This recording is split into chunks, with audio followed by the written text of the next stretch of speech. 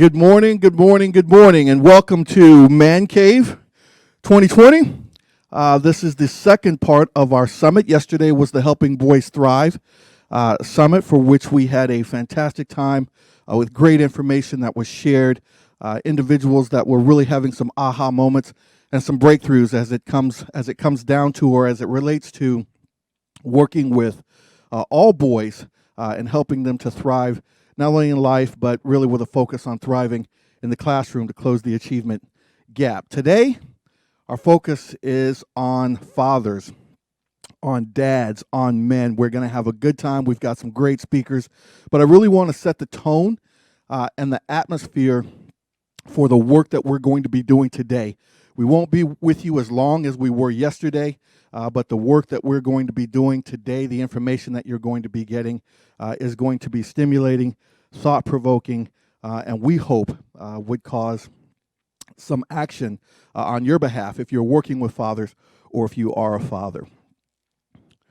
So, in an astonishing disclosure about the two greatest dangers of the future of America's economy, Federal Reserve Chairman Jerome Powell revealed on CBS 60 Minutes in April of 2019 the peril posed by young males.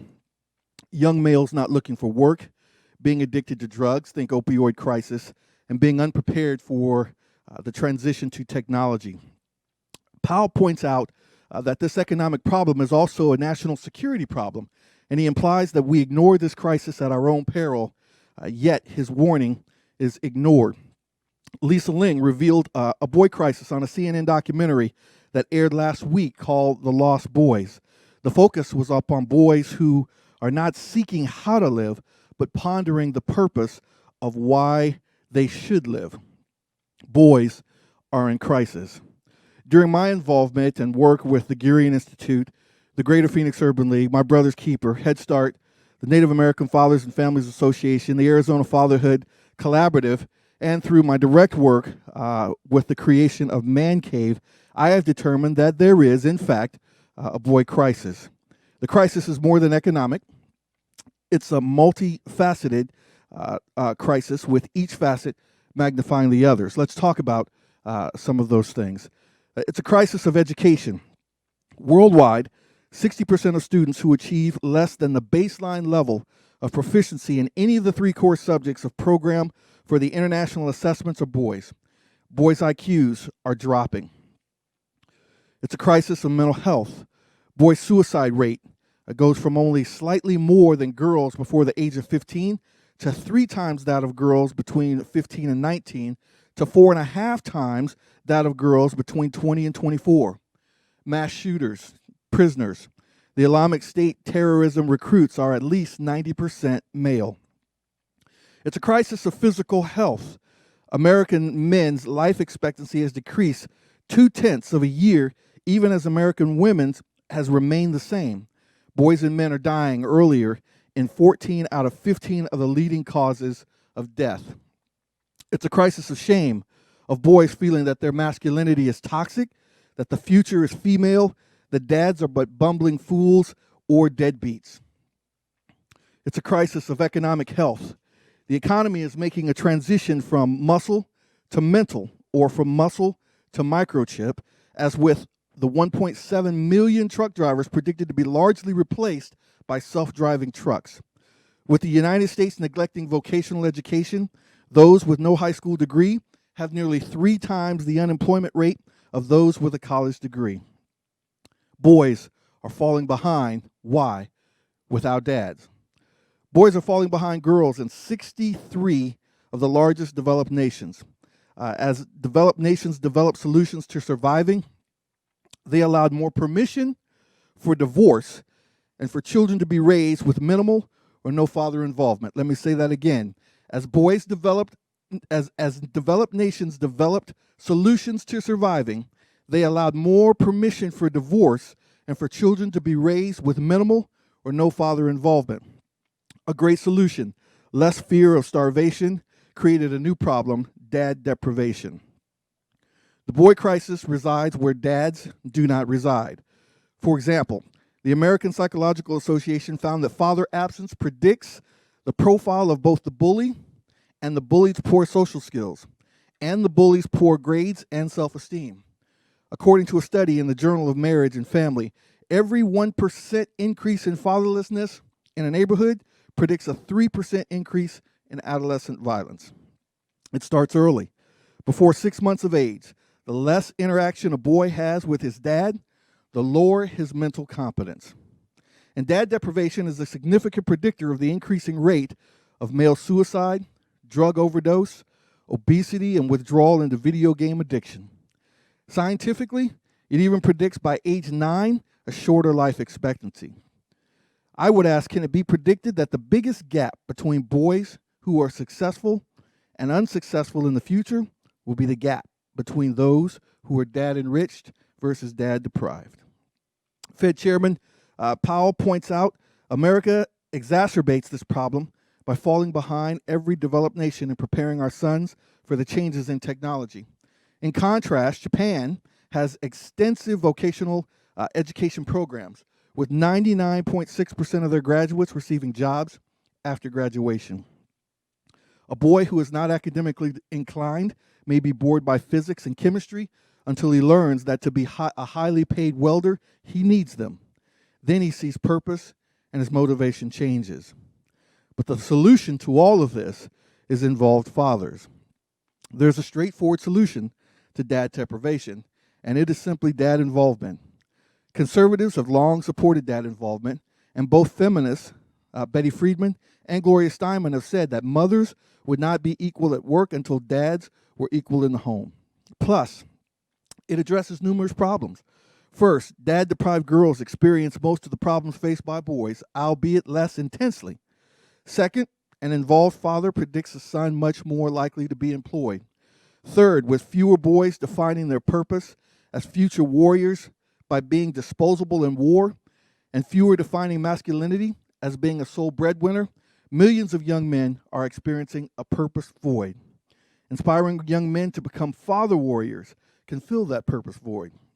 But this also involves inspiring women to value father warriors. Solutions to the boy crisis must be addressed simultaneously in the family, in schools, and by policymakers. To name a few, parents need communication training to prevent the divorces that breed the boy crisis. Schools need male teachers, vocational education, and recess. Schools need male teachers, vocational education, and recess. Presidential candidates need to identify the boy crisis as a signature issue. For example, an executive order can create a White House Council on Boys and Men to make the boy crisis a national priority, so millions of parents and sons do not feel isolated and ashamed, but supported to address a solution towards stronger families, more boy-friendly schools, and a more economically and psychologically secure America. The bottom line is it all ties in from what we talked about yesterday to what we're going to talk about today. If you want to help boys thrive, which is where we spent our time yesterday, then the father is an integral part of that survival, which is where we're going to spend our time today. Man Cave was simply created for just that, to promote responsible fatherhood, to promote healthy marriages, and to give an opportunity for economic mobility.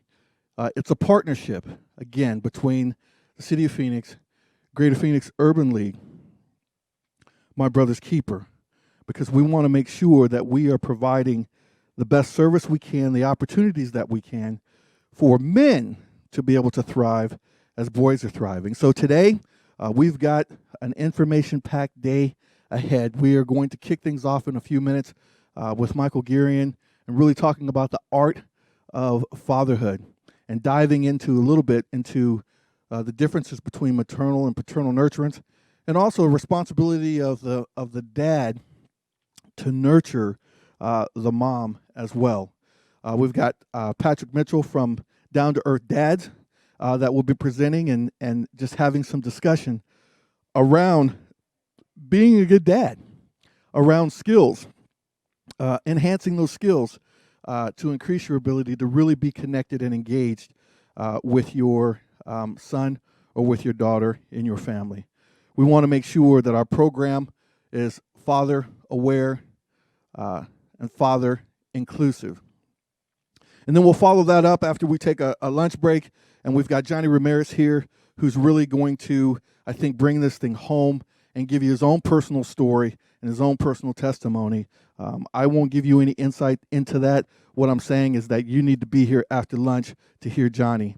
And then I will come back as we wrap this day up to really talk about Man Cave, to really talk about our Fatherhood Initiative, to give you some understanding of where it is that we want to go, not only in the state of Arizona, but across this nation. I don't see Man Cave as a fatherhood program as much as I see it as a fatherhood movement. So we want to make sure that we are engaging fathers to make a difference in the lives of their children and their families. And then closing it out will be the mayor, Kate Gallegos, just giving us some words. She has been a partner of Man Cave since Man Cave was created 5 years ago. I'm excited about what you're going to hear today. I'm excited about really connecting with you. Make sure that you use that chat room. We used it to death yesterday, but make sure that you use it today. If you have questions, put them in the chat room. We've got individuals that are on laptops that are monitoring the chat room. We're making sure we're pulling out your questions. We will answer your questions where we can and where we cannot. We've saved time after each session for each presenter or facilitator to be able to answer your questions. If we don't get to your questions, we will certainly connect with you by email to make sure that your questions get answered. We want you to leave here today with valuable information and strategies about engaging, connecting with fathers to make a difference. So we're going to pause for the cause and make a transition over to Michael Girian, who will be talking about fatherhood and the art of being a father.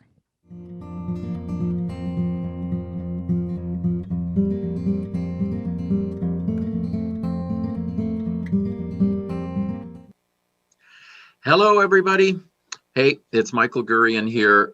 I'm so glad to be here, and thank you, Marion, for your powerful words and introduction and layout of all of what is going on.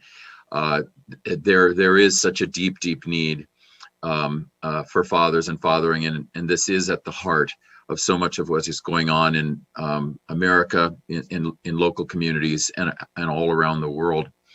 My keynote this morning, I was with you yesterday, for those of you who were here yesterday, and my keynote this morning is, as Marion said, the art of fathering and relationship.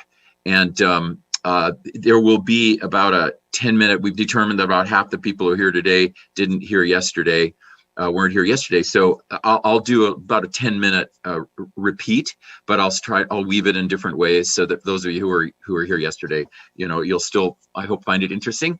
But then, most of today is going to be different than yesterday. I'm going to start from, let's see if you can see it, The Minds of Girls. This is a book on parenting girls, and there's it's a funny story, but also kind of a deep story that makes sort of a deep point.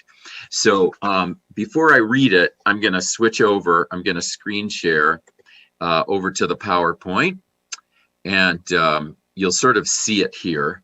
The Minds of Girls. So this is a story about our former executive director of the Gurian Institute. She was our executive director for 11 years, and when she was 62, she passed away from cancer. And we did trainings together. She did a lot of trainings, and she loved to start with a story. And she had worked previously, before joining us, she had worked at the Women's Resource Agency on teen girls. So I thought this would be a great story to start out The Minds of Girls, and I think it's a great story to start today. So this is a couple from Minnesota, went to Florida. Of course, the cities could be different. I think I'm going to change it. Minnesota went to Phoenix to thaw out during one particularly icy winter. They decided to stay at the very same hotel where they had spent their honeymoon 2 decades before. Because of hectic work schedules, tough to coordinate everything, so the husband flew first, wife was ticketed to come the next day. When the husband got to the hotel, he found free Wi-Fi, so he sent his wife an email from his laptop. However, he accidentally left out one letter in her email address. Without realizing his error, he sent the email. Now, in Houston, a widow had just returned home from her husband's funeral. He was a minister of many years who died after a sudden heart attack. The widow decided to check her email, expecting messages from friends and relatives. After reading the first email, she fainted. Her grown children rushed into the room, found their mother on the floor, and saw the computer screen, which read, "To my loving wife, subject, I've arrived, date, the date, and then here's the content. I know you're surprised to hear from me, but they give free Wi-Fi access in the rooms here, so I'm sending you an email. When I checked in, I saw that everything is prepared for your arrival tomorrow. Looking forward to seeing you then. Hope your journey is as uneventful as mine was. P.S. It sure is hot down here." Now, I know or believe if you and I were together in the same room right now, just because I have done this with other audiences, there would be a lot of laughter. And I'm hoping you're chuckling in your room, because sense of humor is important for everything. And a key concept: a little change can have large consequences. A little change can have large consequences, and I've put that here with a brain scan. With a picture of the brain. And okay, yeah, I don't see it either. Should I just proceed?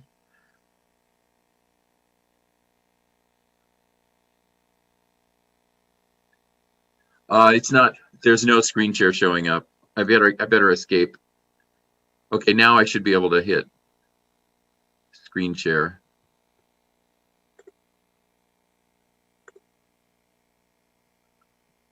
Okay, so, and now I'm back with no PowerPoint up, right?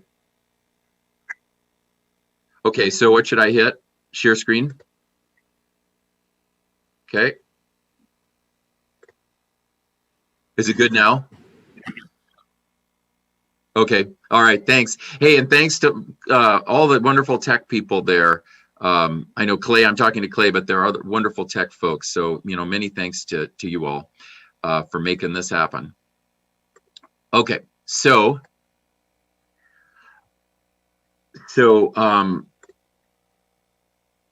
a little change can have large consequences, and that was kind of how, when we use this story, and Kathy used this story, we always used it to say, a little change can have large consequences. And today I'm focusing on fatherhood and relationship, and how they couple together, how they fit together. And I'll start with fatherhood. That would be the primary focus, first 2/3 of this today, and then about 1/3 on a relationship, marriage and relationship. And because part of the first 2/3, I'm going to do male-female brain difference, which is crucial to all of this. And if you get a little change from today, I will give you many tips and so much information, and I think you'll have many takeaways from my part. And then the other speakers look fantastic, and I look forward to listening to them with you the rest of the day. If you get one big takeaway or one little takeaway from me today, I hope it's that the male brain is set up a certain way. And if we understand that, just as the female is, if we understand that, everything else wraps around that. Once we understand who men are, who fathers are, yesterday we looked at who boys are. When we understand how we're made, we can make the changes we need to make, and we will come back to a deep respect for fatherhood, and it will be an advanced respect. It won't be what we necessarily, or some people necessarily, thought fatherhood was 200 years ago. It's fatherhood now. But that deep respect, I believe, will come back. And in the years I've been doing this, I'm a marriage and family counselor, and I've, as you may know from my bio, written a number of books on this, a lot of research, pilot programs, and as well as the Gurian Institute, and you can learn more about us there. This is a lot of what we do, and we have found that this does work, that when people understand who we are at deep levels, they can respect and nurture. And Marion is, of course, absolutely right that without nurturing fathers, we can't have the society we want to have. Okay, so I always beg people to become a citizen scientist. I'm going to beg you to become a citizen scientist. So yes, there are experts like me out there. Yes, I'm going to speak from that 35-year research point of view. absolutely, but you should test out everything I say in your life and be a citizen scientist. And so my topic areas, of course, are marriage or partner relationship, and fathering, assuming that we'd be co-parenting, and mastering the art of both. I've been married, just so you learn a little about me, I've been married 34 years to Gail, my wife. Both of us are therapists. Two daughters who are grown, 30 and 27, one married, one engaged. I have a very complex family history. So I score a 7 on ACE, which is the trauma test, adverse childhood experiences. I come from a child abuse background, a sexual abuse background, and a long road to understanding, not just from a research point of view, but I was 10 straight years in therapy after that childhood, and I still really enjoy therapy. So I still go. I practice what I preach. I still have therapy, and I've been in a men's group for 31 years, which is a men's support group and a father support group, and we've supported each other for 31 years. And all of our original members, but one, are still living. So I go into this work with you, not just to present you, brain science and good research and tips and strategies, but also because I'm a father who has struggled and who had to learn these arts. And it took a long time. I mean, it wasn't, as you know, as human beings, things take a while. So that's some history of me. So neuroscience, I'm a neuroscience-based person. You'll see brain scans today. I love the neuroscience because I think people from all backgrounds can make it work. And, God created, I put Genesis right here for those people who really have a faith base. And I know a number of you are here. God created them male and female and blessed them. And then the science, human evolution, has created two different types of brains, male and female, designed for equally intelligent behavior. I think the message has always been throughout the history of humanity that there is male and there is female, and we are complementary, and our civilization survives and thrives because these are complementary and equal components of a civilization. I will, of course, put some more humor into today, and this is a slide I showed yesterday in a different context. It's we're going to have two principles of neuroscience today. One principle is going to be that men and women parent differently, right? That's going to be one principle, and so this is a fun thing to look at because it's also going to set up some brain research. Here's the father, as you can see on the left, as the father sees it. The father's trying to throw the child up, as high as he can, right? The child sees it as, well, that's a little bit high, but okay, kind of fun. And the mother sees that as, that is way too high. And I have my own version of this, which is sort of funny. When I'm this father with my kids, I would throw them high up, and Gail, who would see all the possibilities, we'll talk about male, female brain and white matter and gray matter, and female brain being more white matter driven. And that means she's sending signals all through the brain constantly, which is part of the beauty of her brain. But it also means that she sees danger here. I, more gray matter brain, which is what males are, I'm doing this in one little part of my brain. I'm not seeing as much danger. Well, what I did with my kids is I would pick them up and I would kind of hold them behind my back, put them through my legs, bring them back up over one shoulder, over another shoulder. And they would laugh, but they'd also be a little bit scared, but they would laugh. And this is part of what fathers do. I mean, I'm diving right in with you. This is part of what fathers do. What fathers do, and part of why they're so essential, and why the neuroscience is behind all this, that backs this up, that they're so essential, is that they're constantly building resilience in kids.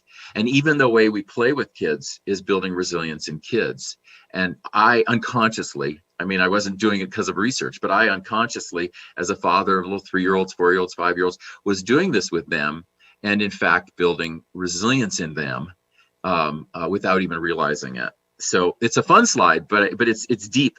And the other little thing I'll drop in here, and then we'll talk about, is that males operate more out of spatial intelligence. Just store that away. Males, fathers operate more out of spatial intelligence. Mothers tend to operate more out of verbal intelligence. Now, moms can be spatial, of course they are, and fathers are verbal, of course they are. But store away that complementarity, because it's not an opposition, it's a complementarity in the way that males and females develop their children. And we do tend to be doing more of the rough and tumble and the throwing and all of that, which is spatial intelligence. What has been neglected perhaps in our society, because we didn't understand this the last 30, 40 years, as we've been in transition and devaluing the father, which we should not have been doing and not be doing, but we have been doing.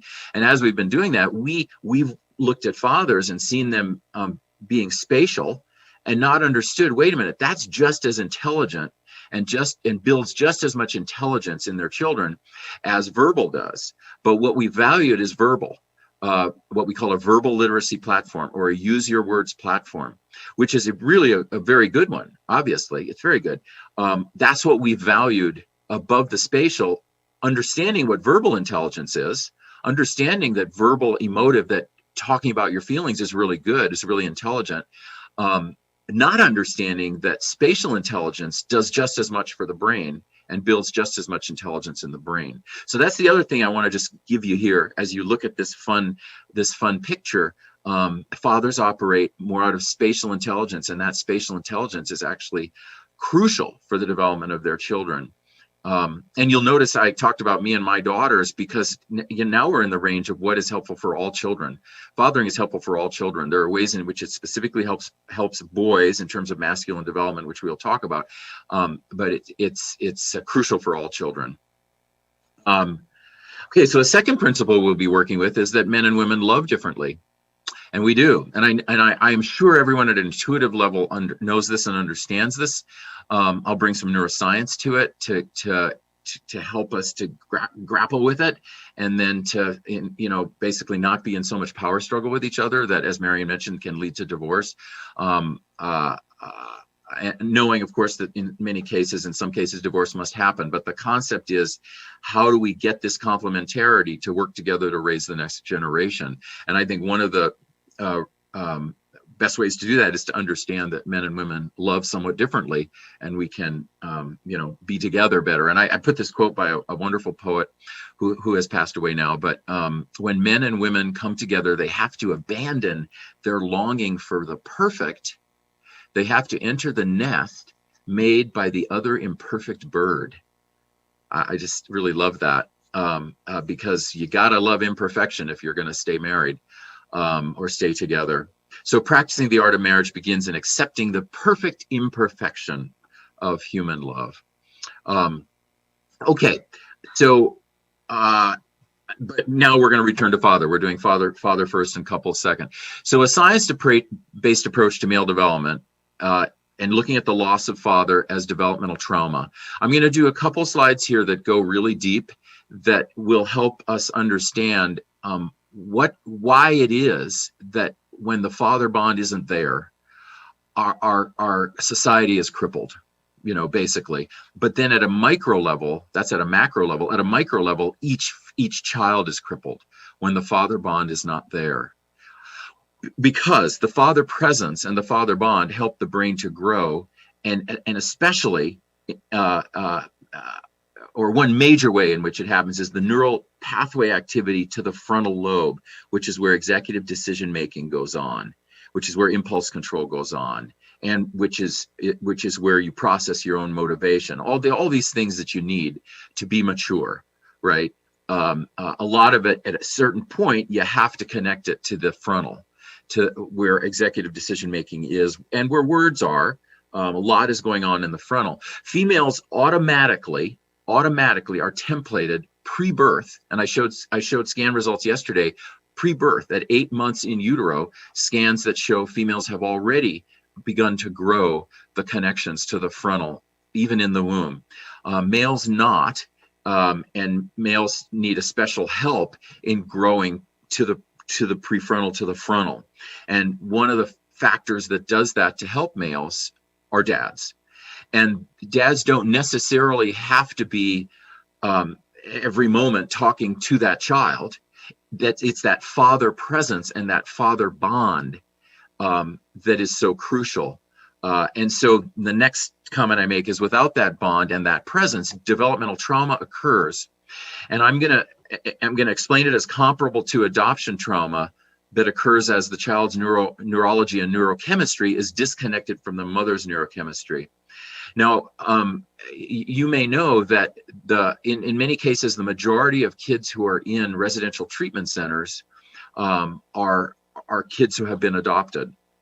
They have what's called developmental trauma, and they've been adopted, and their new family is doing a great job with them. But there's something called developmental trauma, and it doesn't, of course, hit every child who's adopted, but a number of kids who are adopted, it hits. It's called developmental trauma, and what it's about is that the child's neurology and the mom's neurology were connected in utero, and then the mom is not present anymore. There's a new mom and a new dad who do bond, of course, but the wound is there. And there's a book called The Primal Wound, which is actually a really good book if any of you are dealing with kids who are adopted, that helps explain this. Well, this is comparable then to the father's neurochemistry, his genetics, all of that being disconnected from the boy. Now, he didn't carry the boy or the girl. He didn't carry these children. So it's not exactly like the developmental trauma of adoption, but it is like it in that the child needs that bond. And there's a developmental trauma if the child does not have the father presence, father bond. And some of it can be made up for, just as some of that bond in the primal womb can be made up for by the new adoptive family. And they bond, with these kids and make up for a lot of that developmental trauma. Similarly, male role models, obviously, if a dad is gone or he has passed away, male role models, other males can do some of this to help with the social emotional development, etc. But we're looking right now at that primal father bond, and we want to work very hard to help fathers bond with their kids, because it is another form of a primal wound, and it's part of why kids who don't have fathers who are present and bonded with them have so many troubles later, as Marion described those stats. And the father presence and the father bond is the crucial thing. What's so interesting about it is it's not necessarily crucial because fathers get boys to cry or fathers get boys to talk about their feelings, which is a very popular thing, right? I mean, right now in our culture, the most popular thing to say about how to solve the problems in our culture is we just got to get boys to cry more and boys to talk more about their feelings, and they will become good men, and we will save our culture. And boys crying and talking about their feelings is a good thing. I'm a therapist. I've spent my life helping boys and girls to do that. So it is a good thing, but it isn't really what saves our culture. The father presence and the father bond itself, even without involving every day talking about feelings or making sure boys cry, without the father doing that, it still is necessary, and the bond still helps shape the boy into a mature man, which I call a loving, wise, and successful male adult. What we as fathers and mothers, what we as adults are trying to do is raise mature children. That means, so what are they? They are loving, wise, and successful male adults, and for girls, loving, wise, and successful female adults. So when someone asks me, what is a woman? I say a loving, wise, and successful female adult. And someone asks, what is a man? A loving, wise, and successful male adult. So the father bond and the father presence is doing a lot of this for and with kids, even without the father doing what he has been told he should do, which is make sure your boy cries more, make sure your boy talks about feelings more. We want to help him to help boys do that and girls do that. But the bond exists itself, and it exists and is helpful because it pours masculinity. And I took that phrase from Pastor Tim Wright, who's down there in Phoenix, whom Marion and I and many in our cohort and in our partnership, we work with him quite a bit. Pastor Tim Wright, and he's written a number of books, and he has the phrase, men pour masculinity. into their children. And that is true. It's that bond that pours that masculinity in. We're going to go into defining what we mean by that in a moment. It also pours for boys male belonging, which is crucial. And Marion referred to the Lisa Ling piece from last week, and that was one of the key concepts that we're all working with, that boys are not belonging. And if they don't belong in a tribe that gives them purpose, we can lose them. So father presence and father bond also prepares girls for all of these things, and it gives girls a risk-taking and independence and a strength and resilience that they often don't get without that father bond. They can get it, anything can absolutely happen, but they often don't get it without the father bond. And so what the father is pouring masculinity into them, but not changing them to men. It's not about that. It's about that part of masculinity that is risk-taking, independence, strength, resilience. And that can be really helpful for daughters. So for all kids, single mothers, I believe, I've been in this field 35 years and I've not ever heard this not shared, except if someone is really angry. When a single mother is really angry at her male partner, she may not say this at that moment, but in general, single mothers confirm the importance of father bond.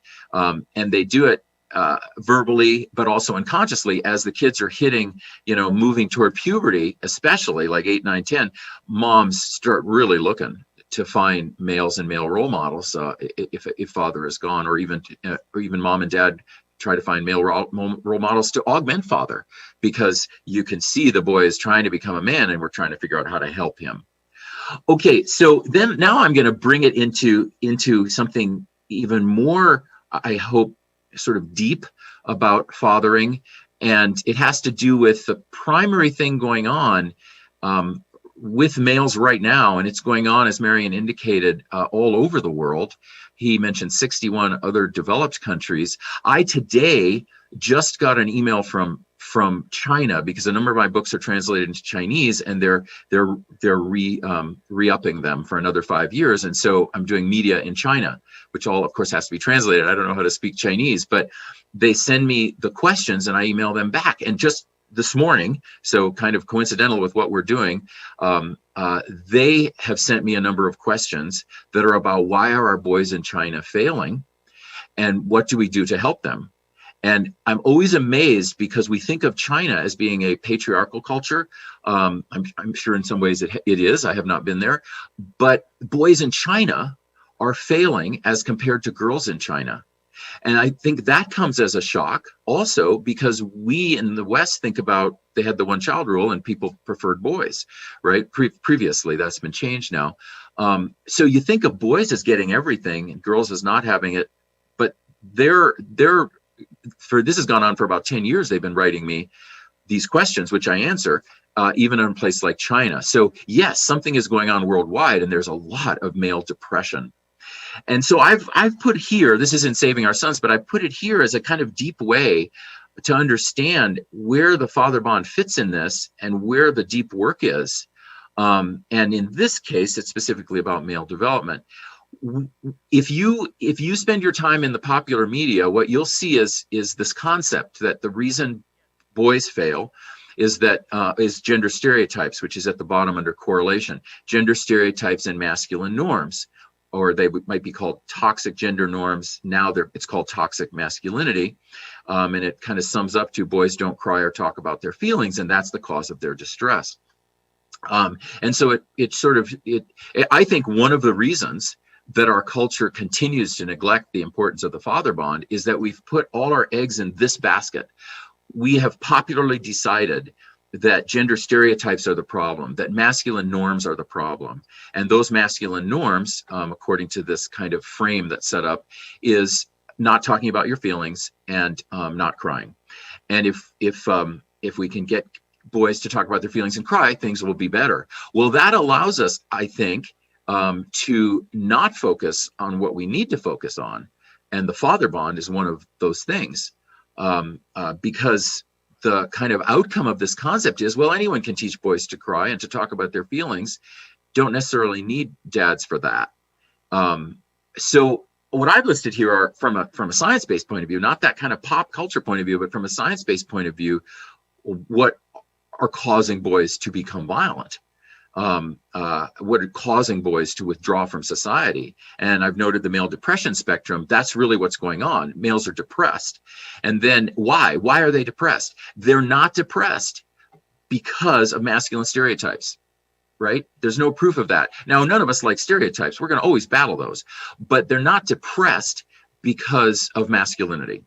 They're depressed because of environmental toxins, epigenetics. Their own genes are in distress from what's in plastic, from what's in food, et cetera. I talked a little about that yesterday. That's its own whole talk.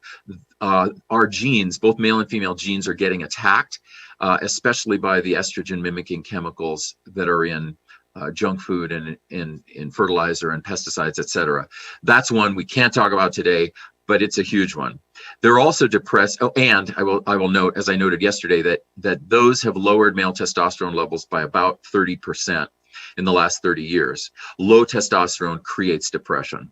So that's one reason males are depressed. And we want to remember, when males are depressed, they tend to do fight or flight. They tend to harm or kill people, like school shooters, et cetera, or they completely withdraw and they simply don't grow up. They just live in our basements. 2, trauma. Males are in trouble because of trauma. Trauma, experiencing ongoing violence, witnessing ongoing violence, abuse, sexual abuse, bullying. These traumas that the presence of the father has pushed against in the past, these traumas have increased, and in large part, our ballast against those traumas, our help for our kids against those traumas, some of which used to be dad isn't there, so they're double down on these traumas. And then 3, under attachment, lack of attachment in a 3-family system, which is nuclear family, extended family, and then larger tribal family. That's how kids have been raised all for the million years of humanity, and how they need to be raised. And we especially see a dearth of male attachment.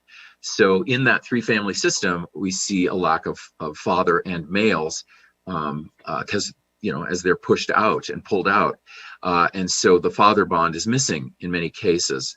So those are the causes of male depression and violence, and helping males to talk about their feelings is really important, and I know others will talk about that today, but we got to deal with the causes. And so at the causal level, the father bond can help, and that's, I hope, a deep way of understanding what's going on.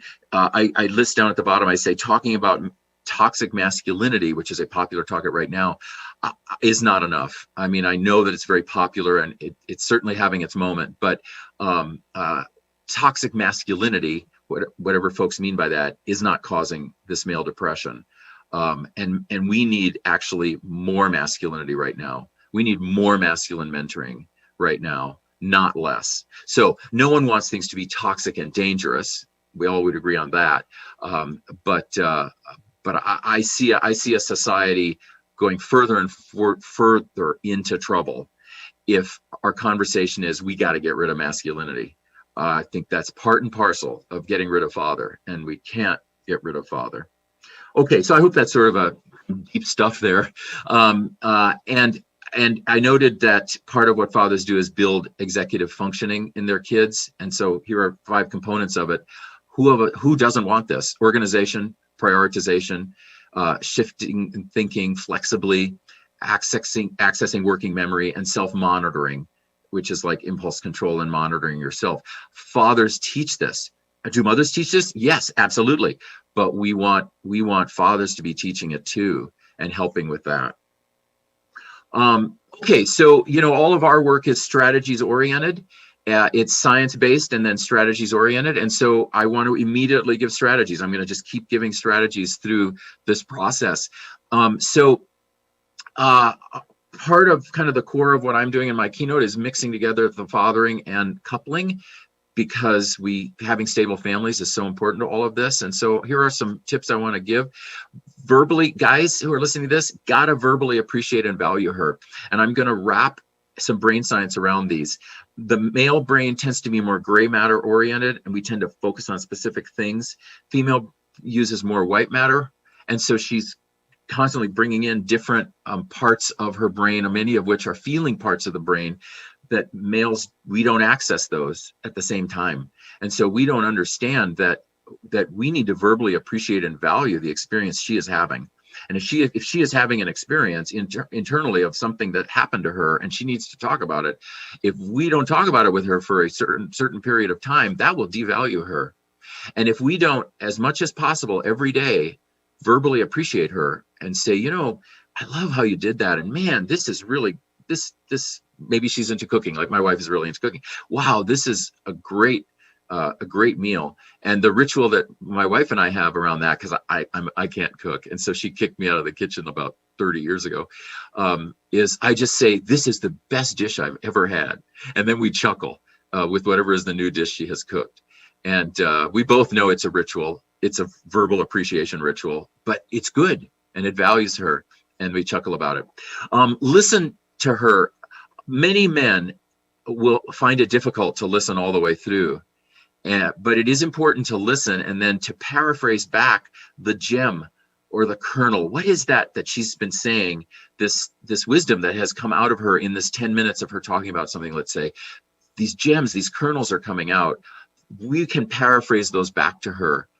And the strategy I use in couples work, you saw on the first pages, I've written a number of books for couples. The latest one is Lessons of Lifelong Intimacy.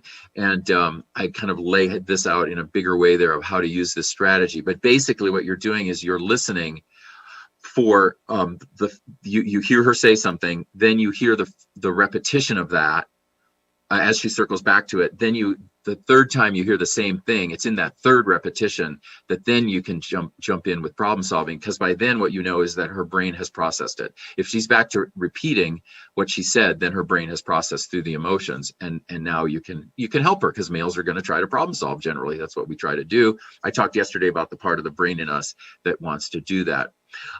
Avoid control, really important, obviously.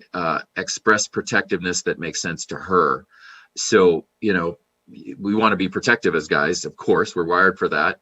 As are women, we're all trying to be protective, but some of the ways we try to be protective may devalue her. So we got to really talk to her about how she wants that protectiveness. Obviously nurture her gifts. We have to serve her just like she's serving us. We need to nurture her gifts, as well as she will be nurturing our gifts. And then realize the effects of anger and intensity. We have a lot of traumatized males out there. Many of you listening to this have experienced a significant amount of developmental trauma. And males often translate trauma into anger, don't even know they're doing it. Even the people around them don't understand. Why are they so angry? Don't understand that they are on the edge of anger constantly for many reasons. But one reason could be previous trauma. All of this can help us understand our anger and realize that if we keep being angry for a number of years, our wife will probably leave us. We simply have got to work on where that anger is coming from, and that can often require therapy. But we've got to watch our harsh tone and that anger, because that is a relationship killer. Okay, so I'm always going to bring in strategies for you. So now for the 10 minutes that I said would repeat for those people who weren't here yesterday, the baseline of all of this is male-female brain difference. And just so you know, there are chromosome markers on the X and the Y, and those chromosome markers trigger in utero. And I showed scans, as I mentioned yesterday, where you can already see male and female brain differentiating in utero. And we made the point yesterday, and I showed all this research that LGBTQ people are also male and female. So male-female brain, there are no other options but male and female brain. And the reason is that there are the gametes in the stem cells, and there are only two reproductive cell options in those gametes. They're male and they're female. So that's why we're all male or female. However, there are 7 billion plus people on Earth. That means there's 3.5-ish billion ways to be female and 3.5-ish billion ways to be male. So it's not stereotyping. There's a broad spectrum of what is male and what is female. Some very sensitive boys, some very more what we would call masculine boys, some more masculine females, some more sensitive females. Everything goes, right? But we're still male and female. And that's because of the markers and because of the gametes. And it happens in utero. It happens because of testosterone and estrogen, these surges that happen in utero. And the XX is female, and it surges, these hormones surge through and create a female body and also a female brain. Male hormones, mainly testosterone, surge through once the testes drop at around 6 weeks in utero, and surges testosterone through the male system, and that reorients the male brain, and the male and the female brain differentiate in utero. This is true all over the world. It's true of all races. So while culture matters for so very much, but in terms of male-female brain difference, the culture doesn't matter, the race doesn't matter. We all are male and female. And once we understand that, we can actually help everyone. We can help LGBTQ populations. If we're advocates for those populations, we can help boys, we can help girls. Understanding male-female brain difference is crucial, I think, to all of this. And it has low plasticity because the brain is structured female and male. So while the brain is neuroplastic, it absolutely is, and we are constantly teaching brains new skills, and pathways are constantly being built by moms and dads helping their kids build pathways. Yes, neuroplastic, but the structure, the male structure, the female structure, that's not very plastic. We're not going to really change that. So we are going to be male and female throughout our life, even though we're going to evidence it to others in different ways at different times. Just a few scans just to catch people up. Here are scans of brains. National Institute of Mental Health, they're using people from all races. They're looking at the brain, and you can see what's written here. Kids who are 10 years old and younger, you see that most of the brain is operating differently as male and female difference. By 16, you see more white, right? So you see more togetherness, let's say, more like each other. And then by 20 years old, by adulthood or emerging adulthood, you see it's about half and half. And that half and half is what we carry into adulthood. And the reason nature has set up the brain to do this, we believe, is that we need to get closer together and understand our complementarity more as we're getting to the age when we're going to procreate and raise the next generation, because ultimately human nature exists to do that. Right? I mean, we talk about all sorts of things, but ultimately we are here to continue. So we need to be a little closer together to continue. And that's part of what today is about, how we can get males and females closer together while respecting and understanding the assets of their differences.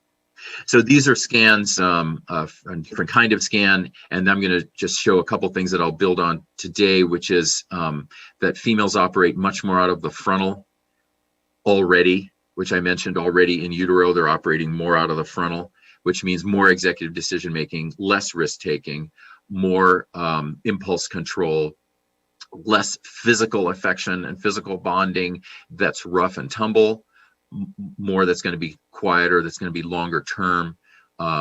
Males are going to operate more out of quick burst bonding.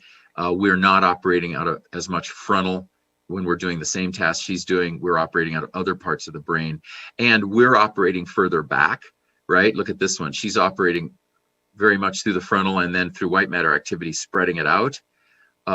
Males are operating especially out of a couple centers of the brain and further back in these gray matter areas. And that means males will tend to use less words. We tend to connect less words to feelings than females do. Less parts of our brain light up when we have feeling experiences. And the thing is, that's okay. That is okay. We are different and we are complementary. So features of female brain, just to summarize, because I only want to spend 10 minutes because folks yesterday heard a lot of this. Females have more brain activity anyway. Females, as you can see on those scans, just there's a lot more going on in their brains. Males, because we focus activity. Females, more white matter experience all through the brain. So more white matter, more verbal centers in the female brain cross connect and communicate constantly. There's more internal sensory and emotive experience.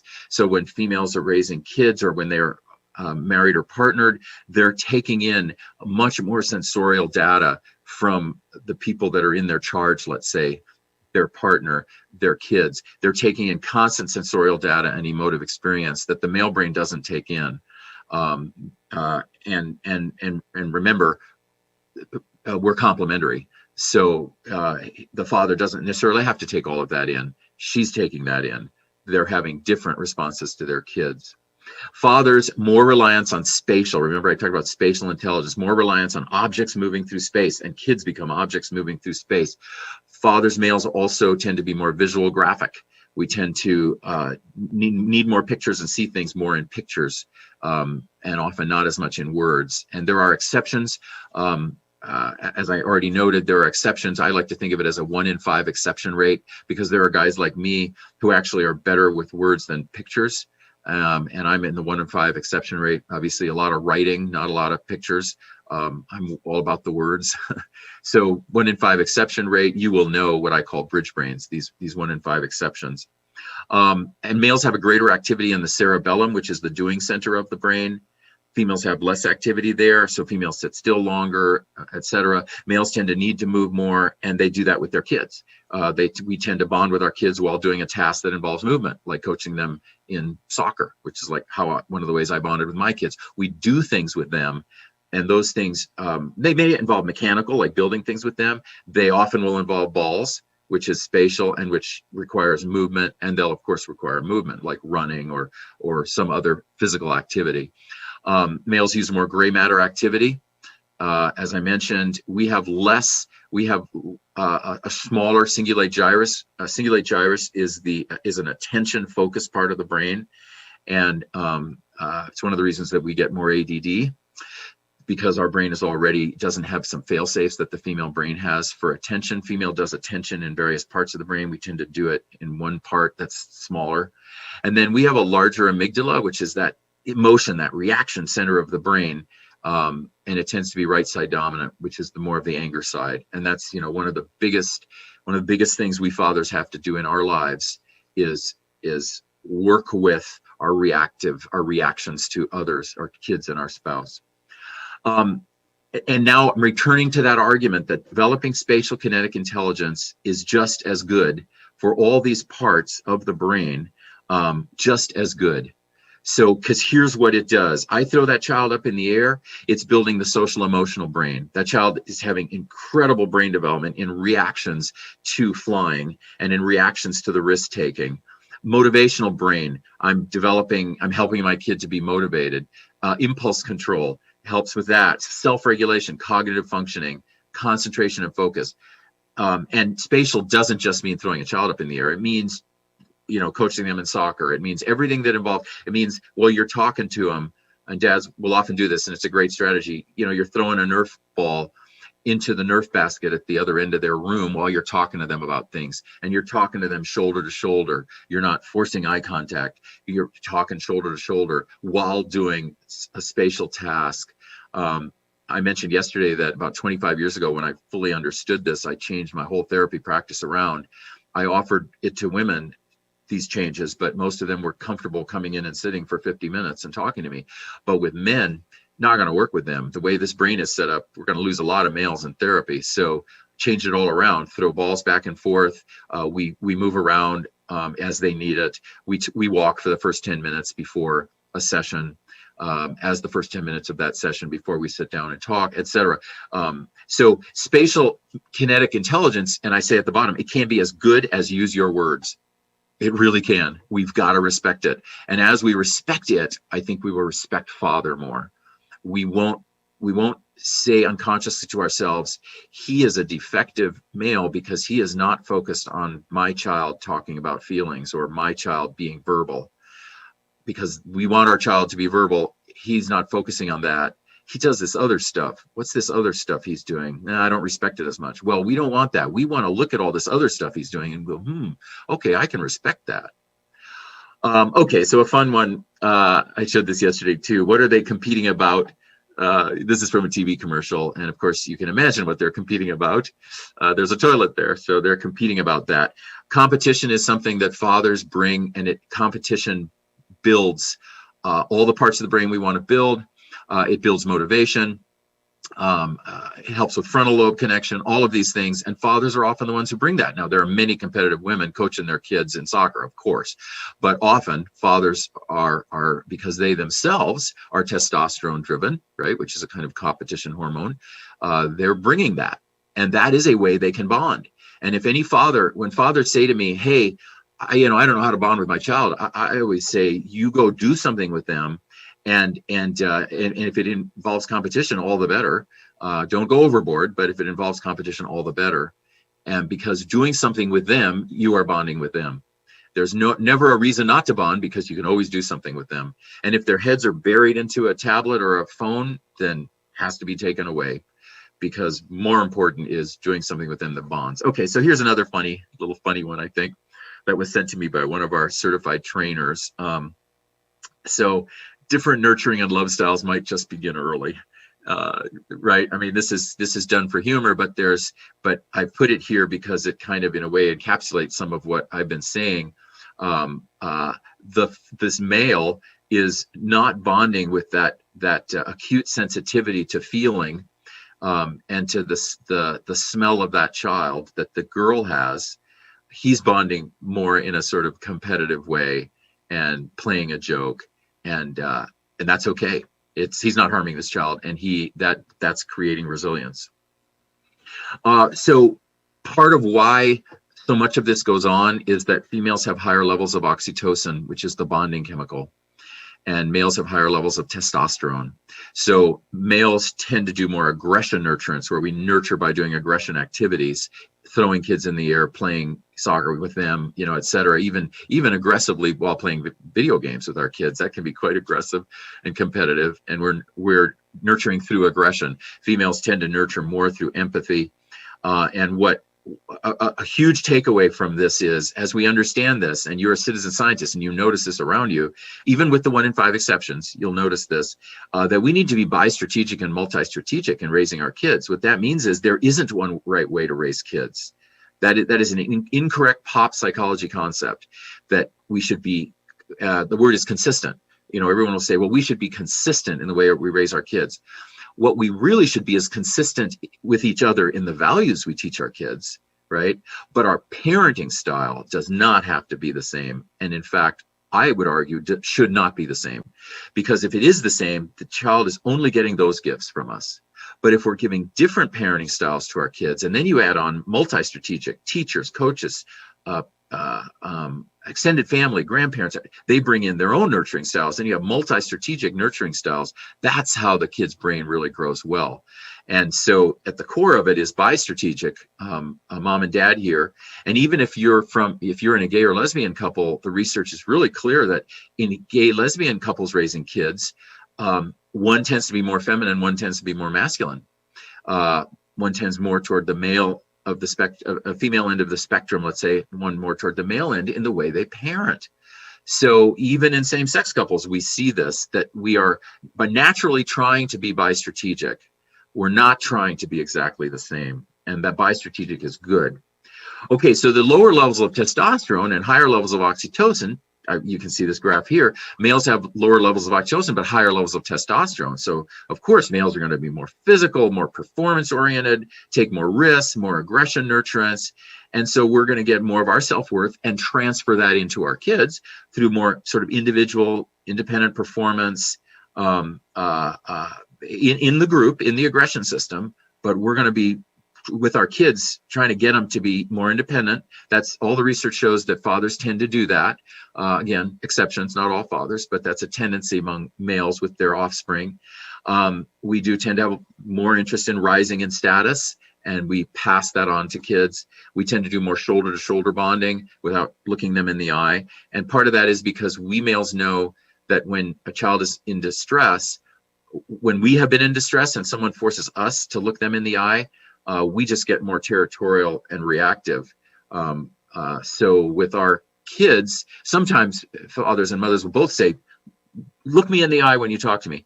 And what we're always coaching them to do is not when the kid is under stress, and especially not when your son is under stress, because his testosterone will simply go up and you won't get anything from him that you want except anger.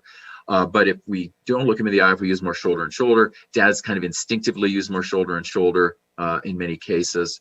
Females, of course, more multitasking, more white matter. They build more rapport. Oxytocin is a bonding chemical. I want to build more rapport with you. I want to have longer conversations with you. They like more face-to-face conversations and bonding. These are different. There's exceptions to all of this, of course, but these are different. We want to be bi-strategic. We want to see, oh, this is inside us. This is great. It's inside us. Let's use it and be complementary. So now I've made a list for you from the research, and I actually first put this list in Nurture the Nature, which came out 13 years ago, but I constantly use it, and I know a number of our trainers do. So I'm going to just put it here for you, and I think you as a citizen scientist, if you're a mom, you'll look at this and go, huh, wow, yeah, I think I do this. There will be some piece of this you don't do, but I think you'll probably, oh yeah, I do provide more of the hands-on. I do tend to emphasize multitasking because I'm also often multitasking. I look for methods to give direct empathy. How are you feeling? Are you okay? What can I do for you? I do tend to relinquish, as a woman, my personal and daily independence to meet other person's needs. And of course, this is an area with women that we're constantly trying to get women to take care of themselves, because women, they're so white matter oriented, they'll just give themselves up because they can read all the signals around them. But that's not strong for them. Treat others as public allies. I may behind the scenes try to undercut other people, but women will often treat publicly, say you're my ally, even though behind the scenes I'm undercutting. That can happen. Promote development of verbal encouragement. Lots of praise and verbal encouragement women tend to do, and help kids feel better and feel more. That's an edict for the female brain. It tends to help its offspring feel better and feel more. Males tend to bond with kids in shorter bursts, 5-minute quick bonding. It's just as good. It's in shorter bursts. We tend to teach order and pattern thinking. We tend to like rituals for action and pattern thinking. We tend to downplay emotion, and we tend to upplay performance. So when you hear a dad say to a son or a daughter, you're okay, come on, get up, you're okay. I gave another example of that yesterday, you may remember. He's not actually hurting the child by doing that. He's just downplaying an emotional response to a hurt and upplaying performance. Where he would make the error is, and fathers often do this, they'll say, when the boy is crying, and that crying is a way of processing that emotive experience he's having, we will sometimes just yell at the child, stop crying. Okay, that we shouldn't be doing. That not necessary. It's okay for the child to process, and good for the child to process that hurt through the tears. And the child will often do it. The child will say, you're okay, get up, but we haven't stopped the crying. So that child will keep crying, but we'll get back in the game and perform. That would be the best way to do that. The don't cry, men never cry, that stuff we don't need. We can get rid of that stuff. Because as you can see from football games, or from men talking about football players who are very high testosterone with tears coming out of their eyes, talking about their moms, crying is great. And I think more males are embracing it these days. So, but we still do tend to downplay emotion and upplay performance. We tend to promote more risk-taking and independence. And you see dads, as the dads are looking at this, I hope what you're getting right now is strategies, because every one of these things is a strategy you can use. If you as a dad are not bonding in these ways with your kids, you can use these and do these. You can now realize, okay, I can bond with my kids in shorter bursts. That's okay. I'm going to do that. I'm bonding by teaching pattern thinking to my kids. Okay, I'm going to teach more pattern thinking. I'm going to create more rituals with my kids, and ritualized action, and then bond through that. It's okay if I downplay their emotions, as long as I'm not brutal with them, and that I upplay performance. That's okay, because we're bonding together by playing this game together. And then promoting risk-taking and independence. This is also a strategy. Fathers tend toward this. And if you're not tending toward this, dads, go for it. Obviously, we want the risk-taking to be safe. We don't want the child to be in danger, but it's strategic.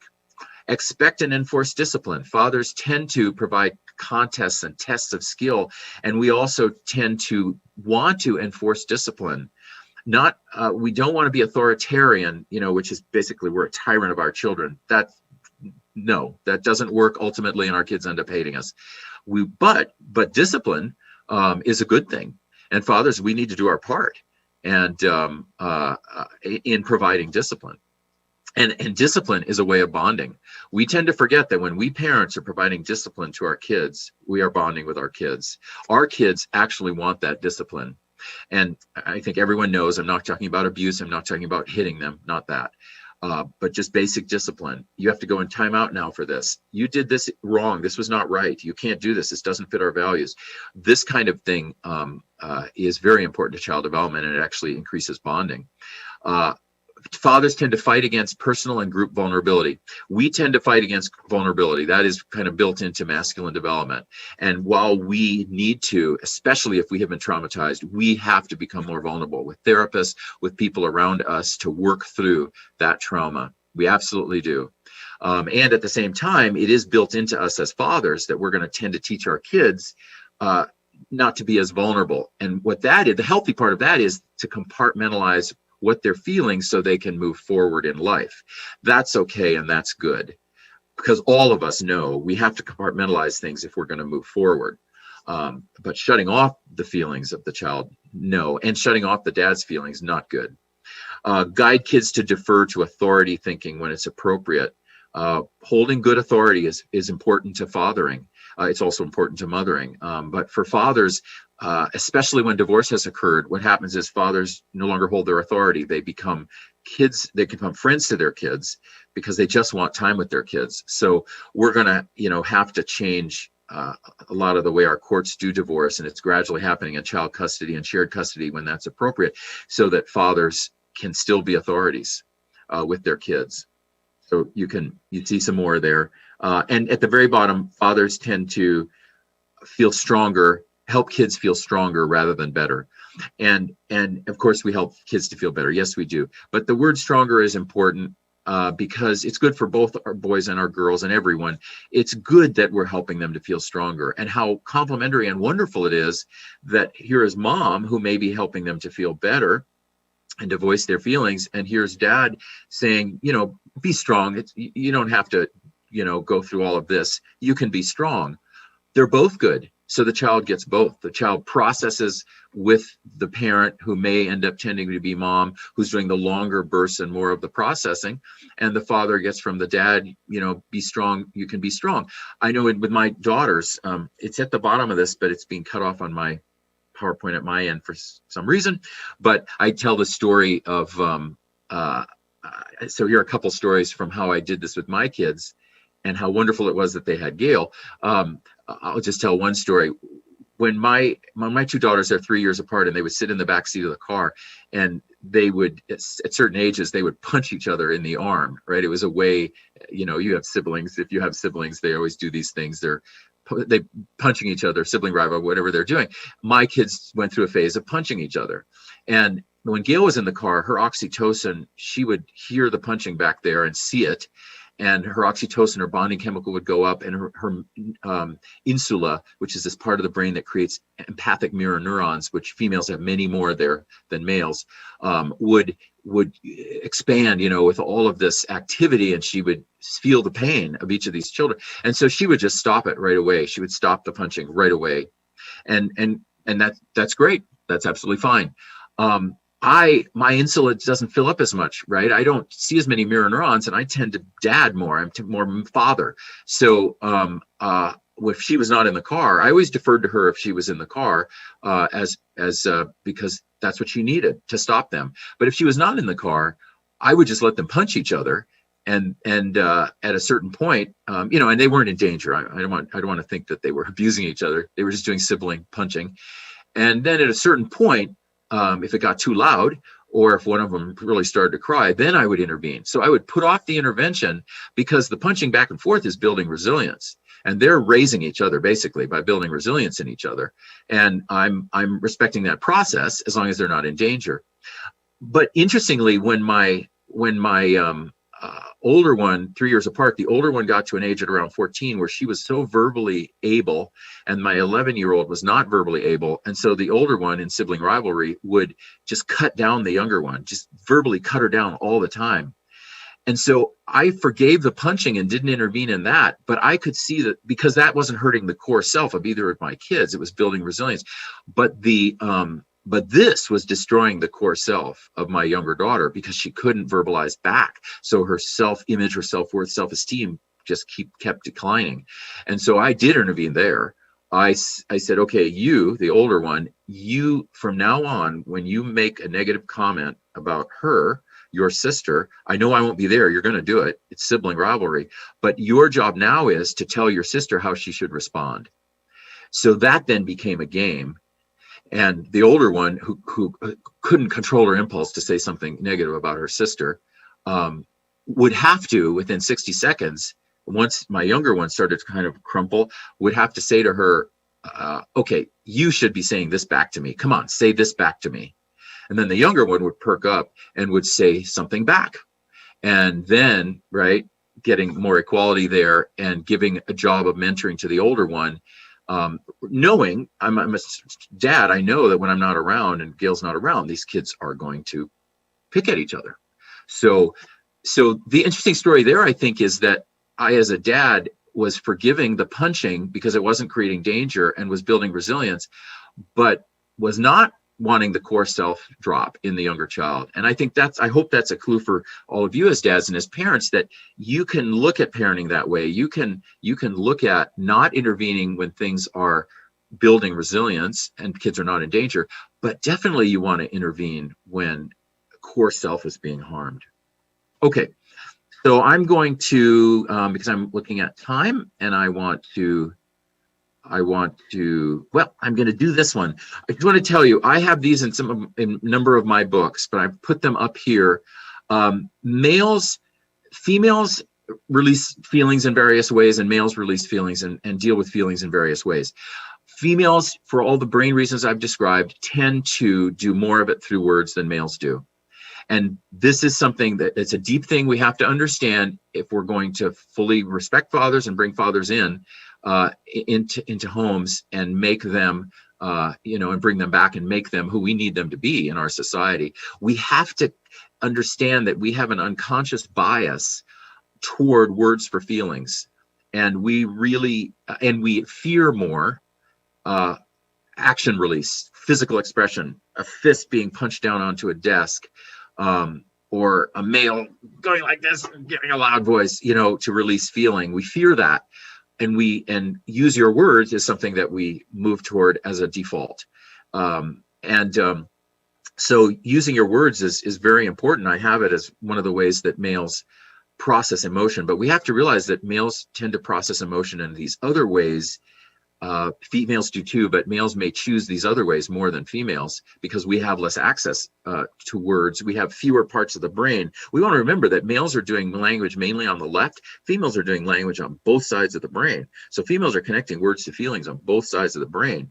Males are only connecting words to feelings on one side.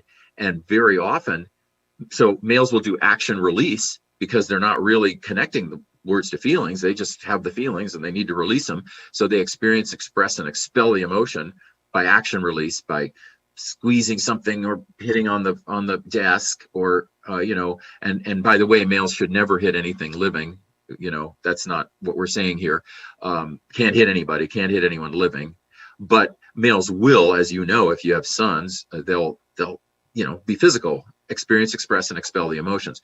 Males will also tend to delay their reactions. Our brain is actually suppressing the reaction, and part of it is we just don't have access. We don't really have access in the moment. So someone has just asked us an emotional question, but we don't have access to the answer. So we delay, but 6 hours, 12 hours, 24 hours later, if someone asks us a question about that, we'll go, oh yeah, well, what was happening there was displacement, objectification. This is where the example I use in one of my books is with a client I was walking. I couldn't get this client to talk about emotive experiences, but we walked by a car that had been in a wreck and was tied together, with some bungee cords. The back of it was. Well, as I could talk to my male client about this car and the bungee cord and the fender and all of that damage, he could put his emotions onto that car and now create a kind of analogy. And now we could talk about his emotions. That's what that means. Physical expression, obviously, we can run off our emotions physically by playing a game, and our emotions move through us. We don't really need to process anything. Males do tend to go into a cave and distance. And I said yesterday, and you've got to watch out. The thing to watch out for males isn't if they're not telling you everything they feel. That's okay. watch out if they distance and go into the cave for long periods of time. It's natural for us to create little caves for ourselves. And that's why this thing is called man cave, because that is so natural and so good, actually, for everyone to have their own cave to go to. But when they isolate and they don't come back out, okay, that's when you worry. And obviously feeling, conversation, problem solving, and crying. These are all ways in which we process emotions. The main point is allow males these various ways. Don't overemphasize, you got to tell me what you feel. If we overemphasize that, and especially you got to tell me what you feel right now, if we overemphasize that, we're going to lose males. And I think we're not going to really understand fathers and the gifts that fathers give, because fathers are actually modeling all these different ways of processing emotion. And these are all good ways of processing emotion. Okay, this is a joke, but it's also important, and it transitions us over to talking about marriage and coupleship. These are scans of the female brain and the male brain in a rest state. And again, these are cross-cultural. This happens with all males and all females because of the Y chromosome and how it sets up the male and female brain in utero. So when females are in a rest state, so now I'm going to say husband and wife, but please, it could be partner. When a wife is in a rest state, her brain is still active. Pretty much everything she needs for brain functioning and processing is active. When a male brain is in a rest state, he's got digestion and breathing and basic functioning, and that's it. And then this little spot for this guy, which we can argue about what that is, but basically it's blank. So this is very important, and it's kind of entertaining for couples, but also very important. And the way couples can be citizen scientists on this is they can think about both of you. I'm going to use a heterosexual couple now. Both of you, female and male, have had a 10-hour workday. You've worked incredibly hard. You both come home, or these days in COVID, you're in the home. You want to recharge with each other. You want to reconnect with each other, but your brain needs to recharge too. And here you can see it. What is it that she tends to say when she reconnects with him at the 10-hour workday? She tends to say, if I were there with you, I would ask you for your response, but I know what you're going to respond. She would tend to say things like, how was your day? What did you do? How did this go? Because she's trying to get him to talk to her, right? And for him to talk to her, he would have to have this part of the brain active, but his brain is in a rest state. He needs to recharge it. His brain is basically blank. So what he tends to need to do for 50 minutes or half hour, however long it takes, is he tends to need to go somewhere else. He will tend to channel check, right? And just stare, or maybe he'll play video games, or maybe he'll go out for a run, or maybe he'll just lie back on the couch and kind of half doze, because his brain is not active and her brain is active. And in a way, this is a metaphor for coupleship, but in a funny way, because obviously coupleship is much more vast than this. But the way it's a metaphor is we have to understand each other. So if she keeps pressing at him when his brain is at a rest state, and she keeps pressing at him, he will fail because he won't be able to respond to her. And he will probably get angry. So he'll fight or flight. He'll either get angry with her, or he'll just say, I can't talk right now, and he'll distance, which will feel to her like abandonment and like rejection. And this happens constantly with couples. And so one of the things I beg you to understand about male and female brain as we go forward now is that this is real, and that you have to develop rituals as a couple around how you navigate her needs and his needs, and his needs. And the way to create a ritual for this is recognize this goes on, let's say after that 10-hour workday, give him the half hour to recharge his brain and reawaken it, and then you talk, right? I mean, it's very simple, but it's crucial, because then you cut out so much power struggle and so much feelings of rejection, abandonment, if in this case, if she doesn't press him. And we'll go back and forth, things both males and females have to do. And I've already given a number of things males have to do, as you know, to help in their relationship with females. This is one thing females can do in helping with their coupleship with males. Understand this, respect this. But what he has to do is he has to come back. He has to come back to the table. He can't pretend that this rest state is going to exist for the next 5 hours, right? So he's got to recharge it and then come back, and then they talk and they reconnect verbally, which she needs.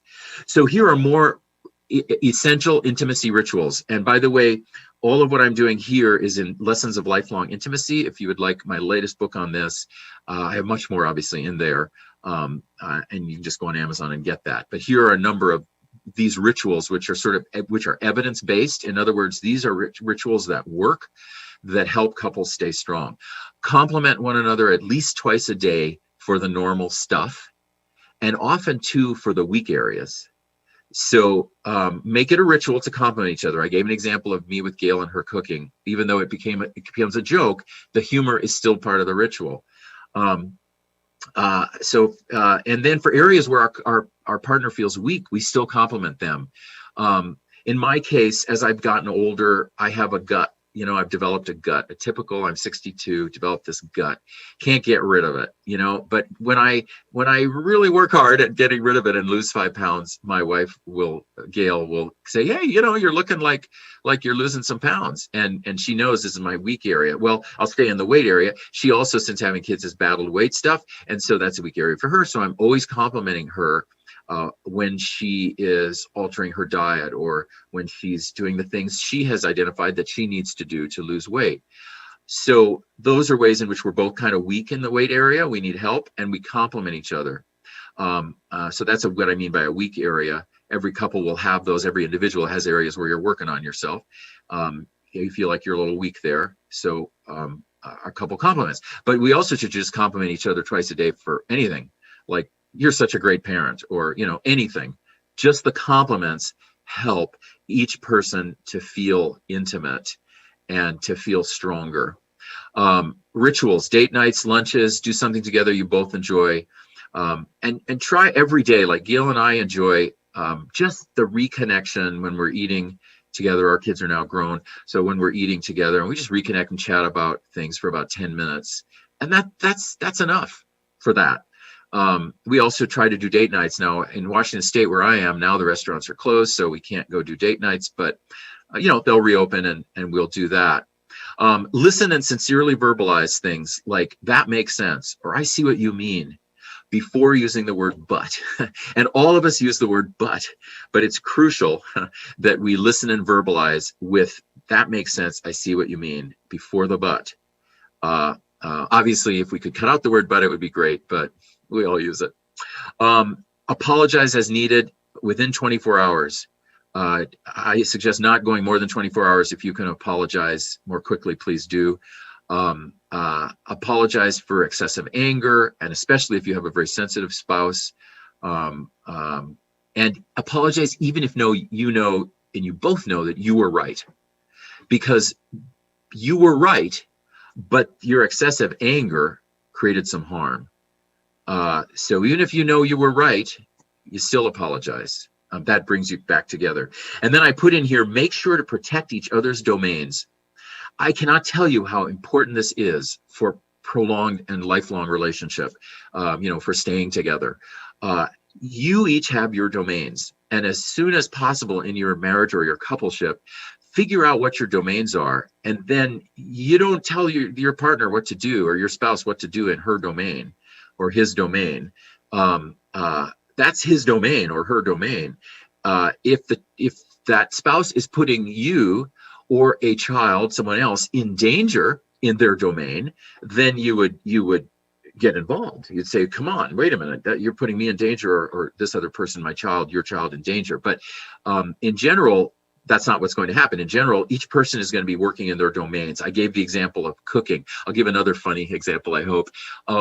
Having been a bachelor before I got married, we got married when we were 28. We got together at 26, got married at 28. And, but previous to that, I'd been a guy, kind of basically a bachelor. And so, I was messy, and the way I did laundry wasn't very good. I didn't use a lot of soap. And I don't know if I was a slob, I don't know, but not really focused. I'm more writing a book in my head. I'm not really focused on these externals and that cleanliness, let's say. And so about the same time that Gail kicked me out of the kitchen, she kicked me out of doing the laundry. So I, of course, folded the laundry. I did my part, but she said, you just don't do it right. So that became her domain. So it's like the cooking was her domain, and certain areas of parenting, we became each other's domains. We respected that we were bi-strategic, and I didn't get involved when she was parenting her way. She didn't get involved and correct me quote unquote, when I was parenting my way. Now, we were imperfect in that, but that's what we did to protect the domains so that we didn't create power struggle. The key to protecting each other's domains and letting each other have your domains is then you have less power struggle. And ultimately what kills marriages is power struggle. You're just in power struggle for so many years that you ultimately just say, I don't love you anymore. But what's happened is power struggle. So that's part of what I'm getting at with domains. With couples, have done a lot of couple counseling in my 30 years as a therapist, and it's one of the first things I establish with them. Are you getting involved in each other's domains? And very often they are. Okay, so a little more tips. Obviously, always going to do strategies. So for men, given, and you can see why I would put them here. I put them here after getting into, okay, what is going on in male and female brain? So how do we help each other? Well, men, we got to keep quiet for a while and listen without interrupting. We talked about that. Wait for that gem, that nugget, and repeat that back. And then when you hear it the third time, okay, that's when you interrupt because she's processed. We want to validate her feelings, not invalidate them. It's fine to disagree with her about something. Like after we've listened, it's absolutely fine. People disagree, and like, I don't think that's what so-and-so was feeling. I know you think that's what so-and-so was feeling, but I don't think that's what so-and-so was feeling. Okay, we can disagree, but we can't invalidate that that's how she saw it. If we're invalidating how she saw it and saying, no, well, you're just wrong and I'm just right. If we're doing that, it's going to kill the marriage. No, we can't do that. Disagreement, okay. Invalidation, it just creates too much harm. And as much as we can ask the question, how do you feel about that, the better.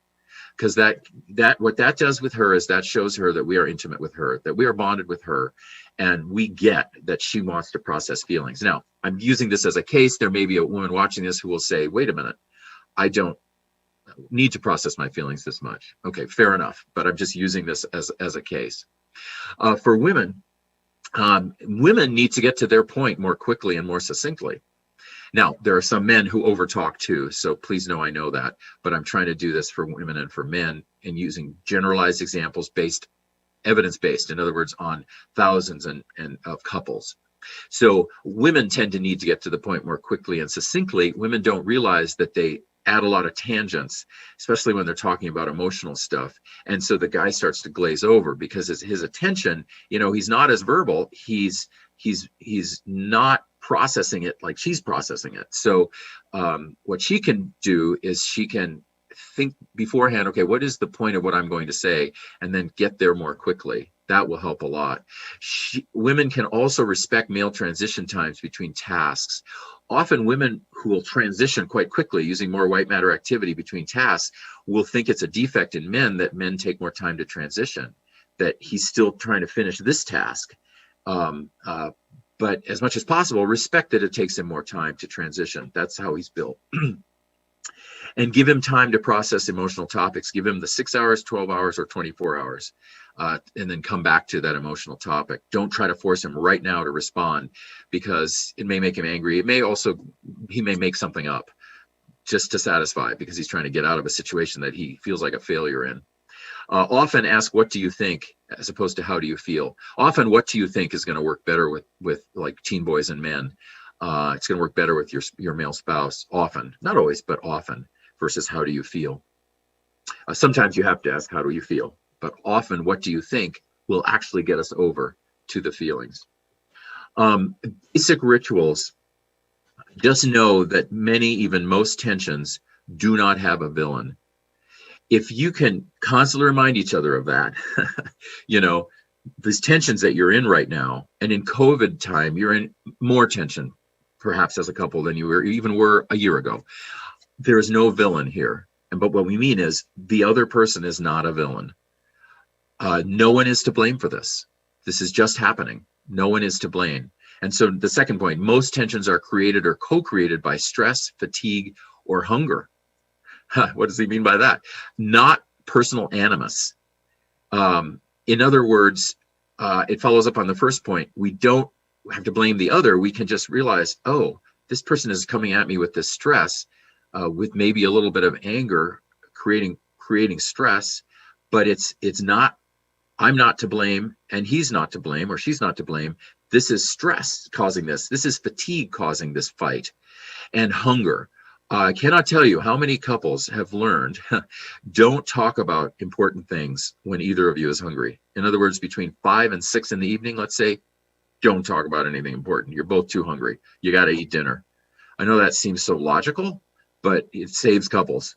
So whatever are the times when you know people are hungry or thirsty or their basic needs are not met, this is not the time to get involved in talking about important things. Remember that many tensions are created long ago by trauma. And so if you are married to someone who has been significantly traumatized, do not take personally what he is doing or saying. Obviously, you should never put yourself in danger, but do not take it personally. And I mean, this is something that in my marriage with my wife, Gail, even though I had done 10 years of therapy to work through the trauma, I'm still a trauma survivor. I still have a quicker hair trigger than Gail does, a quicker hair trigger, quicker hair trigger temper. As I've aged, I've mellowed out of it quite a bit, which is good. My testosterone is lower. A lot of things have happened. But when I was 40, 45, 50, even though I had done that healing, it's still in me. And Gail, what Gail gradually learned, the gift that it brought to Gail was she gradually learned not to take it personally, because what Gail often had tended to do was take things personally that weren't meant personally. And that's something that women often do, that women are working through. And so that was a gift we gave each other, that my trauma stress gave to her, even though my job was always, obviously, to hold back my anger as I could. But, people who are traumatized, this is what happens. And so they're one of the things that can happen. So we made that into a gift between us, and she didn't take things personally. At the same time, I want to remind that I never put her in danger. So if someone's in danger, that's a different thing. We are here to validate one another as much as possible. So we need to stretch. That's a gift we give each other. But divorce for lack of emotional fulfillment needs to be rethought. Okay, so most divorce in America occurs because of lack of emotional fulfillment. So between 10 and 15% of it occurs because there has been abuse, there has been domestic violence or domestic abuse, and obviously the person has to get out of that relationship. There has been adultery to such an extent, in other words, someone stepping out of the marriage for sex, to such an extent that became intimacy with the other, that will often trigger divorce. The partner will say, okay, that's the end of the marriage. So we have somewhere between 10 and 20% is happening because of these things that are obvious.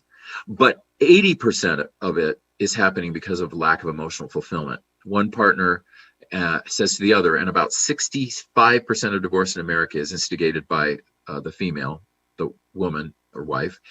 So generally, it's the female who says, I am not emotionally fulfilled by you. You are not fulfilling me. And so I'm going to look around for something else. So I think if we're going to save marriage, obviously we have to have divorce for safety in cases of domestic violence and abuse, etc. But if we're going to save marriage, which is very, very important, because that helps us save mothering and fathering, right? If we're going to save marriage, we have to rethink the concept that I should divorce my partner if I'm not being emotionally fulfilled right now by my partner. I need to look elsewhere. I know Gail and I have gone through times when we were not fulfilling each other emotionally. And that is part of the long arc of a marriage, especially when we have young kids. We just didn't have the bandwidth to be fulfilling each other the way we wish now we had been. But it's natural, and there's an arc, and that things can happen where we don't fulfill each other emotionally. And I would just love us to rethink that as the cause of a divorce, because we are not really wired. We're here to try to validate each other, but we're not really wired to be the one person that emotionally fulfills our partner all the time. Human beings marry in the context of all sorts of other assets for emotional fulfillment. And so when I was not really fulfilling Gail emotionally, she went into her what we would call a sisterhood, this group of women that we're all very close with, and that she was very close with while raising kids. And they did a lot of stuff with each other and really were helping fulfill each other emotionally. Similarly, when there were times when Gail wasn't fulfilling me emotionally, I was moving to my men's group, to my work, to other places, my colleagues, to get more emotional fulfillment. And then, of course, parents are always getting some emotional fulfillment from their kids, and that's natural. We don't want to impose that on our kids, but it happens. Our kids fulfill us too, yes. So in the coupleship, just rethink that and talk about that with each other and think about that there are other assets out there, and counselors are some of those assets that help us to get emotional fulfillment when our spouse isn't doing it for us, and that may be part of the natural arc of a marriage. Okay, I have just a few minutes left, and I'm going to talk a bit about this one. These are signs that you have marital issues. The one at the bottom, we try to change the other person's core self through badgering, guilt, shame, or manipulation. If you are doing that, if you are trying to change your partner's core self, you know who your partner is. You're like, okay, I know that's who he is, but I still want to change it. Or I know who that's who she is, but I still want to change her. Then you need to come fight with that and not do that, because we got to come into marriage or long-term partnership knowing we cannot change that other person. If that other person puts us in danger or our children in danger, okay, we're going to get out. But in general, who that person is not putting us in danger. We're not going to change that other person. So while it's natural to marriage to always try to, change the other person. Yes, it's natural, but we can't put all our eggs in that basket. And basically hold the other person's core self hostage to whether we stay married to that person, because we're not going to change it. And that's important to go into it, into marriage. And these are, I'm actually going to use the bottom one here. We are too close or too far away and don't know it. So that my concept of lifelong marriage is called intimate separateness. That's the term I've added to the human conversation on marriage. What makes marriage work? What makes marriage work is intimate separateness.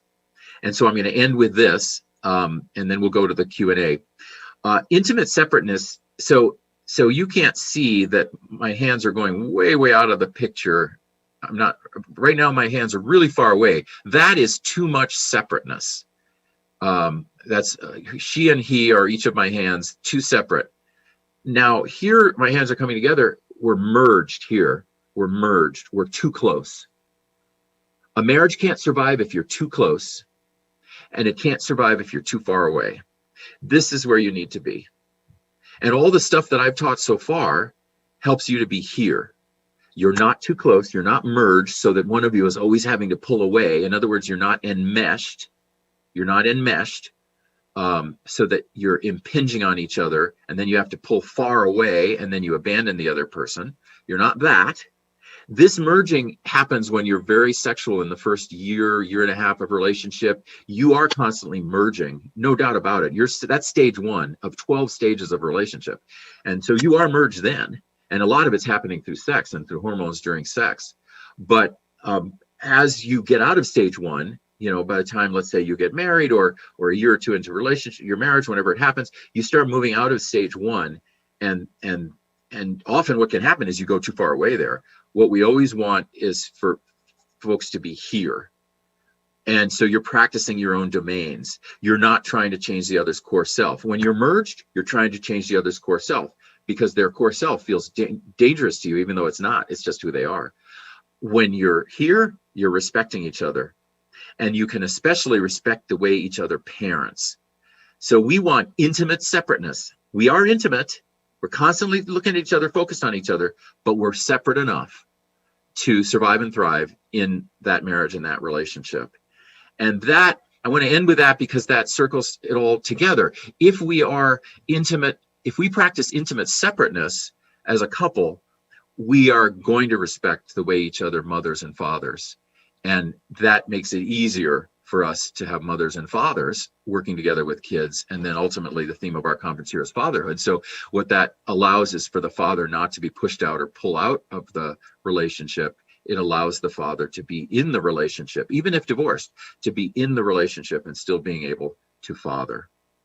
Okay, so I'm now going to get out of this, and our wonderful tech folks and the folks there with with Head Start. Hold on, I'm going to push this, and just so that it's just me, I'll stop share. Okay, All Michael. right, and you've got some questions for me. Yes, the first question, when you were explaining what moms tend to do, the question is, Uh-huh. how does the research affect children who have autism? Okay. Sorry, I was trying to get out of that. Okay, so autism um, is what we call extreme male brain, and there's a wonderful work on this by Simon Baron Cohen. So whoever asked the question, check out the work of Simon Baron Cohen, who's a Cambridge psychologist, has been working in this and using brain scans for decades. So extreme male brain means that when a child has autism, the male brain already doesn't do as much social emotional, doesn't pick up as many facial cues as the female brain does, doesn't pick up as many social cues as the female brain does. That's at a baseline for us as males. I talked about that with white matter activity and all these other things. We use more gray matter activity. So at a baseline, right, we don't pick up as much. Well, extreme male brain is an autistic child who those brain centers that pick up social and sensorial cues, emotive cues, those don't really develop, or they barely develop. And that creates extreme male brain. And even females who are autistic, girls who are autistic, will have issues picking up social cues and facial cues and other people's cues. So what will often happen when you're parenting an autistic child is, I think the question is implying that that child may also, by the way, have impulse control issues. You may have all sorts of other things added in. And so that child is getting excessively angry, especially when there's a cue that overstimulates the child. And so long story short is that child is constantly being overstimulated.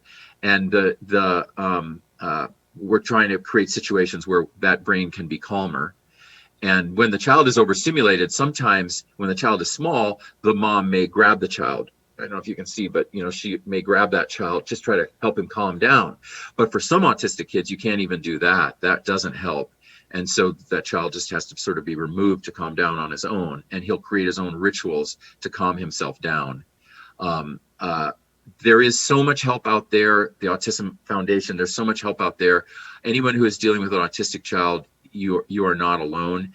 And there are counselors obviously who specialize in it, and there are whole national organizations that specialize in it. You can still mother, you can still father that autistic child, but a lot of what I've said you can't practice because the child just gets too overstimulated by you. Okay. What's And another question? yes, when you were sharing the strategies for love, the mutual respect and unconditional love, the question is, what was the third repetition rule? Oh, I was talking about that earlier in the talk Yes. where I showed that slide with those tips and strategies, and I said, okay, while she's talking, and obviously women can practice this with men who talk a lot too, of course, but I use the example of, which is more common, where she's processing a lot of feeling, and I'm going to use wife now. My wife is processing a lot of feeling. To respect her, to give her unconditional love, to do all of those things, I need to let her process that feeling. But it's not actually healthy for her to ruminate constantly over all of those things. So the way that nature, I think, has set this up to be complementary, for males and females to be complementary,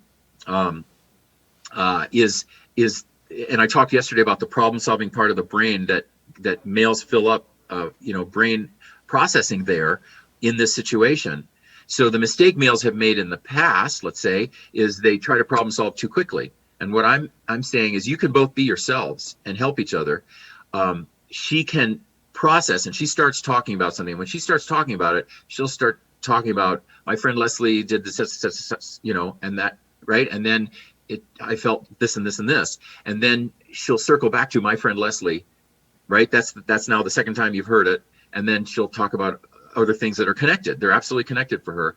And then she'll go back to it the third time. When you hear my friend Leslie or something like that, the third time, now we know as the spouse that the emotive processing has happened in her brain. And now we're at the point of being helpful by moving into, we're validating all the way through here. We've been validating, we've been giving the kernel back like, oh yeah, that makes sense. Yeah, we've been doing that. Or if we know our spouse and that she just wants to talk for the 10 minutes, then we wait to validate now and say, yeah, and I understand that. And right. And we do that. And then now we can start saying, okay, what about, what do you think about, could you do this? Um, and this is where we meet in the middle, because too much rumination and too much constant rumination is actually debilitating and creates more anxiety and depression for her. So where couples meet in the middle and where they can love each other with intimate separateness is to practice this. She's finished the emotive processing. He's validated her. Now he can become involved. And if she says to him, I just needed to talk about it, and I don't really need anything else, then that's fine, and it's finished. But what may happen is she may now go down this route and say, oh yeah, well, I don't know, I don't know if I say that to Leslie, maybe this will happen, and then they're still in the interaction, and now she talks and he validates. So it was in that previous slide. That's what I meant. I hope that helps. Okay. Go ahead. Okay, gotcha. Should fathers be bonding different between their daughter and son? Do fathers bond differently? Should fathers bond differently? Should father? Oh, well, I wouldn't say a should. I'm not a should person. I think naturally fathers bond similarly with daughters and sons, and then with some differences. So fathers are. I will use myself as a case example to give a quick answer. I had sons, I would have done some of the same bonding things. I would have coached them in soccer. I would have done risk taking with them, et cetera, et cetera. I would have. And having had daughters, I have learned to bond differently with my daughters than I may have with sons in one crucial area, which is I had to learn with daughters how to practice what I just described. I had to learn to do that, not just with my wife, but with my daughters. And I know, having had a brother, and we were 2 years apart, and having, been raised with another brother, I know that my parents didn't need to do and didn't do with me as much of what I did, or with my brother, as much as what I did with my two daughters, which was that process of listening for the kernel, the gem, listening for the third repetition before interrupting and problem solving or whatever. I don't think I would have had to learn that as well with sons. Not that I was a very talkative son to my parents, but it just, there was a different give and take that you have with boys who are not processing as much in here, especially once the testosterone starts to hit at 8, 9, 10, 11, and puberty and pre-puberty, they're just not processing as much in here. So yes, I think fathers do bond differently with daughters than sons, but the baseline of bonding is the same. They just accommodate the other sex. Okay, and then the last question, how can mothers go back and repair some of the misunderstandings that they've had with their sons? Where to start from? So I'm going to assume that means the sons are grown now. Right. I guess I'm going to create a case example. I hope this is what the questioner is asking. So maybe the sons are grown now, or maybe they're in their late teens, and now the mom learns about this and she's thinking, oh, I always tried to force him to look me in the eye when he talked to me, but he was too stressed to do that. Or so we're parents, like moms, can feel very guilty. And the first thing I would say is, don't feel guilty. You were parenting, and you were parenting the way you knew how to parent, and your son got incredible gifts from you. Okay, so that should be the baseline. Don't feel too guilty. Then you can go back on specific things, and you can go back and talk to this young guy now, this young man or emerging adult, and say, I learned about this, and I just learned that this thing I did with you, it may not have been very effective, and I'm sorry about that, and I want to talk to you differently now. And that's okay too, because it shows you're moving from a parent-child relationship with this young person to an adult relationship. So you can kind of frame it as, I'm now going to have a more adult relationship with you, and so I'm now not going to do this thing that I did when you were a child.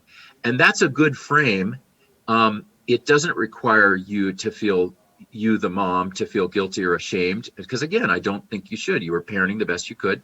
And you reframe it to, we're now adults and we're going to do it differently. So what do you think, son, if we do these things differently? If I now don't, force you to look me in the eye, that's the example I gave, or if I don't keep trying to get you to process feelings that you don't have anymore, that you've already expelled your feelings. Okay, I'm not going to try to get you to keep processing that feeling. I'll be more adult with you. Or I think when you were a child, I was enmeshed with you. I was always trying to change who you were, but I'm not going to do that anymore. Whatever those things are, we can frame it as, that's what I did to help you when I was a parent, but now I understand I want to treat you as an adult. I think that's the best way for us as adults who have made errors in our parenting to approach our children. And then we apologize, we get the forgiveness, and we move to a frame of adult. And I will say that I absolutely have done that with my kids. And like every parent, I am an imperfect parent. There is no parent out there who's a perfect parent. And I can do decades of research and still mess things up. And I absolutely did that. And as my kids became adults, I would go to them and say, I now remember when I was too harsh with you on this, and I want to apologize to you about it. And we've had conversations, I'm not a big crier myself, but they've cried a lot. I've had some tears too. We've talked it out, and we've moved to a reframe into an adult relationship. And so, they forgive it, because they get, and once they have kids, they are going to forgive you even more, because now once they have kids, they're going to start making the errors, and they're going to go, oh, wow, lots of respect in my parent. So I like to see it more of a reframe rather than constantly feeling guilt or shame. But if you as a parent are having to work through that, you feel like you made really big mistakes and you're working through that, counseling, go into counseling. It's so helpful. And you won't need to be in counseling forever. You'll go in for a period of time and work on this in order to help with the reframe. All right, Dr. Gurian, thank you for your time. How's that? Is the timing perfect, or do we have another? Perfect. Okay. All right. Well, the timing has worked out perfectly. Thank you all. I can't tell you how honored I am. I want to thank again Marion Hill, his whole team, all the teams involved in this. I am very honored, and we at the Gurian Institute are very honored to be involved in this with you. I believe, as you can tell, I believe that the topic that you took on, everyone took on yesterday, Helping Boys Thrive, is a crucial topic for our civilization. And I believe that this topic, the topic of fatherhood and relationship, is a crucial topic for our civilization. I think you can tell that. What's at stake is not just one particular relationship with a particular child. That is at stake, and I believe these relationships will be improved from this work. But what is also at stake is the stuff that Marion was talking about. Our civilization is at stake. We have to understand boys and men, and we have to understand fathering better than we do, or we will lose generations of children. So, thanks again for having me. I'm very honored. And if people have any other questions I haven't gotten answered, feel free to go to GurianInstitute.com and we can stay connected. All right. Thanks, everybody.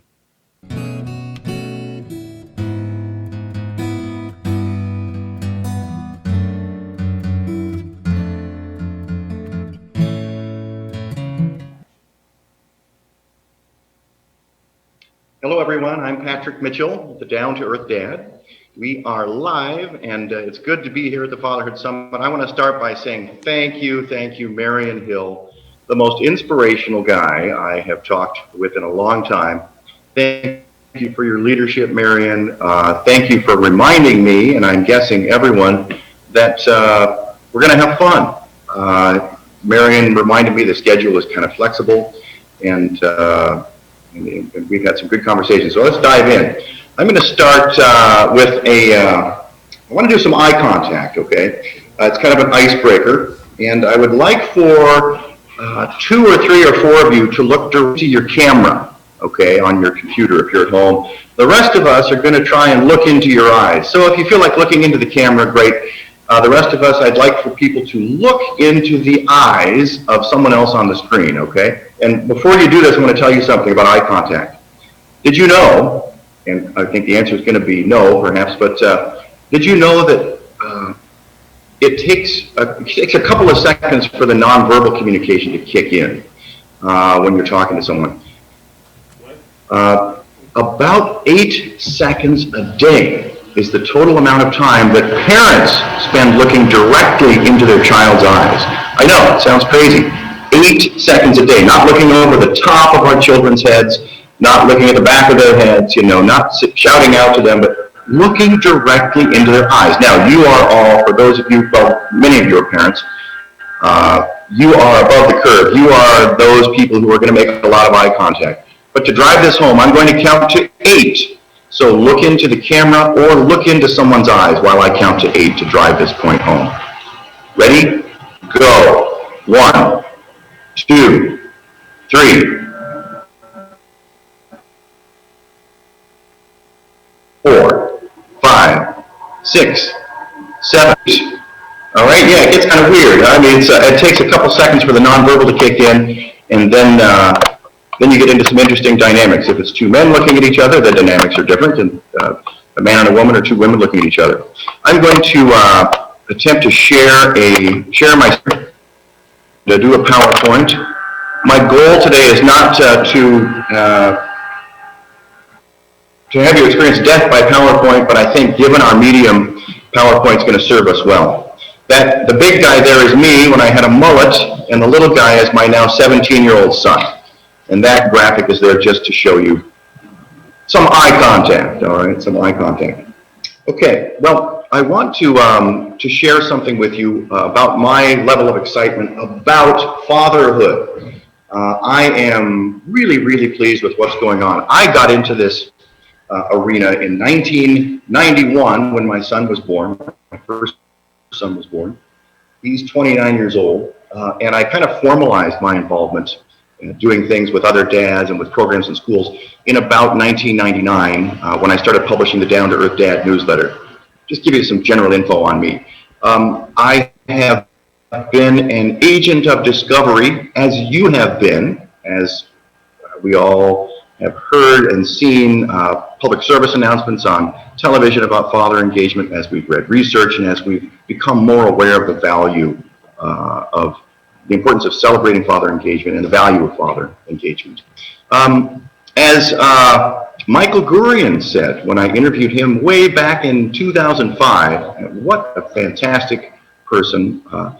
He told me, he said, Patrick, you are one of the agents of discovery in the mystery of the father force, as we all are. And I found that to be very inspiring. I love that. So I would say you all too are agents of discovery within the mystery of father force. We're exploring what is it like to have good men involved in children's lives. We know it's very good. Today, I'm glad to say there's renewed interest in father engagement. I think there was kind of a dip or a swale a few years ago relative to many years ago, but nowadays programs and schools are really interested in using father engagement. They're accepting the mountain of research. We're all accepting the mountain of research now 45 years high that fathers matter in children's lives. Boy, do they matter. We accept that and we're saying, okay, now that we know that, what can we do with that information? And so when I go and do professional development events and when I talk with programs in schools, it's all about what can we do, Patrick, to get our men more engaged in this arena or that arena. We want to increase early literacy enhancement, or we want to form a dance group. So they're very specific now. They know, everyone knows dad, but now it's a matter of let's do something with that information. So I'm going to help you with that today. I want to pragmatically give you some tools that you can immediately use to get your men more engaged. That's kind of the thrust of what I'm doing. Anyway, but for father engagement is a concept that is still fresh and new to some of you, and that's not lost on me. So I would invite you to go ahead, and sure you had when Dr. Gurian was speaking earlier, and while I'm sharing information with you, have the aha experience, dads matter, and then you too roll up your sleeves and dive in, because it's so much fun to be engaged with father engagement. And thank you for being here doing just that. All right, let's see. I've got notes here, and I want to go over just a couple of things as we're moving toward the sizzle of what we're going to. Briefly, what I'm going to share with you today. First of all, you can't have too much father engagement discussion. And again, I applaud Marion for stacking so many great speakers together, and having such a focus on father engagement. To be here doing this. Everyone here has the capacity, all of you have the capacity to positively impact children's lives. We're aware of this, but I think remembering that fact can be valuable. The children in your classrooms, the children in your programs, and your own children. You're having a huge impact on many, many lives. And many of you are motivating your peers, sharing your enthusiasm for father engagement, which is awesome. All right. I'm going to, there we go. Marion said something to me. I'm just a little bit about brain development. You got a good dose of that with Dr. Gurian, and I'm not a brain expert. I'm going to give you just a little of that in context. Marion mentioned that this conference is for anyone who works with children of any age, even if that age is 25. Well, there's a good reason why we as parents think that we tend to think, well, we still know more than our 23-year-old because their brain is still developing. It takes about 25 years for all the gray matter to assimilate and grow in that brain. So if you feel like, gosh, my child really is kind of a child at age 22, there may be some truth in that, brain-wise. I'm going to remind you right now that, and I'm going through a list of what we're going to talk about. I'm going to be important that I'm aware of, and you are too. Moms matter supremely, okay? We're talking about fathers, we're talking about dad engagement, but let us not forget, moms matter supremely. Without moms, we're sunk, right? We're sunk. But we're going to be focusing on father engagement, right? I'm going to be sharing with you my view that we sometimes send mixed messages to men. Our graphic here shows a pretty puzzled guy. And so it's okay, it'd be okay to chuckle and laugh a little bit. I'm hoping that you'll laugh a little. I'm going to share with you some ways to really reach men with what you're trying to tell them, and in a way that will motivate them to want to be engaged. All right, so we're going to talk about that. That's a big thing. That's part of the sizzle of this presentation that we're working toward. I'm going to call you to action to become even more engaged than you already are, and to get men more engaged. The power of play, positives and negatives of father absence and presence, the academics of fatherhood, the effect that men have on their child's academic performance. Just a little bit about fathers and sons, appropriately. I'm going to the National Dads Matter project that I implement. I've interviewed and continue to interview hundreds of dads across the country, and their fathers linked to Head Start and early Head Start programs, elementary schools, and community programs. And I'll tell you about that. I'm also going to suggest to you that I can tell you what your dads are thinking at intake when they come into your program or school. It's a bold statement. I'm going to be basing that on empirical research that I've done through interviews with hundreds of dads. Then we're going to get to the sizzle. I keep talking about the sizzle. How to get men optimally engaged. Okay, so we're going to take kind of a short journey together. I'm going to try and warm you up a little bit first, and then we're going to get right down to it. And if we have time, and I hope we will have a few minutes, I'd like to get into some storytelling. I did pop into Dr. Gurian's presentation very briefly for about 4 minutes, and I heard him talk about ritual and the important rituals. Storytelling, telling the true stories of your childhood is a great ritual, and so I'm going to share some of that, some strategies there. to do rituals and for you to share storytelling techniques with the parents and families you work with if we have time. All right. The reason I want this information today is because I want you to use your power to get men optimally engaged. You have the power. Here at the summit, you're already engaged. Use your personal power to motivate men. Just do it, as the Nike slogan I would suggest. All right? If you are a father, I want you to have this information today so you can remember to celebrate. If you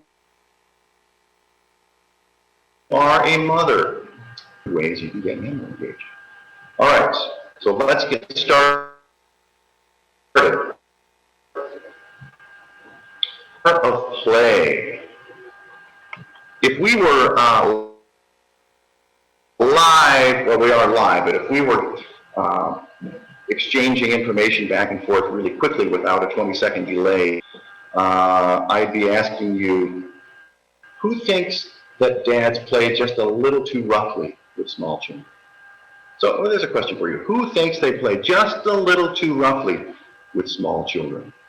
If you want to leave a chat message regarding your answer, I'll see it in about 20 seconds or so. I'm going to say that based on my experience, many of you, maybe half, are thinking, yes, dads play too roughly into the sky, and who knows if and when he's going to come down and what's underneath.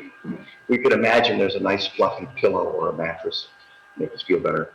Others of you are thinking, no, dads don't play too roughly. Play is really necessary.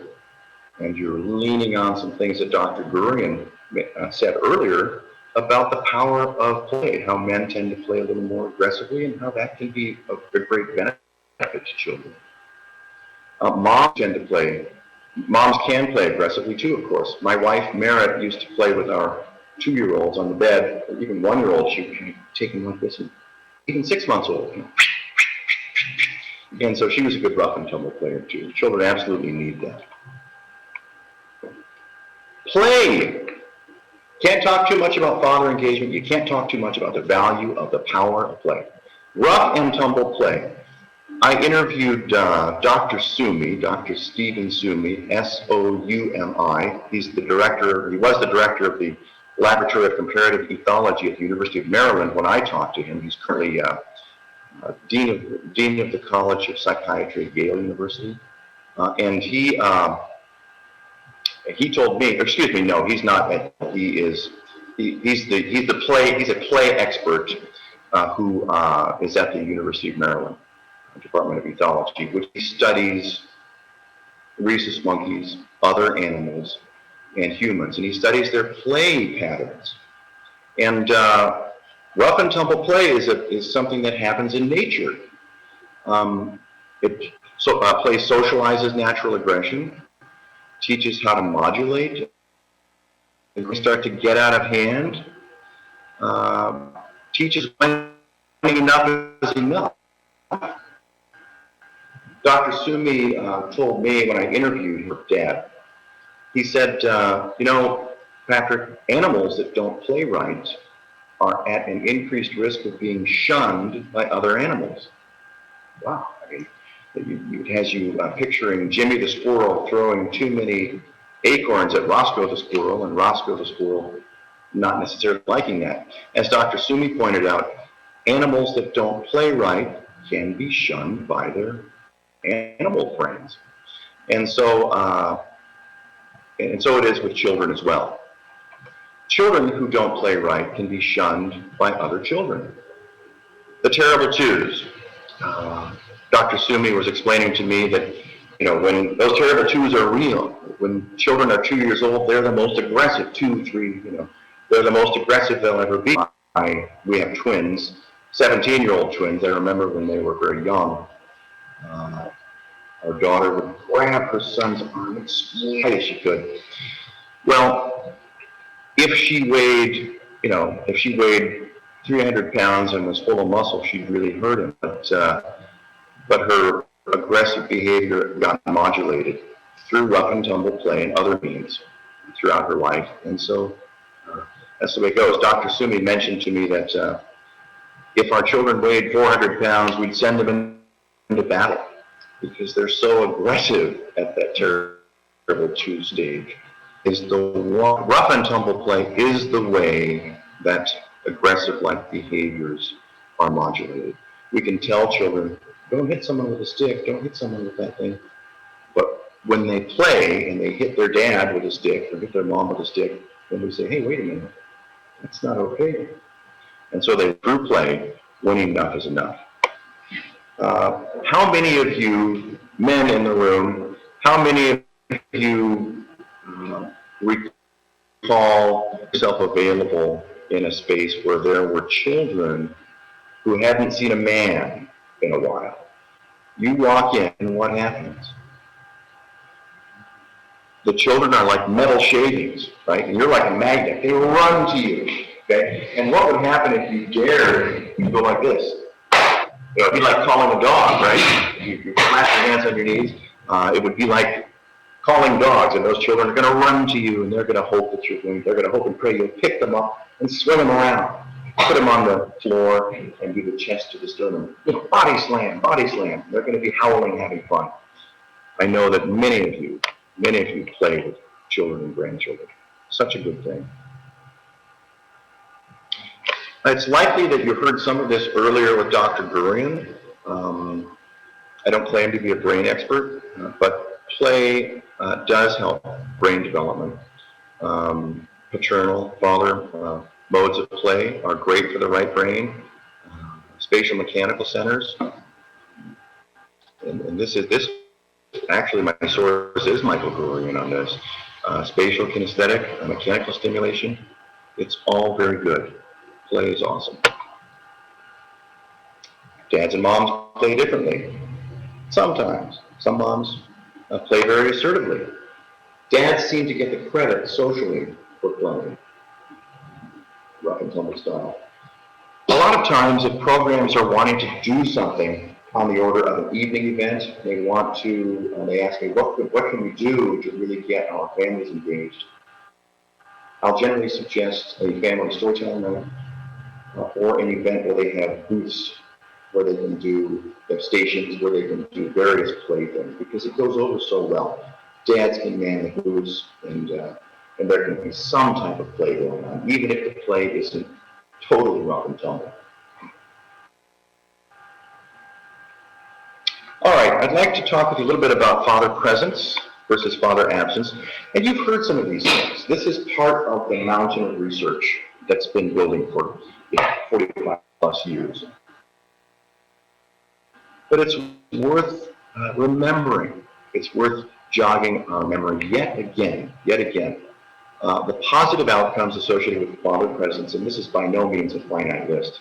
Higher self-esteem, lower rate of delinquency, children stay in school longer, better in school. And, you know, and then down here at the bottom of the slide, children whose dads are connected to them emotionally when compared to kids who have weak or non-existent relationships with their fathers are twice as likely to go to college. 80% less likely to spend time in jail, 75% likely to experience multiple depression symptoms. Now, these vary, vary year to year based on the current study, but that's a good general snapshot of some of the positives and negatives. The positives. Some of the negatives. Children who grow up without an involved father, generally speaking, and are at an increased risk for, it doesn't mean it's going to happen, but at an increased risk for growing up poor, drugs and alcohol, dropping out of school, and the suicide rate is thought to be up to 10 times higher for children who don't have solid father engagement growing up. But here's the rub.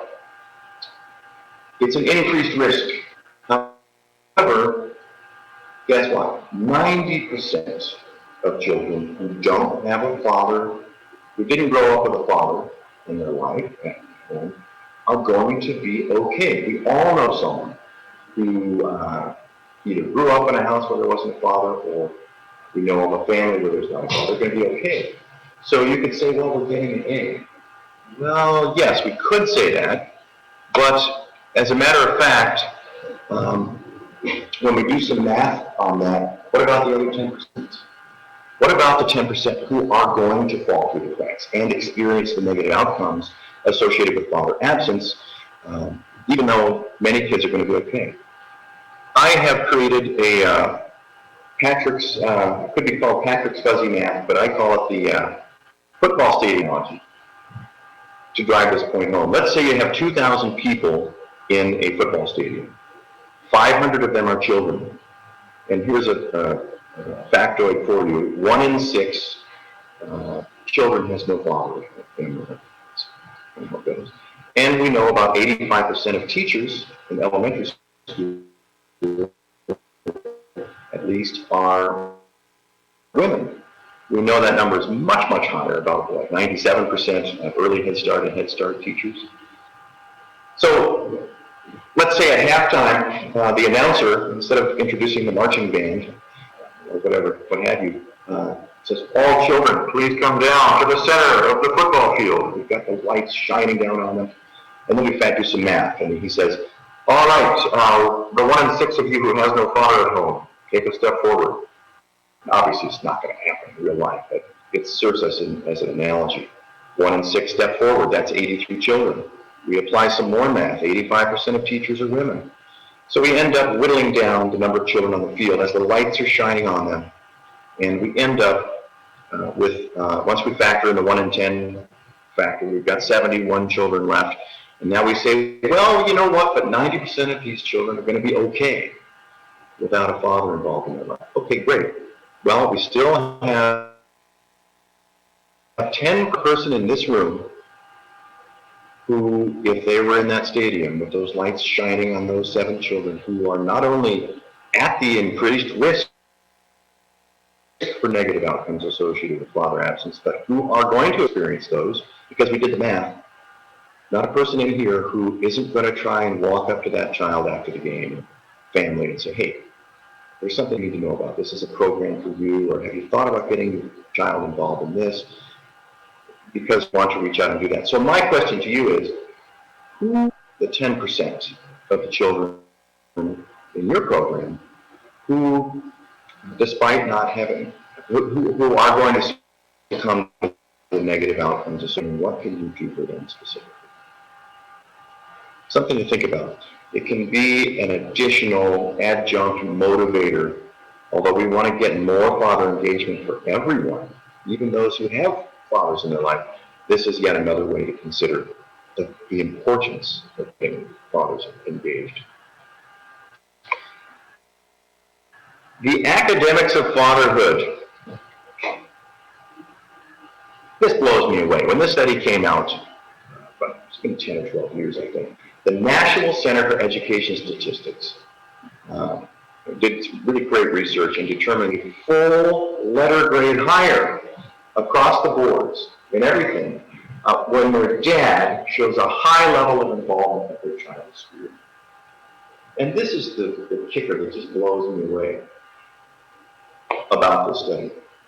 Quote, high level of engagement at their child's school equates to the dad showing up 2 times per semester to grade papers, be present on the, go to the school level, come in and stand in the hallway or something, just being present 4 times per school year. There is an association between that child's father showing up and that child doing better in school by the factor of a full letter grade higher and everything. So, more motivation to get dads engaged. If you are an elementary school or early Head Start teacher, this study was about elementary school, but it's hard to believe that it wouldn't apply to earlier, to preschool as well. If you strive to have children simply do better in school, well, let's get their dad involved, showing up at school. Let's do that dads and donuts thing that we've always wanted to do. Let's do a spaghetti buffet and have all the dads serve the foods. Let's do an ice cream social and have one dad serve the vanilla ice cream, another dad serve the chocolate, someone put on the toppings. Let's get those dads at school because we know children are going to do better. You know, we talk about, Marion talks about closing the achievement gap. Our sons are kind of falling behind, boys are falling behind a bit. Here's some motivation for you to close the achievement gap. If you have a son or you're dealing with a boy, get dads to school. Because we know through the NCES research that dads at school have children who are going to do better in school. It's worth giving it a shot. If you are a teacher, get those dads to school. They can help your students achieve more. By doing what? Just by showing up. Give them something to grade. Give them a reason to be there. Give them a problem to solve. There I am, teasing the sizzle of this presentation. We're going to be talking about problem solving shortly.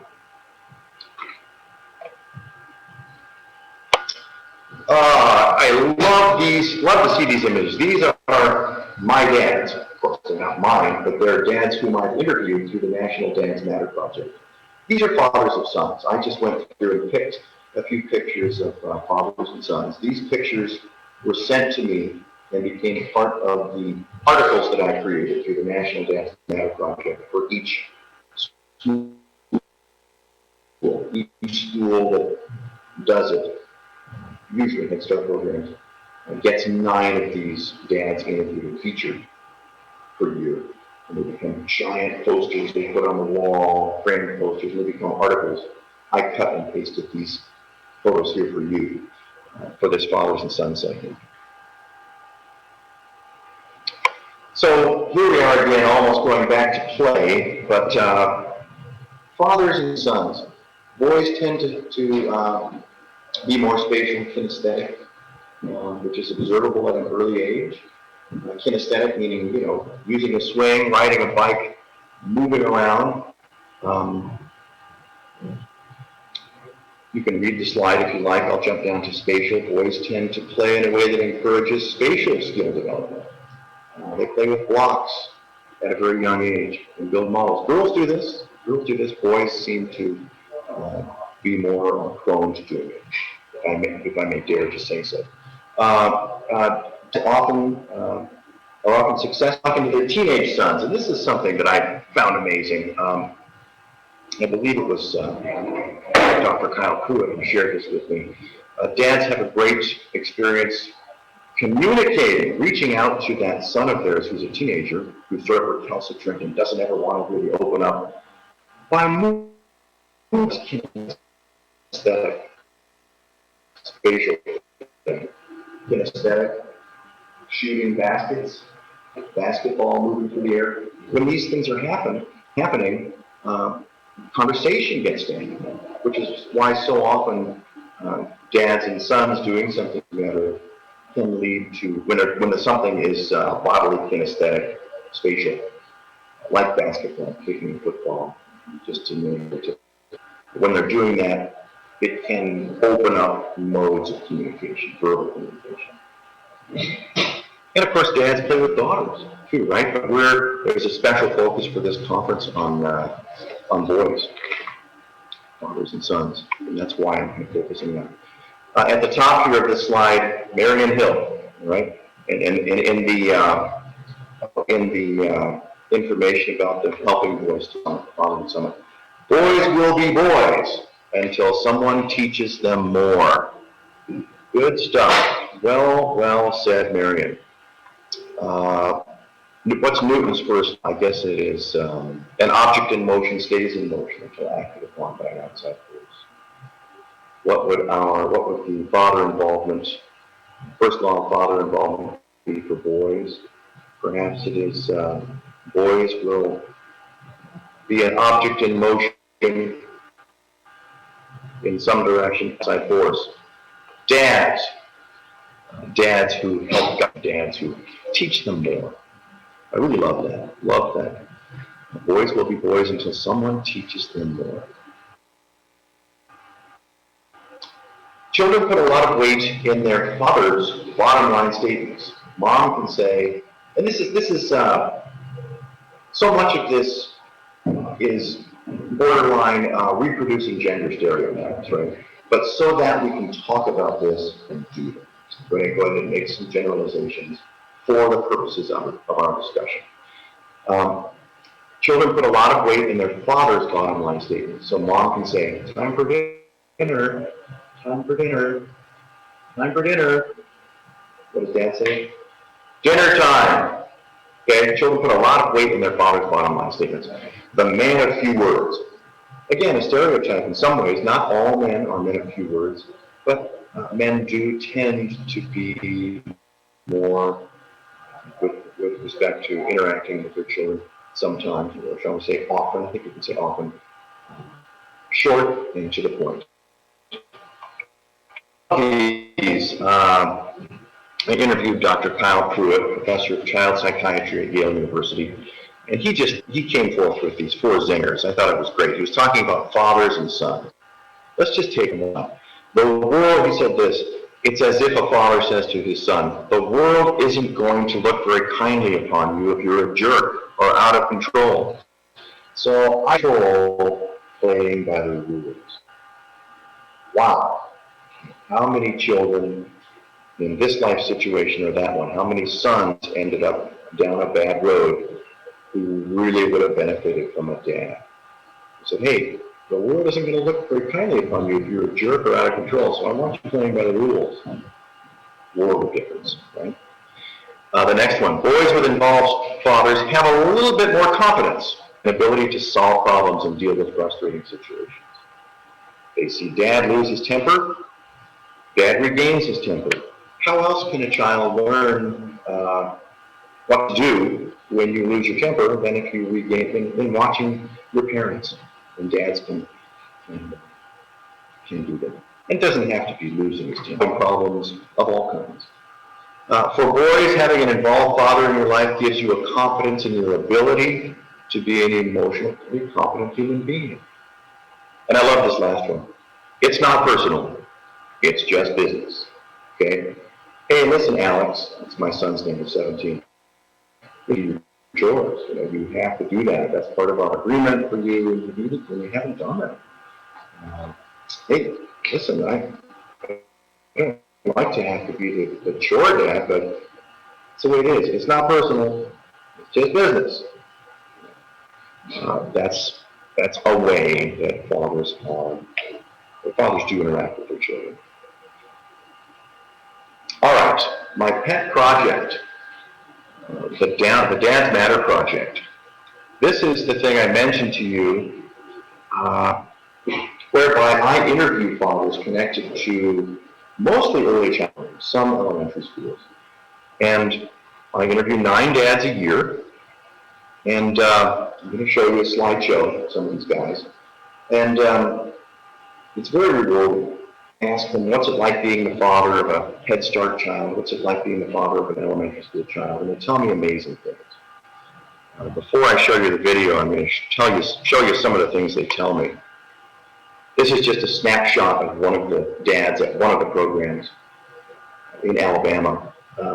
That's a pull quote on page 1. Imagine this is a giant poster, okay? We're talking 24 by 30, and it's framed, and it's in the foyer or in the classroom.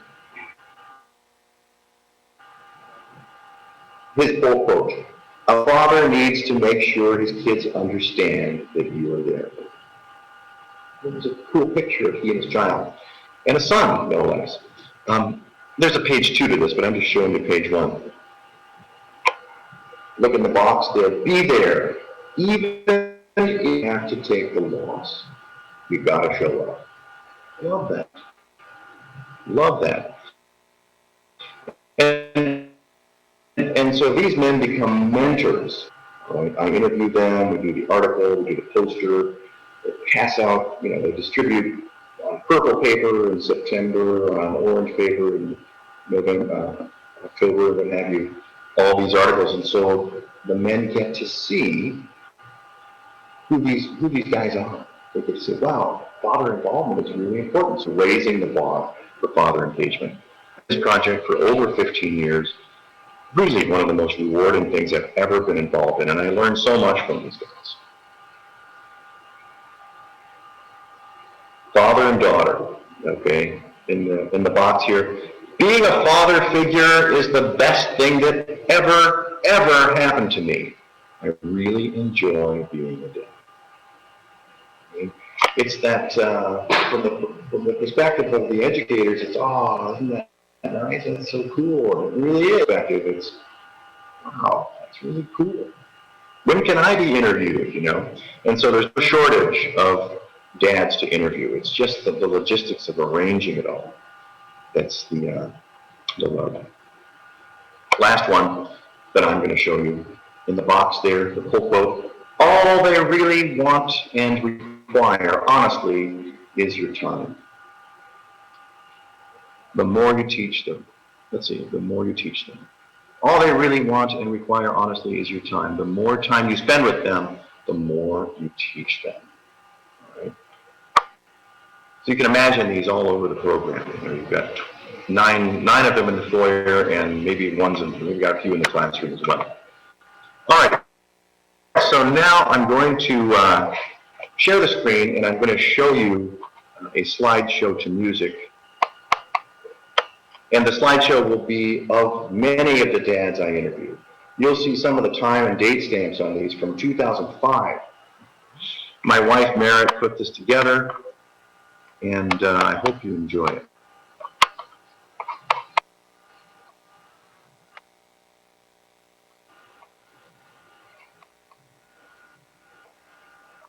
These are dads getting it right. These are the down-to-earth dads. These are the National Dads Matter Project dads.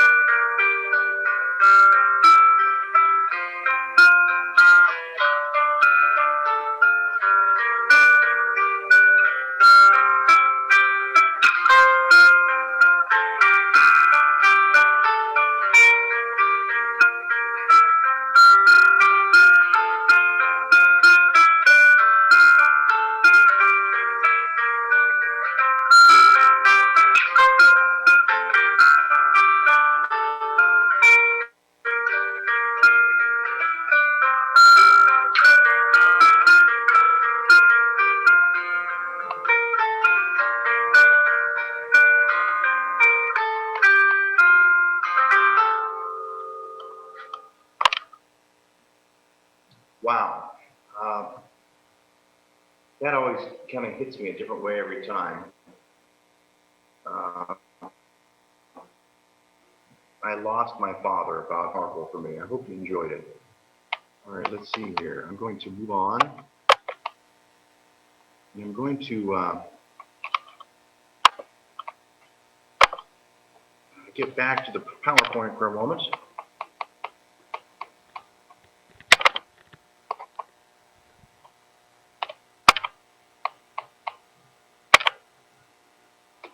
All right. I got a question here. Let's see.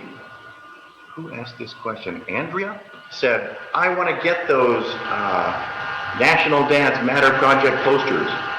Well, those posters spring from the articles, which spring from the interviews. If you get these, they're going to be your dads. I don't have any to just send you. It's a custom project. So get in touch with me if you want to do something like that. So thanks for that question. All right. I did tell you that I was going to dare to try and suggest that I know what your dads are thinking. How is this possible? I've interviewed hundreds of dads. But in the context here is when you encounter men who come in at intake for your Head Start program, your early Head Start program, at your elementary school, middle school, whatever's going on, when you encounter the dads for the first time, this is information that I have culled from the hundreds of interviews with dads, things that they've told me. There are some commonalities. And the commonalities can be boiled down to, I think, 3 phases. The first thing they're thinking when they come into your program is, oh my gosh, I hear the sound of my own footsteps. This place smells like school. Or this is a building I'm not really sure I want to be in. Their main theme, what they're thinking is, they don't want me there. They're thinking, and sorry, but this is a big theme. They don't want me there. I go to the program and I feel invisible. Nobody talks to me. Do they even know I'm here? Maybe I'm not supposed to be standing here in this hallway or this classroom. I feel foolish. Maybe I'll just leave. You hear those footsteps again, and they're gone, right?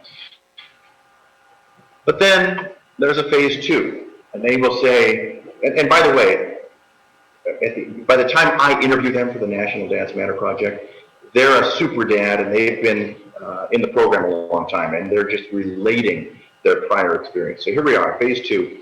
They're saying, well, I guess I'm not really qualified to be here. Moms are women. Women are teachers. Teachers know how to care for young children. I'm not a mom. I'm not a woman. I'm not a teacher. Therefore, what business do I even have going to my kids' preschool or elementary school or whatever the event is?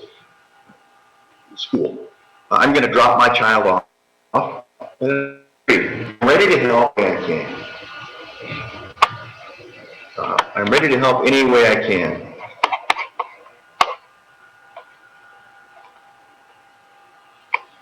But they never tell me what they want me to do. What am I supposed to do if I'm not getting any guidance from them? Nobody's telling me. I guess I'll just leave. Click, click, click, they're gone.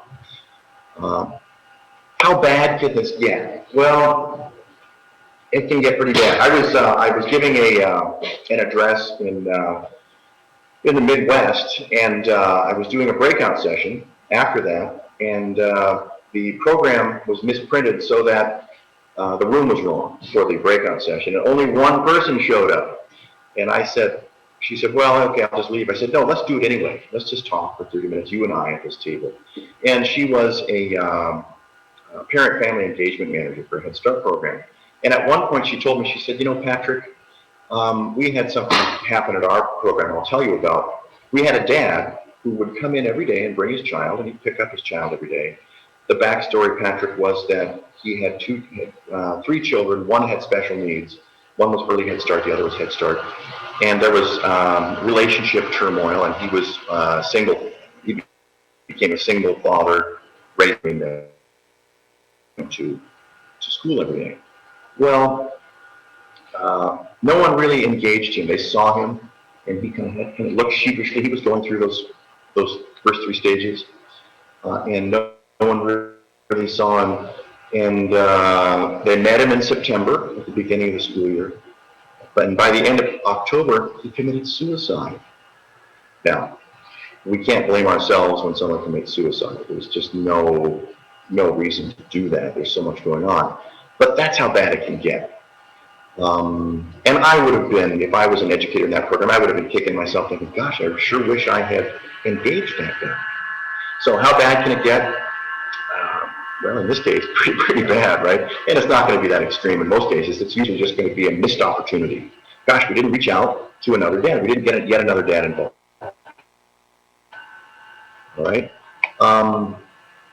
Phase 4 is, it's not on here, but phase 4 is they are telling me what they want me to do. They're giving me problems to solve. I feel engaged. I am so glad to be a dad. I'm going to do everything I can for this program, this school. It's a great place to be. All right. Here we go. This is the sizzle that you've heard so much about. The sizzle of this presentation. Men are problem solvers. Okay. First off, women are problem solvers. Not saying they're not, but our focus here at the Fatherhood Summit is men are problems, is going to come at you with this. And the way I want to do this is I want to make, and probably another adjective, statement, and I would like to have some playful debate. And I know we're not able to talk to each other verbally, but maybe you could make some comments in the chat, and then perhaps Kevin might read a couple of those as we go here, if that works out. We'll see if that works out. Here's the audacious statement. Are you ready? Drum roll, please. All men on planet Earth are problem solvers all the time. All men, all the time. Who agrees with that? Who's thinking, that's not true. That's not true. Please make a comment in the chat. All men are problem solvers all the time. Okay? And let's say that's number one in the chat box. If you think all men are problem solvers all the time, put a number 2 in the chat box if you think, no, men are not problem solvers. Now we'll just wait. Go ahead and make your comments. All right, I see that some people are saying, yeah, I think men are problem solvers. Seeing some people saying, double yes. Kevin is saying double yes. Okay. And Stephanie's saying no. Cece is saying nope. And Josie is saying not necessarily. And Rob is saying, and wisely so, he's saying yes, men are. Okay. Let's see, Ashley says nope, men are not problem solvers. Josie is saying no. So some of you are going to agree, some of you are going to disagree. I'm going to share a little story with you. The story is something I did several years ago, and this relates to a period in time where my relationship with we were kind of a Leave It to Beaver family, and this was as Leave It to Beaver as we ever got, and it was about a 5-month period of time. And I say Leave It to Beaver because I would come home every day with my briefcase and my backpack, and she was home for half the day. She taught preschool half the day, and she was home the other half of the day. Well, you know that thing where you walk into a room and you open the door and you step in? Well, she was on the other side opening the door at the same time. So the experience that I had was I opened the door and kind of fell inward, right? And she was standing there at the door and she said to me, I am so tired. And then she kind of gestured that I should come in. And yes, there were many things stacked up in the living room that I had said I was going to get out of there. I hadn't done it. And I actually did this. I still can't believe I did it, but to my credit, I solved the problem I heard. I said, what if you're tired, why don't you take a nap? Not exactly the best answer.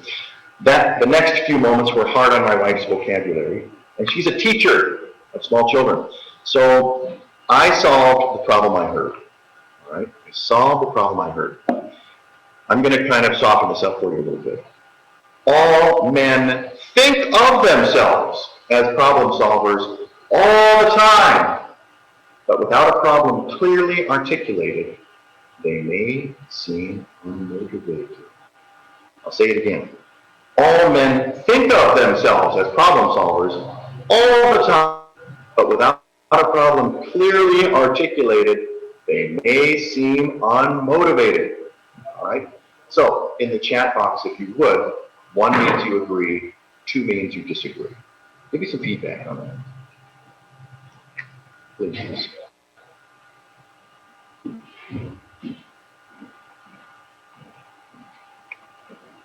Okay, I find this very interesting. Men are problem solvers, yes, women are problem solvers too. Back to the brains of men and women. And Dr. Gurian, no doubt, covered this to some degree. I'm speaking very generally here. Women in an MRI have 14 to 16 active brain areas going at any one time, right? Men in an MRI show 4 to 6 active brain areas at any one time. Go figure, okay? So, what women have long suspected is true, right? Women really do process more information at any given time. And my wife is quick to remind me, it's my corpus callosum, I can do more, I can think more. Okay, I love this slide, I love it.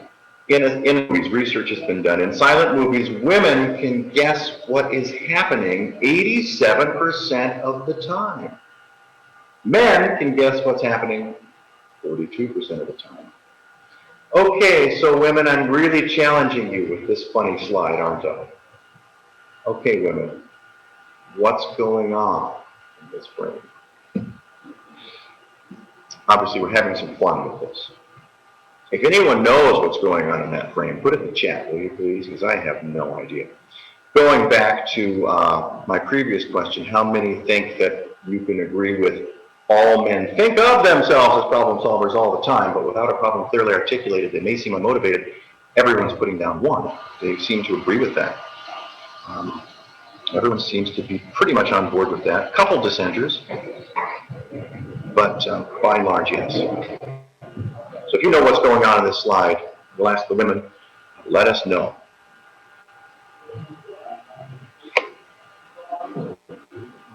Men are problem solvers. If you are an educator, be on the lookout for ways to tell men the problems we solve. Now that you're aware that these men have this radar out there saying, I want to solve a problem, got to solve a problem. Now that you know that they're looking for a problem to solve, you can tap into that, use that as a tool to get men to do what you want them to do. I know some of you, if we were in person, back and forth verbally, would say, I know a guy who's not a problem solver, and then we would debate each other playfully. But I'm asking you to go ahead and just accept this, Patrick's aphorism. All men think of themselves as good. It's in the slide here, it says the getting them in strategy. And this is awesome. This is something that was sent to me by a colleague in Australia. The Engaging Fathers Project, okay. On one side you have, if your publicity stresses this stuff, dads are probably going to think this stuff here, when these are correlated. I'll read you these out for our discussion. If your publicity, your flyers, the things you're telling dads, stresses, hey, our staff need more help, any adult will do, then the men hearing this are going to say, well, I hope they get lots of help. I hope they get lots of volunteers. If your publicity says, hey, moms need help, dads need to do their share, then men are going to say, wow, that sounds familiar, and I really should go, but my phone's ringing. say, well, excuse me, I can't deal with this right now. If you say our program needs some money, the dads are going to think, I'll send them something later, right? You didn't say, we promised the children pretzels and juice and we need a gallon of juice and we don't have anyone who can go to the store right now. If you had said that, you're going to hear the tires squealing in the parking lot and you're going to have Superman, Super Dad, go into the store for you because you stated a problem really clearly. And he is going to step up and solve that problem for you. All right, if your publicity says we need men to build things, I love this one. Well, that sounds good, but it says, I wonder if Ernie is going. So now you've got their attention. You're tapping into their nature of solving problems. If you say fathers are important of our children, the men are going to think, well, that sounds good, but what do they want me to do? No one's telling me what they want me to do. So you've got to be super, super specific if you really want to get results and leverage the fact that men are waiting to solve problems. You have to but clearly state a problem to be solved. So, to repeat, all men think of themselves as problem solvers all the time, according to Patrick's aphorism, but without a problem clearly stated, they may seem unmotivated. How then do you motivate men? You must give them a problem to solve. All right. This is cool. There was an early Head Start study done, and I wish I had the source for this. I can dig it out if you really want it. I was looking for it. Really a cool thing. There were 3,000 early Head. There was a study with 3,000 people. About half were early Head Start fathers. That is, fathers connected to early Head Start programs where their children were attending. 50% were early Head Start educators, and they linked the educators with specific fathers on specific programs. And it was an anonymous thing, so no one was going to get in trouble for not engaging the dad. And the study asked the educators, the early Head Start educators, have you invited this dad to an evening socialization event? 93% said yes. They asked the dads, have you been invited to an early Head Start socialization? Only 43% said yes. What does this mean? This means we're getting it wrong half the time. That's an opportunity. In order to double your father engagement, you simply need to make sure that the men hear what you're saying. If you have two men standing in front of you, Ernie and Felix, and you say to them, we are having an ice cream social next Tuesday and we want to take a picture of all the dads, Ernie and Felix, and we're going to put the picture in our foyer, and we want some dads to serve the vanilla ice cream and some to serve the chocolate ice cream, and we want someone to put the toppings on, and it's going to be really great. It's going to be one of the best events we've ever done. Okay. I think I said Ernie, and I will say Ernie and Oscar. Ernie's going to get it and say, yeah, that's cool, I'll be there. Oscar's going to say, wow, I love this program. I love this program. I'll see you later. Believe it or not, he didn't hear you. He didn't hear the problem to be solved. He heard you say, we're doing another cool thing in our program. He did not hear you say, we need you to show up at 6:15 and put the sprinkles on the ice cream because that's your job. Can you do it? Had you said that, he would have said, yeah, okay, sure. Or he would have said, I can't, I'm working. But you're very likely to get it. So you can double your father engagement really at any point by being very, very specific about the problems that you are wanting. And well, there's our guy again.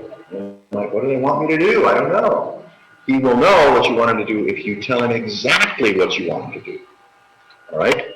Now, in the context of your program, let's say you're a school and you want to do an ice cream social, all right? Knowing that men are problem solvers or think of themselves as problem solvers and knowing you're going to tap into that, you meet with your group, small group or large group, and you say, we're the planning committee, and you make a list of the 20 small problems, the 20 sub-problems that are involved in having the ice cream social.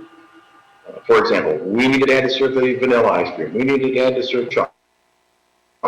We need a dad to serve strawberry. We need a dad to serve toppings. We need a dad to pour water. We need a dad to do this. You make your list, and then you employ the bomb-proof tactic, the number one way to get men engaged. You call the men on the phone, keep using flyers, keep talking to parents in the foyer, but employ this tactic. Call the men on the phone and ask them to commit to doing a specific problem. We need you, Felix, to put your job is going to be to put the sprinkles on the ice cream, and we need you there from 6:15 to 6:30. Can you do it? Yeah, you can do that. That's specific. I can do that. And then when he arrives, you've got a list. You're doing the sprinkles. Here's the sprinkles. Here's the rub. Be a man when you do the phone calling. The number one way to get men to your events, evening events, is to call them on the phone and to be a man when you call. And I don't mean that metaphorically. I mean really, be a man doing the phone call.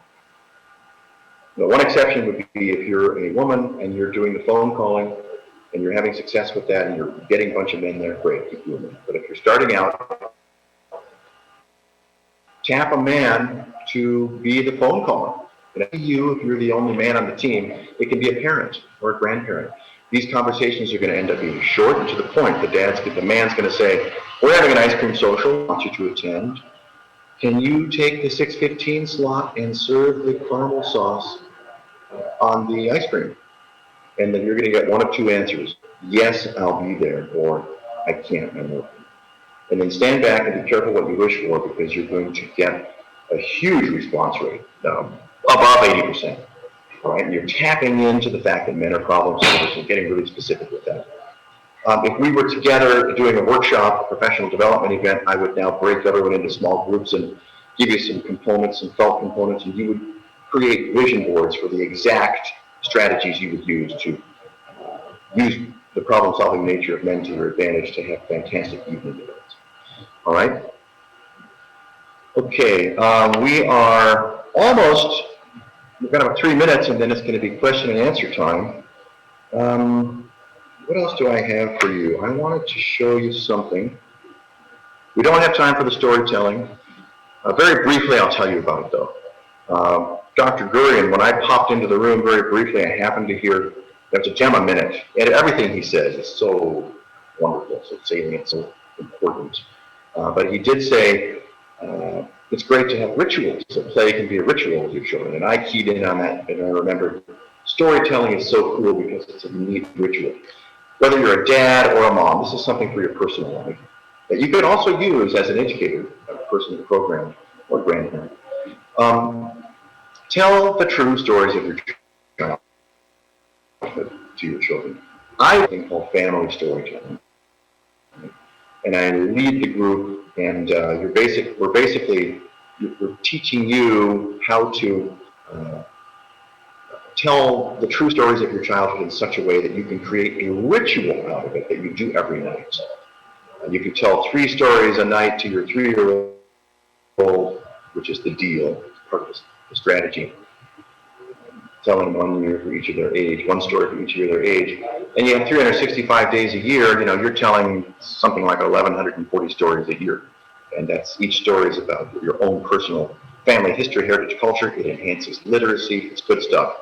So in the very brief time we have together on this, consider doubling down and, but tell them some stories. Tell them some stories. Develop a storytelling ritual. All right? I'm going to leave you with one more slide, then we're going to go to questions. I've always wanted to include this, and I keep forgetting to do it when I speak, and this is a great opportunity. This is for all the fathers and mothers out there. Not necessarily something for your professional. David Elkind, Dr. Elkind, a professor at Tufts University, told me this when we had our interview for the Children's Voice magazine that I write for Child Welfare League of America. I wrote a column for that. I interviewed him for that. Is by sacrificing something you can do with your children. I just think that's beautiful. At the bottom, counting to 100. I'm sure you all have your own ways of interacting with your children to make yourself a productive, effective mother, effective father. Mine is when I'm at the park with one of my kids, and it's a little different now, they're a little older, but I still can do this. Let's say you have a younger child, they're at the park playing, and you know it's time to go, and you can't take it anymore because you've stretched yourself as far as you can. Oh my gosh, we've been here and they're still doing the slide. It's time to go. Count to 100 slowly in your head. 1, 2, 3. Buy them some more time. It plays in so well with the sacrifice thing. All right, that's it. I think we've covered some important things. The main thing I wanted you to get out of this to truly enhance children's lives, cognitively, emotionally, and socially, by getting dads more engaged. You have the power. Celebrate that power. Reach out and get the men in your sphere of influence and the children's influence whom you serve, sphere of influence. Get men engaged in that for so many good reasons. And if you're a parent, mom or dad, remember to celebrate parenthood. Remember your very important role for your dad. And, do excellent things for your children and for them. That's it. We're going to go to questions, and that'll be it. Thank you. Yes. Okay.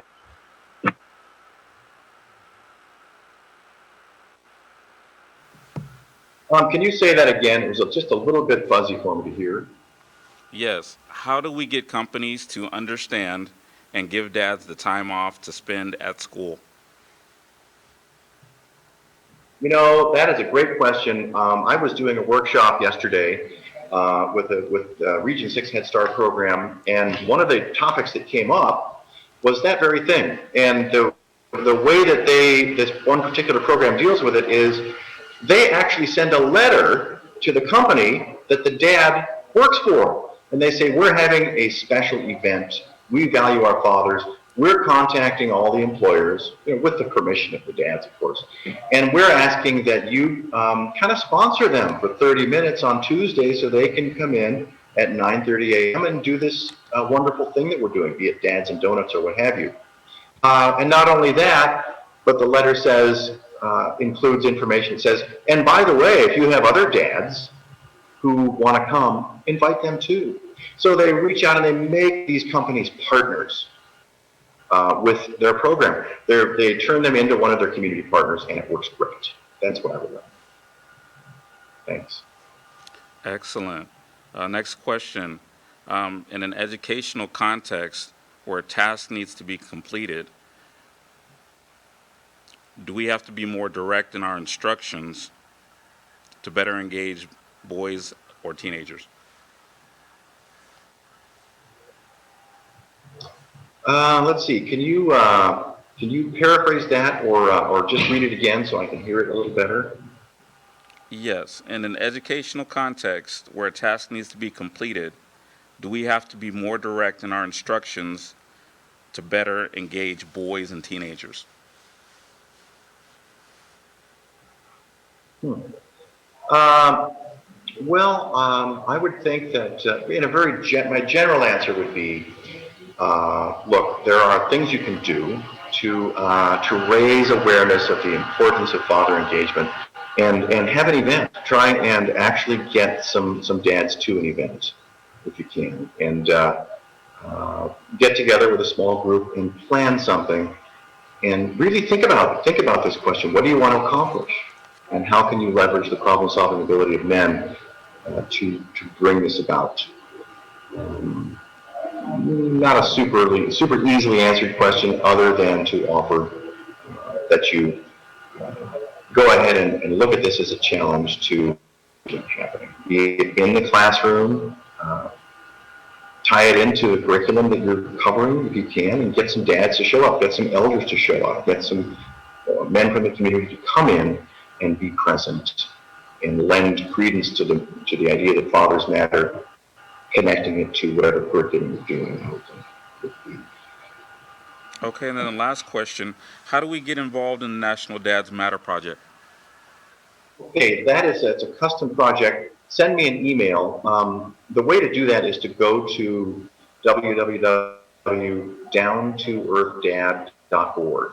So DOWNTOEARTHDAD.org, and then click the contact button. Can't miss it. And send me a note. You can send a note about this presentation, and just if you want to get involved in the Dads Matter project, say, Patrick, I want to get involved in the Dads Matter project. Can you send me information, get in touch with me, and then we'll talk. It basically involves your program committing to having me interview 9 of your men per year, and then I'll send you the info on what the deliverables are, the poster and the whole thing. Yeah. So I would say go to the website and then click contact. And it really is a great project. It's so much fun for everybody. Okay, that's all the questions. Thank you, Patrick, for your time. All right. Thank you all very much. It's been a sincere pleasure.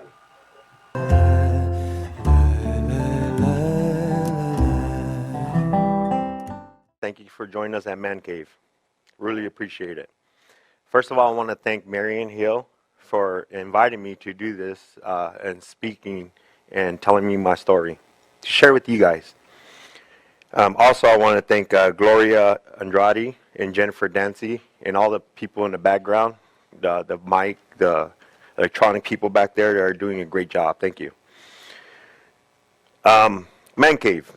When Gloria Andrade first saw me on TV, she simply asked me if I would do a speaking of Man Cave.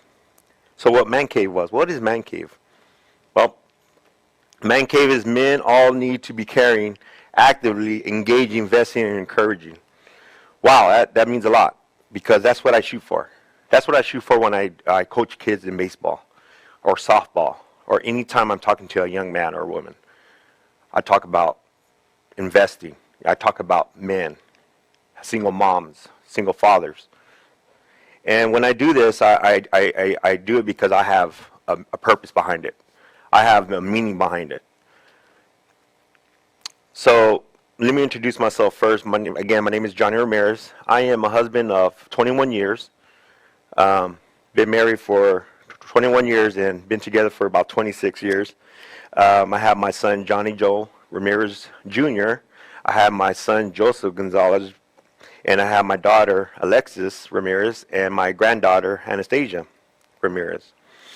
I grew up in South Phoenix, here in Arizona all my life, and that's a lot about me.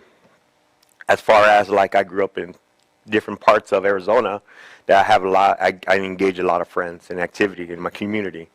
I'm a baseball coach on the side. At times, I'm helping other people do projects or just work. A lot of other people also know me from a show I done. A show I done was called 60 Days In on season 4. 60 Days In. So 60 Days In, if nobody has ever heard about it, it's on A&E, and you can watch it on Hulu right now. You can get all seasons.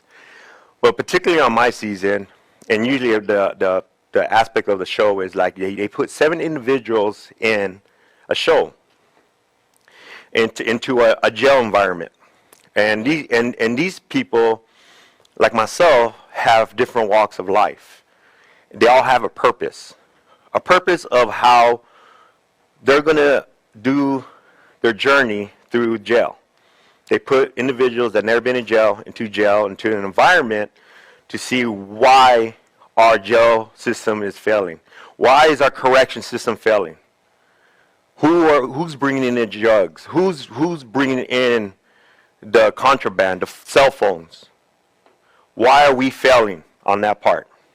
So the jail called A&E, and A&E accepted, and there's rules and conditions of microphones and stuff like that. And like, let's just say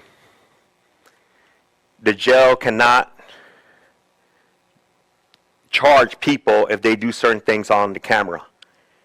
So the camera and them agreed on it, and that's why you can do anything you want if you don't get caught. Because if you actually get caught, you will get punished in real life. So we had to be careful with that. So through all that, we have training. They tell us what to do and stuff like that. So going into the jail was very intensified. It was real scary. They put you in an environment. A lot of you guys might have watched the show. They put you in this warehouse. They fake arrest you and everything like that. Well, I ain't been fake arrested. I have never been arrested since I was a young kid, since a young man. I never been in jail, but I've been handcuffed and all that. And I'll tell you a little bit about my background back then in the future here. But when they did that, when they handcuffed me, I literally had to tell the producers to take my handcuffs off.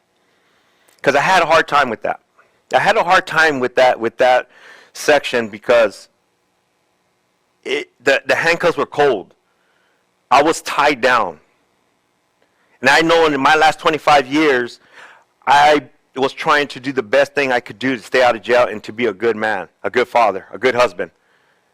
But when I was handcuffed, that changed for me. Now, I was able to tell the producers take them off now, as other people are not able to do that.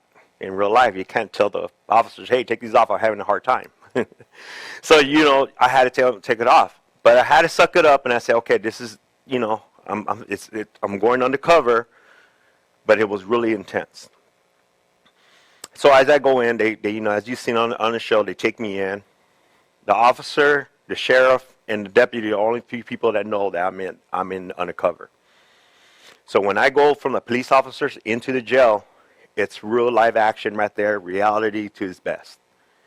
And when I go in, I get my first guy, and it's an older guy. He's probably about 10 years younger than me, older than me. I'm sorry, and he's just big. He has an earring, bald-headed, and he's on drugs. You can tell. And he looks at me, and he's just telling me some stuff, and I'm like, wow. He was able to be free because his officer was signing papers and getting them in. I was still handcuffed. My officer was too busy talking. I was like, you're going to take these off because I'm going to get my butt beat here. This guy's going to tear me up. I mean, he was on drugs, and I'm like, oh, my God. So this is the real thing. This is like really actual thing that I'm like, oh, man, I'm tied up here. I'm going to get beat. This is what I was afraid of. I don't tell a lot of people this, but I was afraid.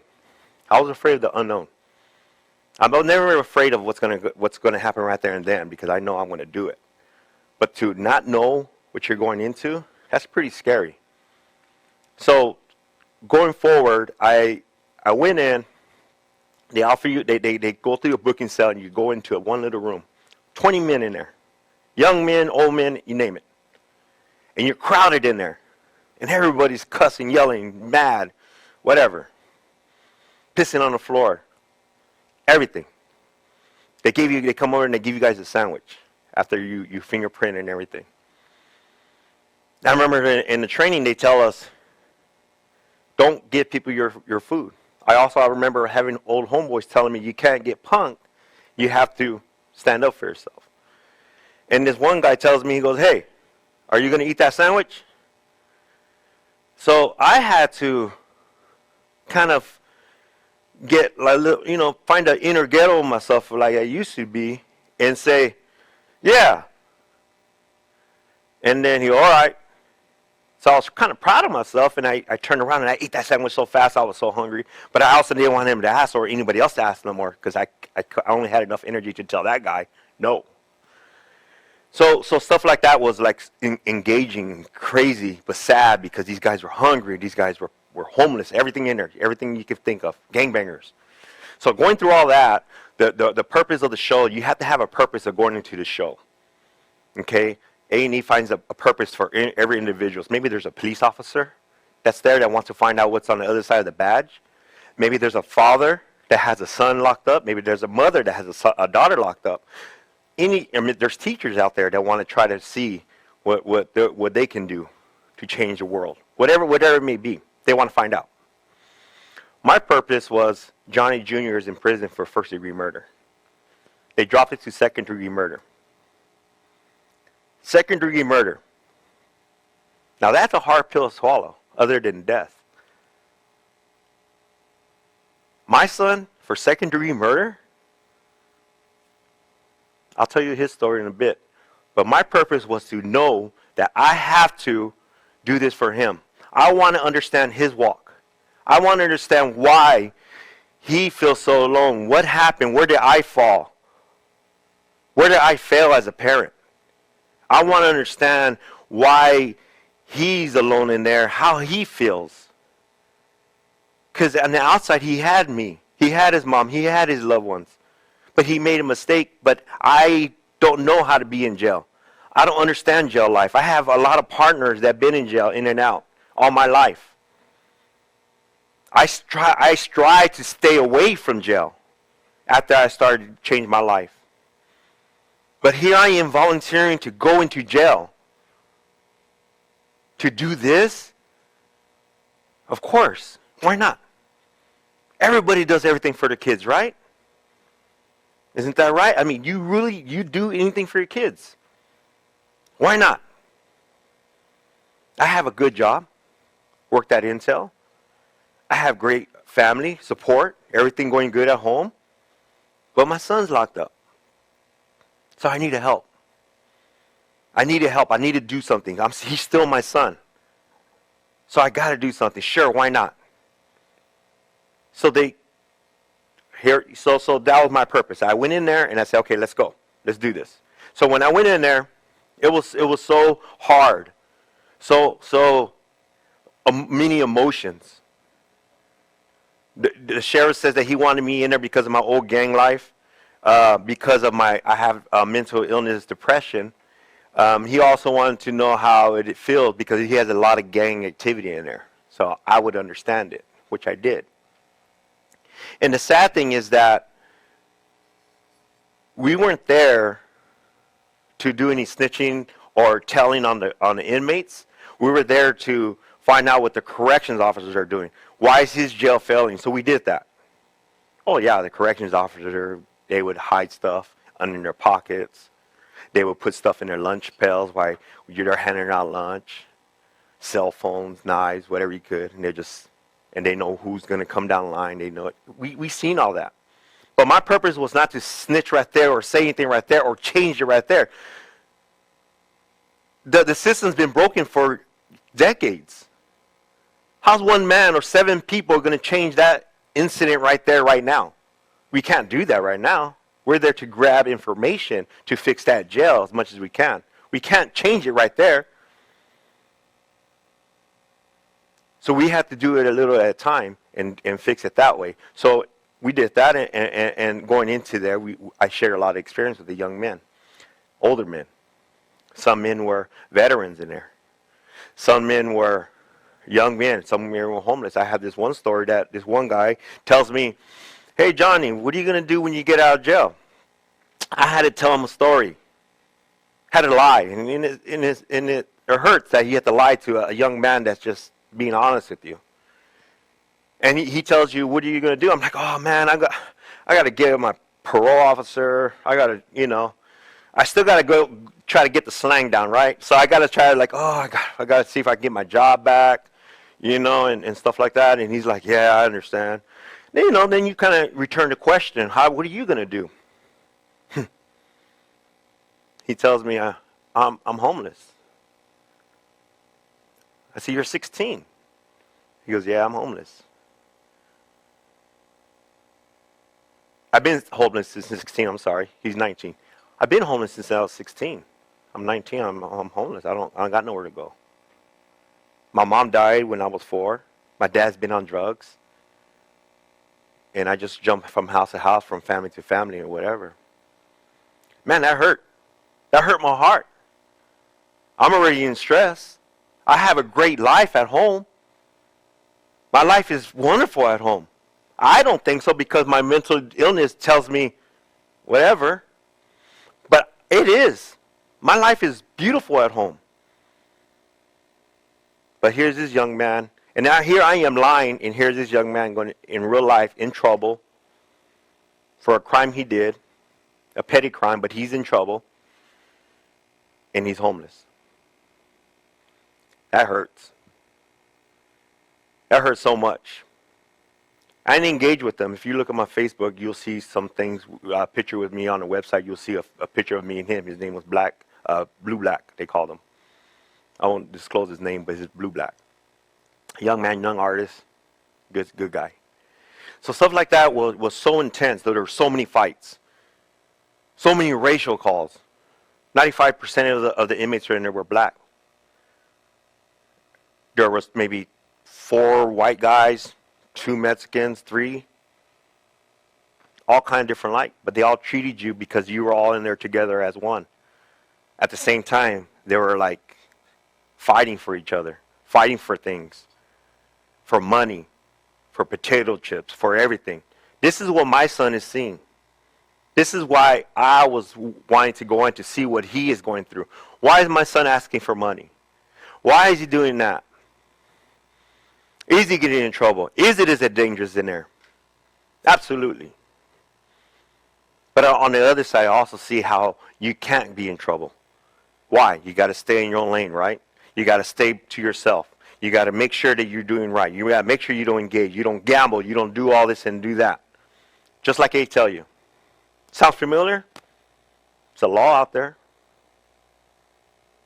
It's a law out there where we got to stop putting our freedom to another man's hands. We got to stop putting our freedom to 12 juries to say if you're free or not. We got to stop putting our freedom that way. How do we start by that? How do we do this? Fatherhood. The majority of the kids that we talk in there were fathers, young fathers. But the majority of the kids that I talked to in there, and young men and older men, they didn't have a father.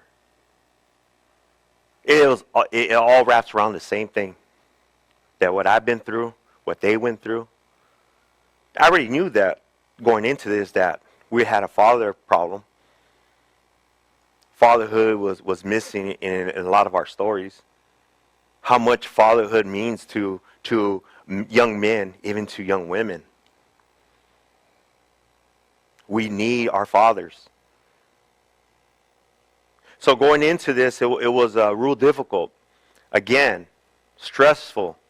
I wanted to get the raw thing. They taught me how to make alcohol in there. They didn't teach me how to make it. I saw them make it, and they taught me how to make other stuff in there. It was amazing. But one thing what amazes me in that jail, I was doing 60 days in, and I won't ruin it because if you haven't watched the show, you need to watch it, is when I was in there, one day I woke up. And when I woke up, I sat there. That's all you can do, sit there. Your freedom's gone. You can't get up, make coffee. You just sit there, you wake up, and you're surrounded by cells that you can pretty much touch with just doing this. And when I sat there, I realized that I saw my future. I realized I was in my future. If I wouldn't have made that decision I didn't make 26, 27 years ago to stop gangbanging, to stop my foolishness, that's my future. I would have been in my future. I was sitting in my future, my Christmas carol, if you will. I sat there.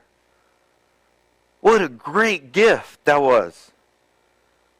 Everybody always wonders, I wonder if I would have done this, what would have been the outcome? Or I wonder what would have done this.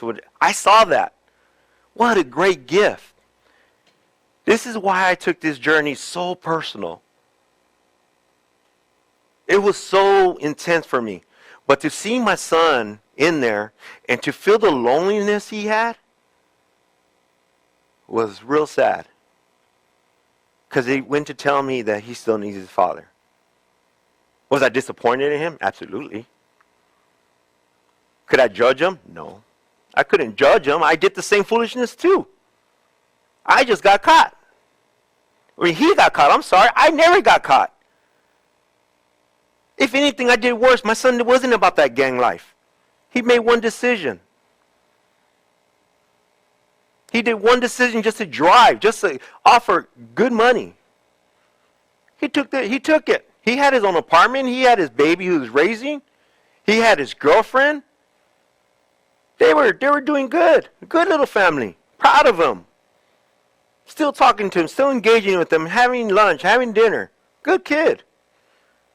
When it was too good to be true one night, after his 21st birthday, he decided to take a drive. Sure, I'll do this. You guys get down, you guys do your thing, come back in the truck and we'll take off. Sounds so easy to be good sounds so easy to be true, right? Sounds so good to be true. It wasn't like that. Things happen. And his son, his friend, his actual best friend, ended up dying. Getting shot, died. My son got tied into that because he was there. Arizona law got him. First degree murder. $1 million bond. Who has $1 million? Do you fess up your house? Does his mom fess up her house? While we have other kids we got to raise. Do we make that hard decision to do that to get him out of jail just so he can go and do the same thing? Or just to feed into the systematic problem that we're having? No, couldn't do it. It's not fair to my other son and daughter. It's not fair to her other son and daughters because of the decision he made. We all know the consequences before we do something. Either you're going to die or you're going to go to jail or prison. It's by choice. It's a choice that you have to make when you do. It's a choice that you make, and you are taught at an early age. Don't say you haven't been, you have. But when you make that choice, is what happens. So I got to support him, and finally at the end of his sentence, they dropped it, right at the last day they dropped it to second-degree murder. He's still going to get 12 to 25 12 to 25. Now, if I would have fought it, if we would have put our houses up and everything, he still had a 83% of losing. And then he would have done life. And he didn't even pull the trigger. So what does he do? He takes a plea, second-degree murder. They gave him 12 years. This December, sometime this month, he has done 9 years already. 9 years of his life. He's been doing good in there. He's been working. He's been helping out. He writes. He got his GED in there, taking little trades of welding or whatever he has. He's excited about God. I'm proud of him. But it's going to be a long road for him. It's going to be a long road and a hard road. And here as a father, I have to help him that. I have to help him through that. With my wife, with his mom, everybody has to engage back into him because we have to invest in him because we have to help him. He's still our family. That's what fatherhood is. We have to do that. So let me touch on a couple things real quick. As far as when I was getting out of jail, okay, so they release you after you gather all the information in jail, right? You gather all the information in jail, and you tell the sheriff what your problems are. Here's your problem, and you give him a big list of what you saw, all the data that you grab, and you tell them. It's up to him what to do with that. So when he does that, he says, "Okay, we'll work on that. We'll fix it." What was your main problem, Johnny? Well, like I said earlier, I take depression medicine. Before going into it, they promised me that they were going to give me my medication, and they will give my medication, because I couldn't do without it. Yeah, absolutely.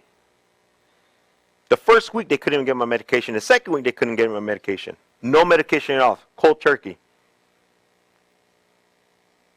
In this 60 days in, you can just quit. You can just walk out. Say, I'm done. You tap your shoulder. You put your head behind your head. Something. Your hands behind your head. You do something to say to the camera, and you say, I'm done. I want out. This ain't for me. And that's fine. That's fine if you do that. But I couldn't do that because my son couldn't walk out. He can't just walk out. So if he can't do it, I got to stick it in because I have to do it. And it was so hard. A lot of people don't know this, but my first week I wanted to kill myself. I had no medication. My first week, I wanted to either hang myself or hit my head so hard on the floor that I would just bleed out and I die. Because the guards didn't come. They didn't care. They hardly even checked on you. Depression, PTSD. It was so hard. You can't just get PTSD only in the war. You get it out of abuse in your family. So that was the hardest thing. And it was so scary. Usually, I'll reach out to my wife. Or my wife will actually see it. There's something going on. That's what marriage is. She sees something, or I see something going on with her. She helps me. My support system, my great support system, but I didn't have her there. I couldn't reach for somebody to help me. I tell the production crew when I got a chance to have an interview with them, but they wouldn't help me. Who's helping me? I need it. I need it now. Production were going to pull me. They were going to pull me. They were trying to find a way out how to pull me out. Say, I'm done. He's got to get out. It was that insane. They didn't show that part, but that was that insane in there. It was a different atmosphere. All the fighting, all the echo, all the rapping, all the everything, everybody's noise, everything. I wasn't used to that. I'm an older man. I'm 42 at the time. I was even worse than I've ever been. Because I'm fighting demons. I'm fighting my past. I'm fighting that I failed as a father. I'm fighting my father. I am fighting what I strive to try to be a good father. And I failed because my son's in jail. My son's in prison. I thought I was a good father. I thought I was doing right. I attended baseball games, football games. I taught him wrong from right. We will go to church. We'll do this. We'll do that. We'll talk. I did everything. And he still ended up in prison. How did that happen? It's choice. You know how many people told me? You know how many people told me, be good, behave? I didn't listen. It was by choice to join a gang. To be a gang. It was by choice to go rob somebody. It was by choice to go do drive-bys. But I knew the consequences. Either jail or death. And I didn't care for either. I'd rather die. I'm in a dark place anyways. I'm in the neighborhood with full of crack. When crack came, drugs, drive-bys, shootings, drinking. I didn't care. It was dark for me. It was hard for me. Just like everybody else in this world. But it was by choice. My son made a choice. As a father, I have to understand that he made a choice. And that's hard to do. But you do at some time of your life, you have to give it to them and say, I taught you what I could. Now you got to do something with it. The best thing about that experience was that I was able to leave my guilt behind. A guilt I carried for years. For years. I already had the guilt that my father failed me. But I have the guilt that I failed him. It's a trickle effect. No father, wait a minute. He had a father. It was a trickle effect. I failed him, but I let that back. When I got out of jail, it lifted me up. I saw things that I've never seen, and it's the same things I've seen all my life. They were right there in front of me. Life. I got out of jail, they take you out of jail, and they said something had happened, and they take you out of jail. And you still got to go through interviews after the jail thing, but they really want to just take you back, and they want to get you in a hotel and let you sleep, because sleep deprived is so bad in there. So you go, and the first thing I did was after the officer takes me away, far away from the jail and gets me off, and right away they put you back into another car and you leave. But before they did that, I got on my knees and I grabbed a bunch of dirt. And it felt great. I don't know why I did that. But dirt, just simple dirt. It was like, wow, this is cool, you know? I'm having a body, out-of-body experience. I like this dirt. This is awesome. So on my way back to the hotel, I'm seeing everything just seems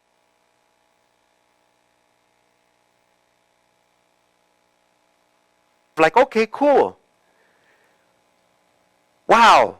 I get into the hotel. Now mind you, the camera has to follow you still. They have to follow you because they want to see your experience going out of jail. And as I get out and I go into my hotel, they open the door and they have like a little gift basket, chocolate and stuff and everything. And when I got out, I was just touching stuff. Everything seemed so smooth, so neat, so shiny, so different to the touch. My senses were so sensitive. I touched everything. The producers, they were there filming me, and I didn't mean to, but the lady, I just grabbed her black brick. What is this? It was the weirdest thing. They gave me my cell phone back to call my wife to tell her I'm out. I didn't know what to do with the cell phone. I was shaking. I didn't know how to unlock it. I didn't know what to do with it anymore. I was only in there for 60 days. I didn't know what to do. It was a different world for me. And I just couldn't understand it. But what I did understand, when I saw a big bed, I jumped into bed. I was dirty, nasty, but I jumped. The funny thing is the producers, they say, because they only have one camera, that's probably the only weird thing about it. They tell me, hey, can you do that again? Because we got to catch it in a different angle. No. No, I'm not going to do that again because that was some real stuff. I mean, that is some real stuff right there. That bed was awesome. They don't teach you what happens when you get out of jail. They don't teach you what happens when you get out of prison and jail. They don't adjust to you to that way. They just kind of throw you out there. You're done. You're free. Bye. When I got out, it was hard. The camera crew had to come back with me still to the airport, and when I greeted my wife, that was the best thing. When I greeted my kids, they were there. That was the best thing. And they had balloons for me and everything. And that was so understandable where I had to say, wow, I have this in front of me all this time, and I didn't show the greatness of it. I didn't fully soak in the love that they've always supported me with, but I just didn't soak it in because of my mental illness. Going back home was so different. I was scared to drive. I didn't want to drive. I've always drive. My wife gets in a car, kids, boom, we go on long trips. I just drive. I would just, one of my uncles told me, you are the man, you drive. Okay, cool. That's kind of one thing I took out of the manhood thing that somebody gave me. All right, I'm going to drive. I was so scared to drive. When I saw a police go by, I was scared. I'm a people person, as you can tell. I talk a lot. So I always have parties over. I'll go to people's parties, this and that. I was always scared to be alone. I didn't want to be around anybody. I wanted to stay home. And what scared me the most was that I wanted to go back in. I wanted to go back to 605 with my door number, where I sat there and I read and I cried and I read my letters and I was happy to get my letters. It was a different life in there. This is why I take 60 days in personal. The journey. My son's journey. My son's walk. there are a lot of people who are in jail. The number of fathers in the U.S. jails and in prison has increased 4 times since 1980. There are more than 800,000 parents in federal and state prison, and 92% are fathers. That is insane. That is insane. That's really sad. You know, and I grew up with a family of 7. I'm a family of 7. I have 3 brothers and 3 sisters. I have 2 older brother and older sister, and then my younger sister, my younger brother, and my little brother, my sister. Sorry. And I grew up there. I'm the 3rd oldest, and we grew up into life where it was okay. Everybody's happy. Everybody was smiling. It was kind of 70s, kind of the ugly color, the orange, green, and all that stuff. But it was, you know, I grew up there, and it was fun. It was the best time of my life. Then things started changing. Because my mom and my dad were just beautiful people. Happy, beautiful smile. My dad had a beautiful smile. But things started changing.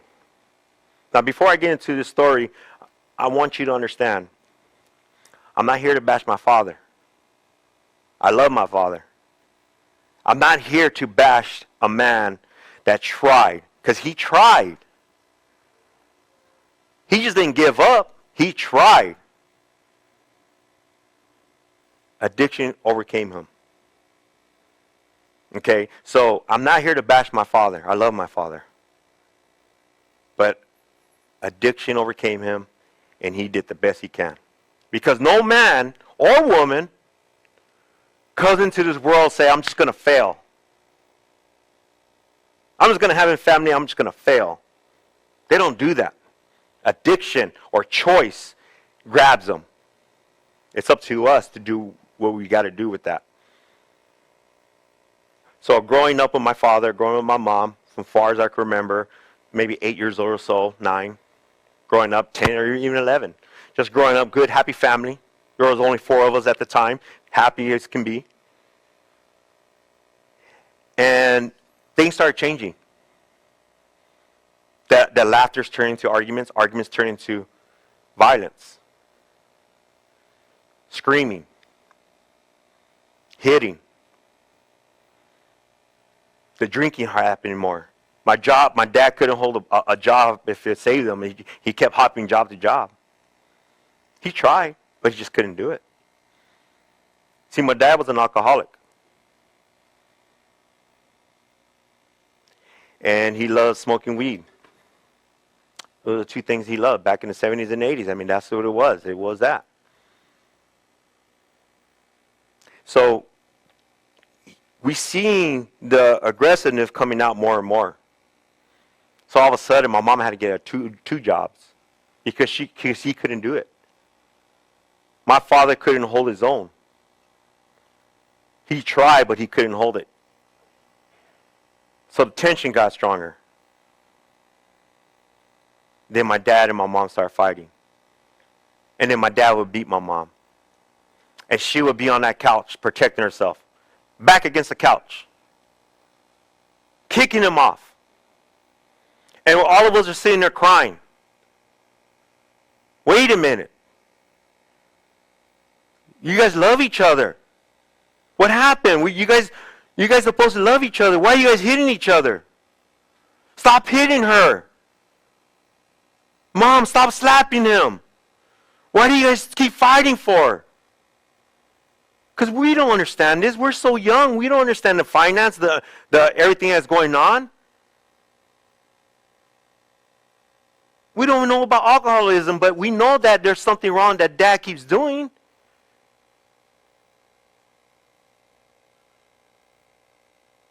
It continued. Because back in those days, my mom could cry all she wanted to her mom, my grandma. What did the grandma say? You married him.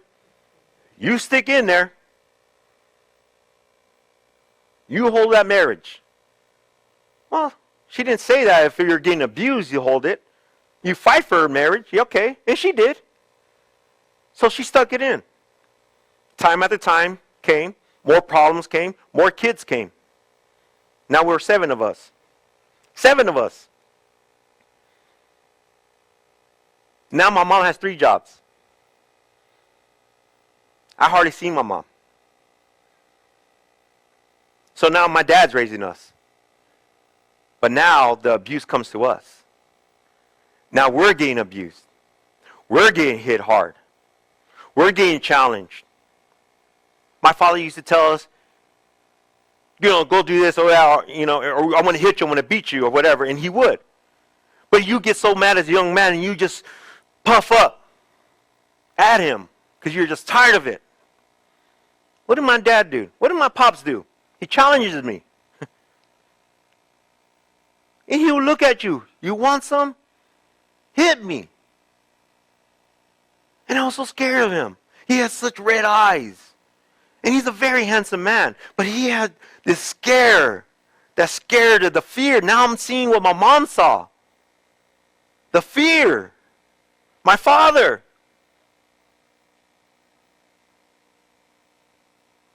I'm your son. You're supposed to love me. Teach me baseball. Why are you challenging me? I don't know how to fight. And he challenges me. So I back down. I'm scared. Throughout the years he did that, and I was just so scared. He did that to me, my brother, and my older sister. So finally, my mom was done. She saw the abuse getting to us. I started failing in school. Started acting up.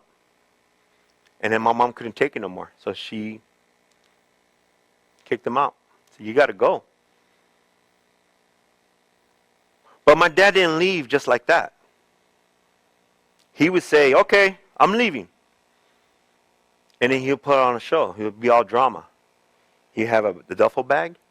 And he'll make all of us stand in line. And from top to bottom, from oldest to youngest, he would have to say goodbye to each one of us. Man. Woo! I'm mad. I'm crying. This is the last time I want to see my dad.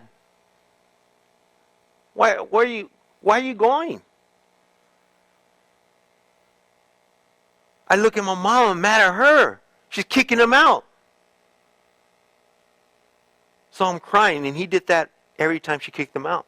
So finally, she was done. He moved out, and then my mom couldn't afford that house, so she moved to another house. So I had to change schools, and we went on there. PTSD is really, really important because you can't just get it in war. You get it through abuse. I had a traumatic event before high school. In my high school, I had my first interaction with something that's going to change my life forever. Before high school, my mom was trying to figure out how we were going to get the kids to school. She had 3 kids going to high school. I was going to be the third one going to high school. The other kids were, and she was struggling as a single mom. As a single mom, she was trying hard to try to stay above water. Everybody's acting different. Boys, girls, she didn't know what to do. My mom's tried to teach me how to be a man. She's tried to teach me how to be a young man, but she doesn't understand that. She could teach me how to be a good man, a good person, but can she teach me how to be a young man, a man? Can she teach me how to talk to girls? She teaches me how to treat girls, but how to talk to them, that feeling, that women have. That intuition, that feeling that they have when they're in love. Or if I have sexual feelings for somebody, how do I react to that as a man? I don't want to hear it from my mom. That's uncomfortable. I need to hear from a man. That was my dad's job. She told me anyways, and she tried her best, and she did pretty damn good. But that wasn't fair. My father failed me. So now I'm mad at my pops probably the 5th time. Now I understood the drinking. I understand all this, but I'm just mad. So going to high school, I'm like, okay, Mom, I want to make it easier for you. Mom, I'm going to go move by Dad. There was a place called Lulax. It was in South Phoenix. It's an apartment complex. A bad place. And I'm like, I want to go live by Dad. At the time, my dad kept stop drinking. He would go to church and he'll stop and this and that. So like I said, I wasn't totally scared. I wanted to make it easy for my mom. I'd say, hey, Mom, the high school's closer. I could live there. I could just walk to school, to South. Okay. Sure, I don't like the idea, but okay. You're not going to understand it, but all right. And my little sister wanted to come along. All right. So we did. And the first week was okay. The second week, my sister wanted to come to me. She said, hey, I want to take you guys to the movies. My older sister. She was like that. She still is. Love her. She said, come on, I want to take you guys to the movies. Okay, we're excited. Then we can go see Rambo or something. I don't know, but we were excited. And we're all right, cool. And she pulls up, and then we walk up to the window, and it's an upstairs apartment, and I can see my dad's head right there on the doorway, and I can see my sister coming. I'm like, oh, this is awesome. And we're ready to go. And then my sister waves to us, and she walks up, and then we're getting our shoes on, and then we look down because we heard yelling. The heck's they yelling about? So they start yelling and everything, and then we're looking down, and we're like, why are they yelling? And then all of a sudden, I couldn't hear the conversation, but all of a sudden my dad slapped my sister. Because now my dad was drinking. He was drinking pretty heavy, but he said it was okay to go to the movies. But whatever intense that fight right there, he got mad at her, and he slapped her. Now I was mad. Why are you hitting her? Hey, Dad, stop. And then what does she do? She challenges him. You don't challenge a drunk person. But she did. That's what my sister is. She's tough. She's mean. She challenged him to hit her again, and he does. Oh, I felt that slap in my heart. I felt it so loud. She jumps back, and she's holding her head, her neck, and she takes off. So I'll be back. And she takes off, and she goes and I knew she was going to go get my mom. Now understand, around the corner, there was a police station there. So I'm thinking she's going to a police station, something's going to happen. So we're upstairs, we're scared, me and my little sister. My little sister's crying, I'm hugging her. And then I can hear the footsteps from the stairs, and my father's coming. And I'm like, I got to protect my little sister. Well, what's he going to do? And he looks in here, you guys are not going to go to movies. And he gives me that same stare, that same look, and he closes the door. All right. So we said, all right, whatever. I don't even care because my sister's crying, she got hurt. So we're crying, and then finally, just to kind of hurry this up a little bit, I hear doors slamming. We look out the window, we run to the window, and I see my mom coming. And my mom comes up, and my brother comes next to her, and my cousin's next to her, and they come up like this, like a triangle, so they're like walking up towards the door. So I look down, and sure enough, there's my pops. You can see the top of his head. And they're arguing. You better give me my kids back. I want my kids. Get them, let them go now. No, I ain't letting them go. You want them, come get them. So I ran downstairs, and then when we ran downstairs, we're thinking that it's going. My mom's here, and he pushes out of the way. Get back upstairs, and then we're scared. Okay, sure. My little sister goes up there. I go up there. And then I come back down, and I'm like, I'm trying to look, try to be nosy. I'm holding his shoulder, try to see my mom. And he pushes me off, and I move. Then when I go up again, I was wondering why he kept reaching. And he kept reaching in his back pocket. Well, my pops had a knife. He had a knife in his back pocket. So every time my mom would make a step, he would grab his hand like that. So I was like, now I'm trying to tell him that he has a knife. So the only thing I can do is escape. I want to get out of here. So I was waiting for him to step forward. Step a little bit forward so I can get out. I was skinny back then, so not big now. And I wanted to get in there. And once that goes open, I'm going to just bail out of there. But I had in my head, I said, I have to take that knife out. because he's going to stab my mom. I already know that he's beyond that. If he hit us, if he abused us for years and hit us and cursed at us and challenged us, there's absolutely he will hurt us.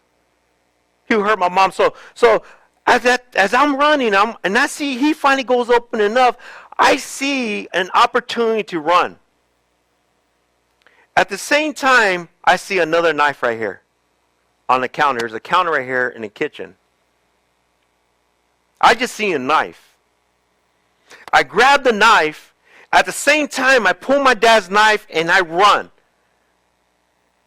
Then I stop. My dad's parallel to me. And I realize I'm not running. I'm realizing that I'm hitting my dad. I'm stabbing my dad. I start stabbing him. I kept swinging on him until something hurt. My mom and my dad, and they pulled me off. They didn't realize I was stabbing my dad. They didn't realize I had a knife in my hand. I realized it because I knew I grabbed it and I knew I was hurting because it bent. The knife was a little steak knife. It was flimsy. The blood came from his arm because I didn't see no blood on his shirt. So my mom and my brother and my cousin pulled me off, and I'm crying, and I'm mad because I didn't get him. I thought I did. I wanted to get him. What sense does that make? A son wants to stab his dad? I was crying because I didn't get him. I want him out of the life. I wanted him out of a picture. He was already no good. Just disappear so we can try to get on with our lives. So when I hit his on maybe the fourth or fifth time, I hit his arm and blood squirting out, and he just standing there. At that time, they're putting me in the car, and I'm driving away to go get the police. The police, as I'm driving away, then I start seeing big blood marks coming out of his stomach. Then I started crying. Oh my God. I think I killed my dad. So the police come by, they get the story, ambulance are there, they take my dad away, and they handcuff me. Maybe 13 years old, handcuff me, put me in the back of the police car. They were going to take me away. I didn't care at the point. I was just so crying, I stabbed my dad. It was just traumatic. It was something I went out of the world. They would have put me in jail if it wasn't for the cops listening to my story. One cop didn't, but the other cop did. And they found, I told them my pops had a knife. Well, my pops grabbed that knife that I pulled out of his pocket and he hid it under the couch. Well, they followed the bloodstains. And they let me go. No charges, nothing. PTSD. That story I took with me through all my life. Through all my life, my gang life, all the way up to the day he died. I took it. We apologized to each other. We forgave each other. But it was so hard. No counseling. That high school year, my pops went to the counselor, my counselor in high school, and told him what I did. Now the counselors feel like I'm a special person, and they want to keep an eye on me. So through high school, I just felt that already. So I was already doomed. And in my head, I was already doomed. My mom couldn't afford psychology. I couldn't go to a psychiatrist and sit there. I had to deal with it. I'm not here to bash my father, but his addiction is what got it. Went to gang life. Didn't care. My mom moved again. She had to. She couldn't afford that house. She had to move again. So we went to a worse neighborhood. I grew up in 3 different neighborhoods, two to three different neighborhoods that I figured that I want to be part of that gang. There was a neighborhood called Hayden Park. I was supposed to be part of that gang. There was a neighborhood called Happy Homes. I was supposed to be part of that gang. It was just the way it was. It's the way their fathers were teaching their young kids to be. But when I was where area I was at, there was no gang. I want to make a gang. I'm a good leader. I don't believe I've ever been a follower. So me and 3 other homeboys said, let's do this. And we built it, and we built it, and we built it. Then we started overacting. Love. You found love there. You go home, you can't do that. You can't have love. My mom still tried to raise her other 3 kids. My 3 little brothers and sisters, they're trying to raise them. I don't got time for her to love me. She don't have time to love me. My dad robbed me from that. It's not her fault. My dad robbed me for that. My mom, when we were young, she used to rub my hair and love me and let me lay in her lap and just talk to me and hum to me songs. My dad robbed me from that because now she has to be the father. She has to be the father and the mother. I got robbed from motherhood. I got robbed from fatherhood because of an addiction that somebody chose to do.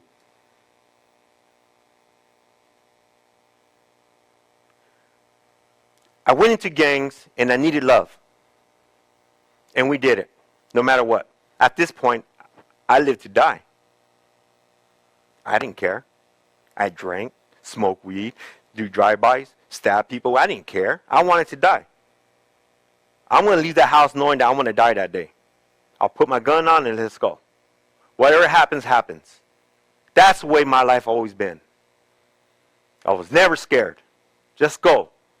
I want to get out of this dark place. I didn't know jail was that dark. But I know death. Hey, I'm done. So going into gang life was the best thing for me because it raised me. Because they were a family. We gained our own family and we loved each other and we cared about each other. We all understood where we are at in this lost thing called fatherhood, that we don't all have fathers. Barely. There's maybe one guy that had a father. Actually, my brother-in-law. He ended up being my brother-in-law in the future, and he had a father. But same thing, choice. He didn't listen. He was a good father. Kept telling him go to school, this and that. And so it's a choice that we all made. It's a choice we made to do it again.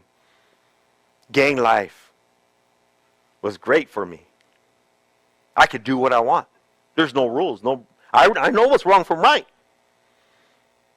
But I'm making that choice purposely because I didn't care. PTSD. I stabbed my dad. I don't care. And I took that with me because nobody cares about me that I stabbed my dad. Nobody's helping me. Nobody's talking to me. Say, hey, Johnny, come over here. How do you feel? How's everything? No father. My father was still popping in and out of our life. And every time he would pop up, he would just come up drunk. And the funny thing, he would show me. He would show me his shirt. He would show me his shirt and say, you remember this? So he didn't forget it. I thought we forgave each other and love each other. But you're still going to show me your scars? So now I'm protective again. You're damn right. I'll do it again. Now I'm a bigger man. Now I'm becoming a man. So gang life was hard and it was dumb, but it made me to who I am because now I understood it wasn't me. Just because you live in that neighborhood or in that barrio doesn't mean you become it. I feel responsible because we recruited a lot of young men that are in jail or dead. So now there's another responsibility you feel as a leader. I have to make up that time.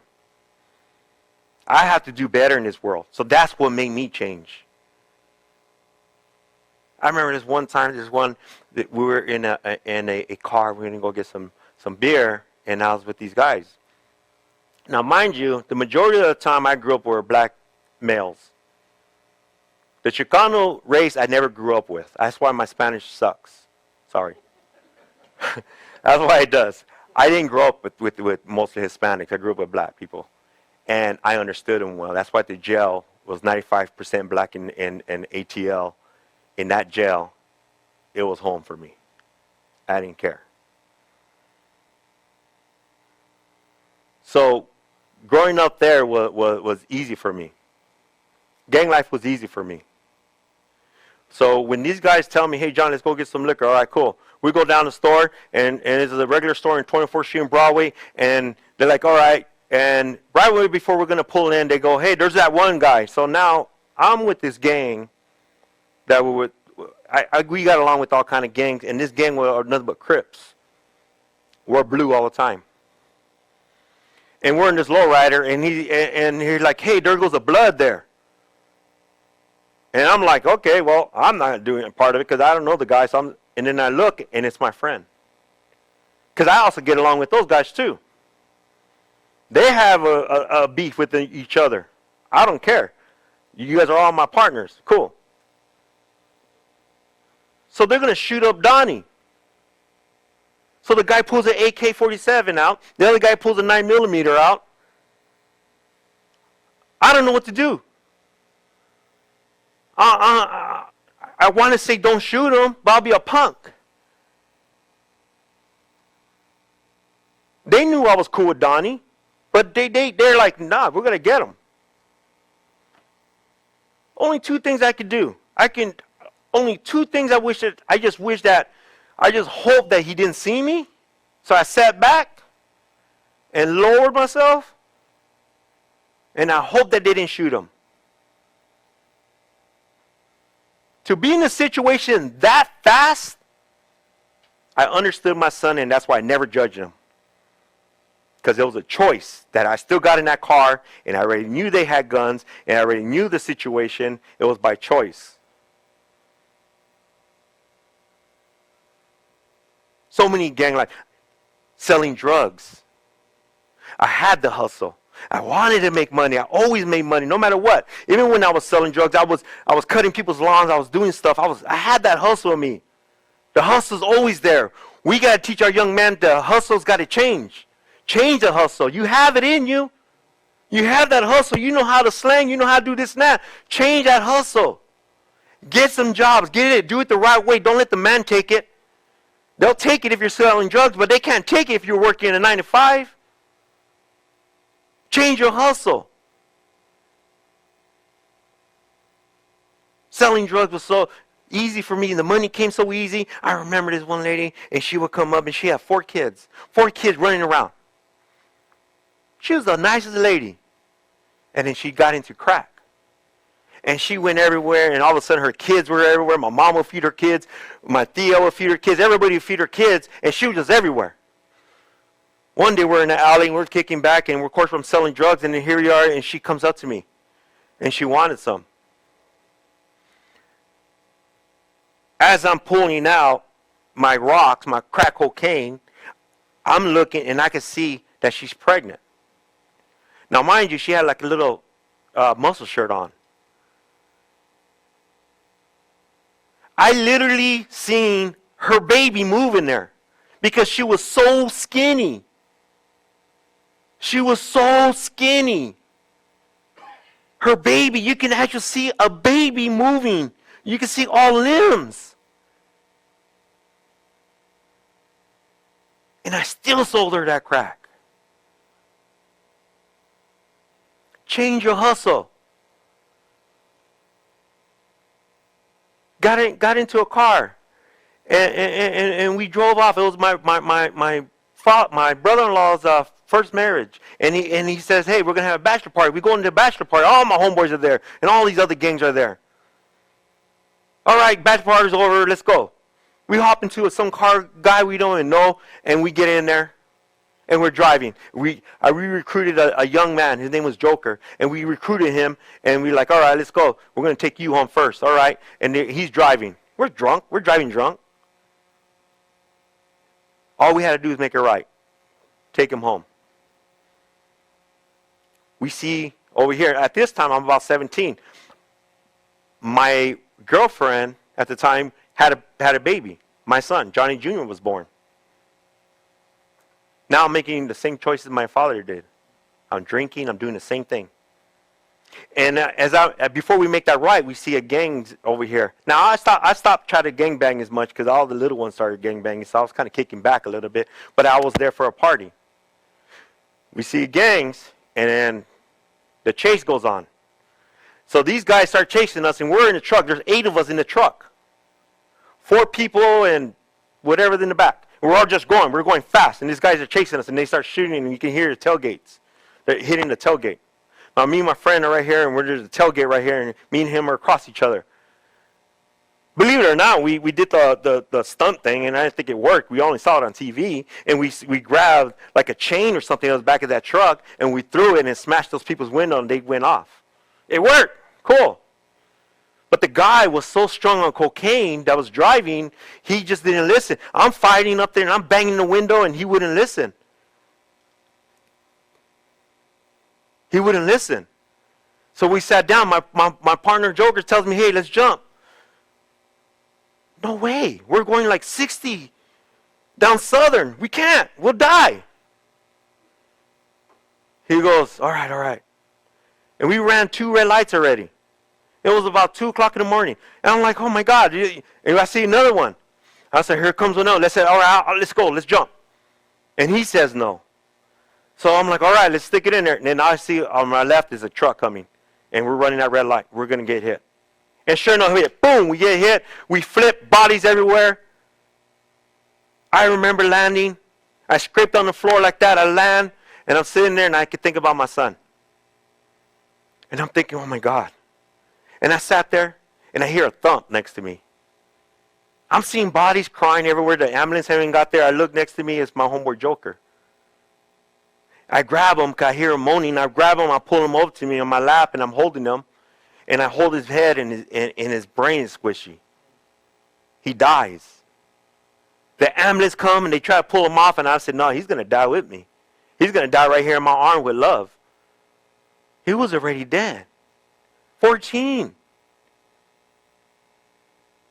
His mom told me one time, I'll never forgive you for that. You recruited him. You picked him up from the party to take him to that party.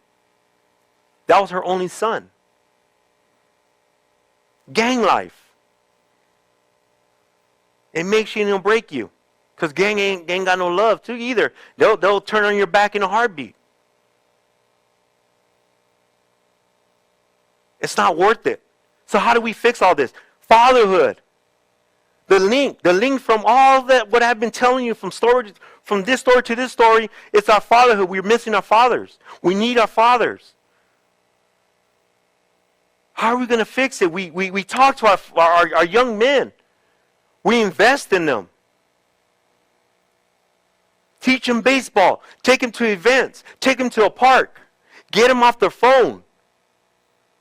Talk to them. Love them. It's okay to tell your son you love him. If you want to cry, cry. Pride, throw that away. It's hard for me to educate the other person of color, if I will. I can't educate a black man. I can't educate a white man. I can speak to them, but I can't educate them because I don't know how they live in their household. But I know what Chicanos do. I know what they teach them and what they say in the household. They could be just as racist. Oh, black people, you know them. Or white people, you know them. Wow, that's coming from one of my uncles or one of my cousins. We got to educate our own race and our own gender. I can't tell a woman what to do with her body. I can't tell her how to dress. I can't tell her nothing. But what I could say is that it would be easier for women to help us out to say, hey, stop blaming all men are like this and help us out. I can ask women to help us men out by not depriving them from their kids. When that happens, when you break up with your, don't deprive them because that hurts. You're going to hurt that kid. It's about the kid. It ain't about you and him. It's about that kid. You can't do that. You cannot expect that he's going to be a good kid if you keep saying your father's no good. My son tells me one day, before he went to jail actually, he tells me, he goes, Dad, he goes, you know what, thank you for never talking bad about my mom. So, you know, what made you say that? He goes, because, you know, she'd bash you. I said, oh, I bashed her too, but I'm not in front of you.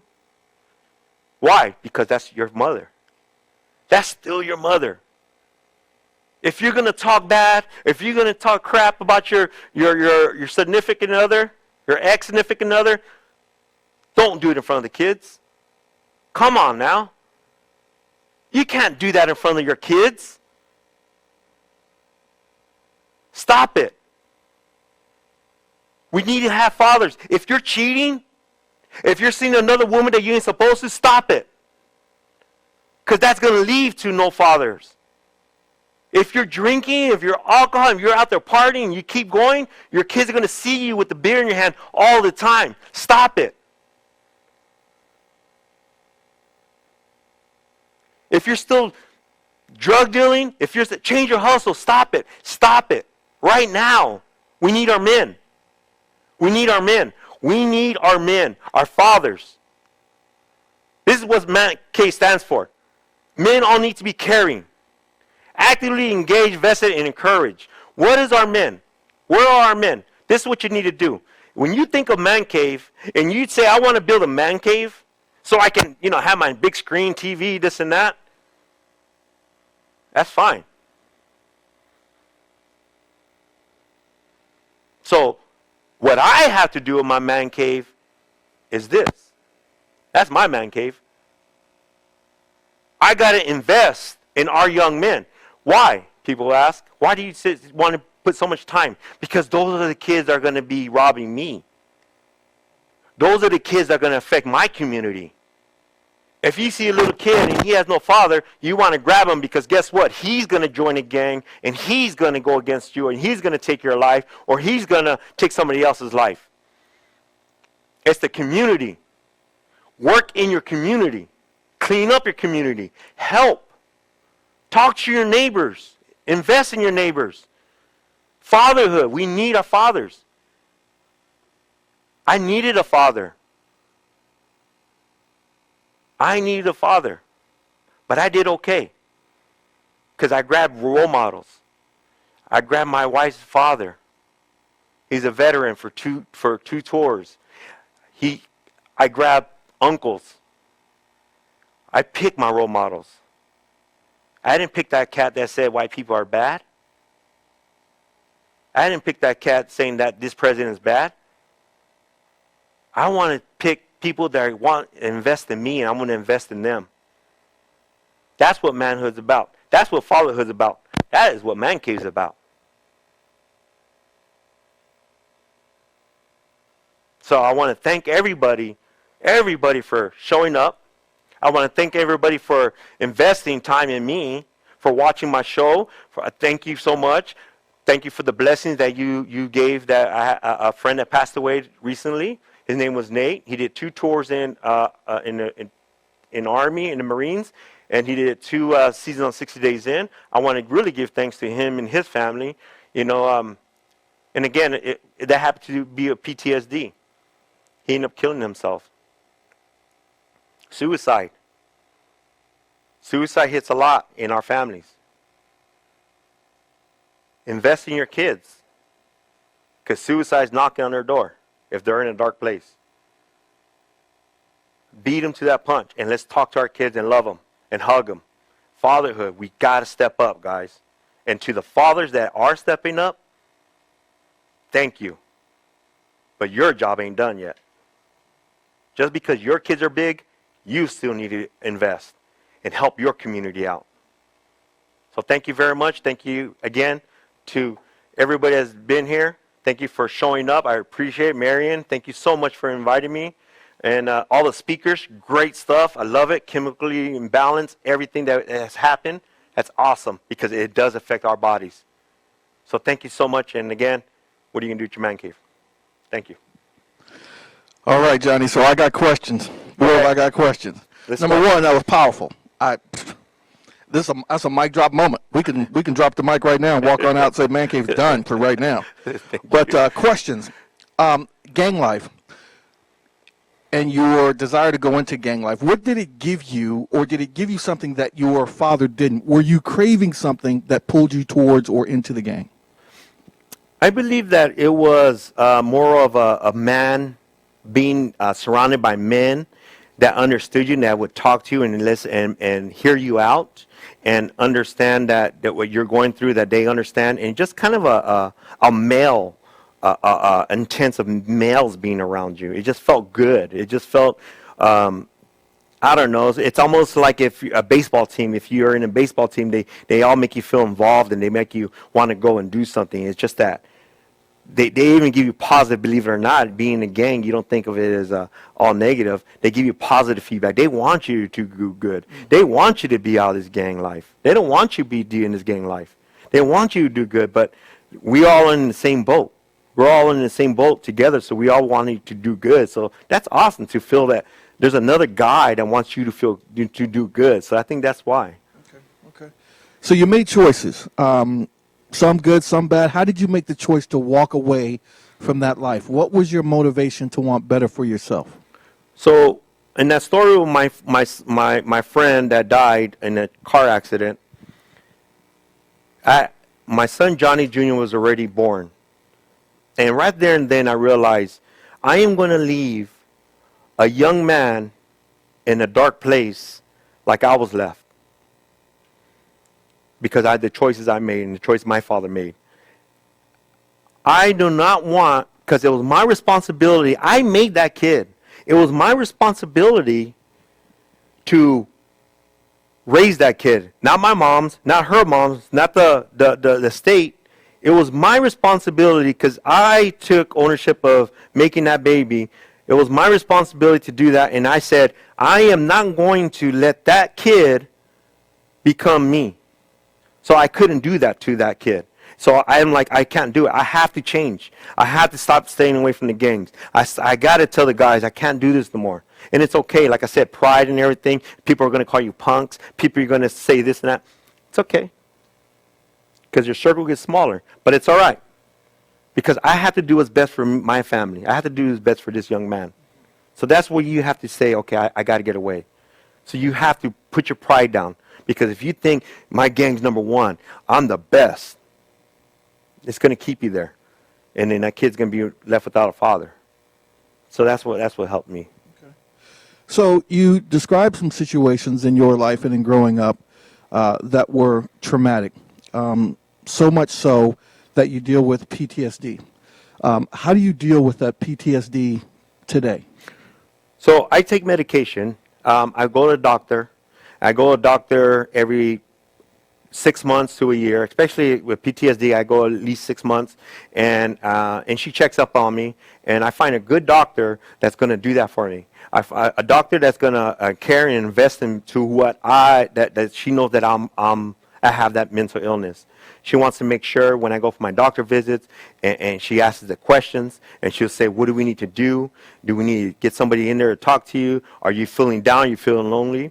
You also have to invest in, people have to invest in you as far as your family. They got to understand. You want to kind of make your family understand PTSD. You always say, oh, you'll never understand. Well, they don't have the mental illness. So you kind of accuse them, oh, you don't know what it means. Well, they go through depression, but they don't have a traumatic depression where it takes you there all the time. So they do understand. So you want to have that support system, even with your kids and your wife especially, and your parents, your other parents and stuff, and talk to them. Talk to a brother, talk to a sister, talk to them and just say, hey, this is how I invest in it and try to not let me go. I make sure I take my pills. I can't be heavily on my drinking. I can't do that because that doesn't mix. You got to do all kind of stuff, and it's still a struggle. It's still always going to be a struggle, but it's a better life than being 6 feet deep. So let's talk a little bit about relationship with your son. What did that look like prior to him going into prison, and then now after you've had your own experience in prison? So with my son, we always been there for him, and we always took him to vacations. He'd come over, spend a night. We would go camping. We'd do everything I did with my kids, you know. And maybe I spent a little bit more time on it when he did have the weekends with me, because I felt like I had to make up time. So we would take him to extra stuff like movies and this and that. But we did stuff, and we had a great relationship. And again, just a great kid. I mean, and that's what shocks you that happened. But just a yes, sir, yes, dad, never cusses. None of my kids cuss in front of me. As much of a potty mouth I am, they don't cuss or nothing. But he was a great kid and stuff. But when he got locked up, we supported him through the first 2 years, to like every day going to court and stuff like that. And then through the prison years, we would talk to him, and then he was going through his own issues. He started to back down on a lot of stuff. He was feeling lonely, just mad. He didn't want to talk to none of the family. So I just gave him time and let him buffer what he needs to buffer out. Then he comes to you, then he starts asking. So we email each other and we talk to each other, and that's how I know that we still have a good relationship, but we're just missing a lot of time. But we still have a great relationship when we talk, and we don't bring up the show, but I know that he's still young in the mind still, even though his body's at 29 years old, you know, so we're good. So this morning, Dr. Gurian talked a little bit about the art of fatherhood. So I want to ask you, how did the way you were raised impact you as a father now, and your ability, not only as a father, but as a husband, and your ability to nurture your own children and your wife today? So that was a great question. So growing up, again, early 70s, it was love. The music was love. You know, you hear Smokey Robinson, Marvin Gaye, you hear Earth, Wind, and Fire, you just hear love. It was just love. And I embraced that, and because it helped me understand what love was. And when I see my mom work every time in hard struggle, then I understood the hustle. When I saw my father with the addiction that he had, and him trying to be a good role model, try to do everything he can, and I grabbed that. So everything I did, and I saw my uncles try to help out. You know, I had coaches in school put me in baseball, helping out. So when you get all these people and you get all that, you kind of remember, you kind of make your own book. You make your own book to say, okay, this is how I would like it. So when you grab that and you start growing up and you start going into your own life in childhood, you want that. So people say, I don't have a book when I have a kid. I don't know how to be I don't know how to be a father. This is the first time I need a book. They don't come with books. Absolutely they do. Why? How? Because you choose chapters in your life of people that you want, that you inspire you and say, I want that. So here I am as a father, as a young father, and I'm saying, I love when my Uncle Joe did this. I love this. I want to do this to my son. Oh, I love when. So you start grabbing that and you start making your own book. And those are your generation book that you take along with you, and then you start changing your fatherhood. The fatherhood changes right there. That link changes because now you tell your kids the good things. You tell your kids you love them. You hug your kids. You support your kids. You put them first. You do everything you got to do with that. And you love them and understand that. And that's how you change with your kids and your life. And as far as your wife, you understand that women growing up with a single mom is precious. Women are so important in our world. And I don't say that just to get popularity by saying, he said women are. I get that because my mom was a backbone of our family before she became a father. My mom was a backbone, and she still is to this day. She is the person that inspired me to say, I want a wife like that. I want a strong wife like that. That's going to fight for her marriage. That's going to stick it in there and say, you're my husband, we stood by each other. We're going to fight it. As humans, we linger off a little bit, either by addiction, by temptation, whatever it may be. But as a marriage, it's up to that person, spouse, to say, hey, get your butt back over here. Let's go back on the straight road that we promised each other. No. You don't need temptation. Get over here. Come on, let's go. That's what marriage is about. So that's what I learned from my mom and my dad as far as the addiction. I need the drinking had to slow down a lot and everything. So my wife could invest in me. She know that she has a good husband that's trying. We're not perfect. We're all going to have our mistakes, but we try. So that's how I brought my past to make me who I am today. Okay.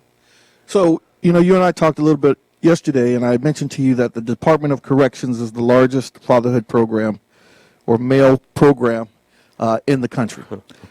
You mentioned something interesting where you said that when you came out that you wanted to go back in. And oftentimes we see men that are coming out of prison that are struggling on the outside and do things to go back in.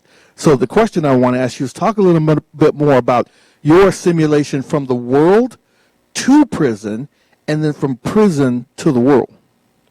Okay, so when I went in, it was a shock. It was a shock. I went in, I'm scared, and I'm sweating, and I lost a little bit of weight. I can tell. I was just nervous. When I go in, I didn't know. The unknown was unbelievable. I just didn't know. I didn't know what's going to happen. Am I going to get fight? Am I going to quit?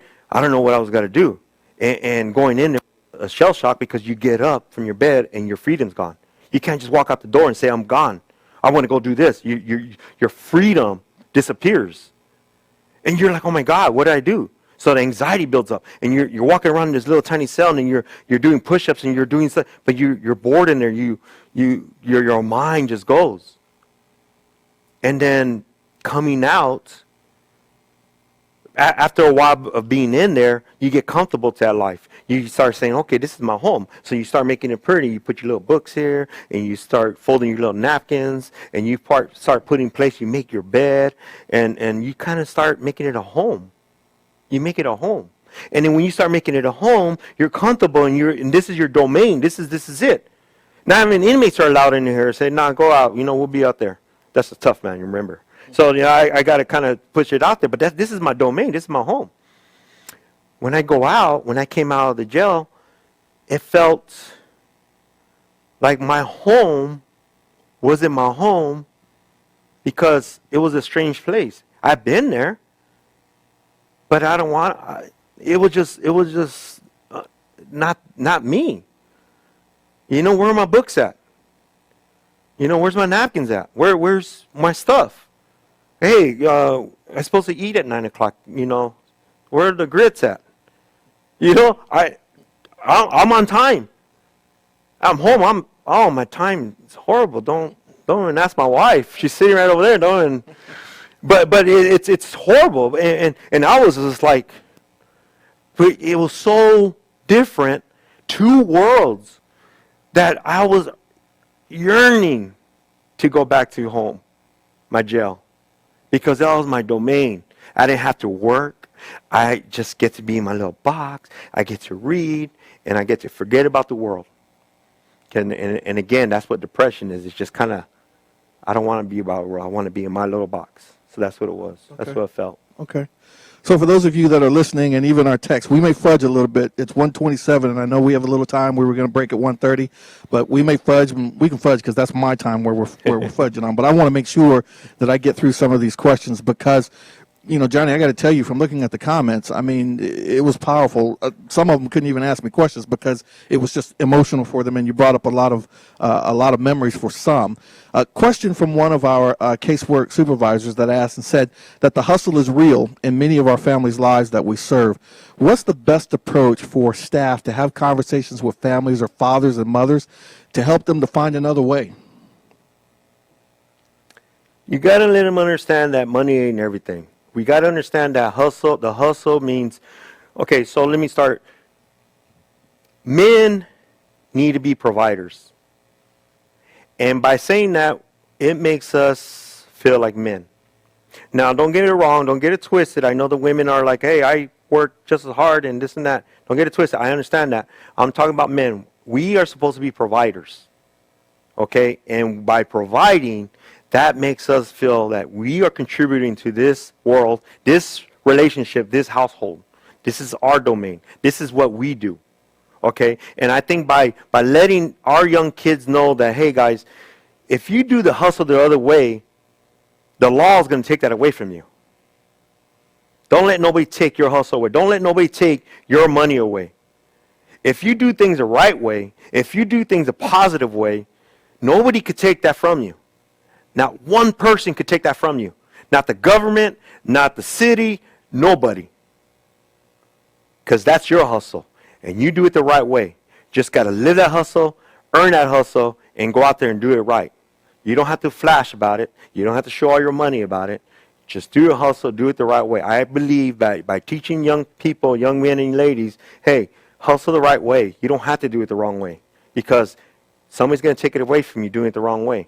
But they can never take it from you doing the right way. Okay. Here's an interesting question that says, if someone like you and the experiences that you've been through were to talk to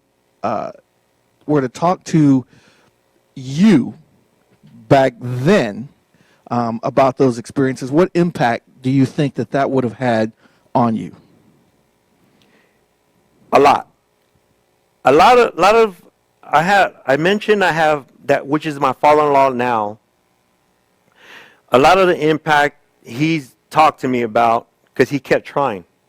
So he would go and he would tell my best friend at the time, that's now my brother-in-law, he would go once in a while down the alley and tell me, and he'll see me out there, hey, you're supposed to be in school. Get your butt to school. And now he's working.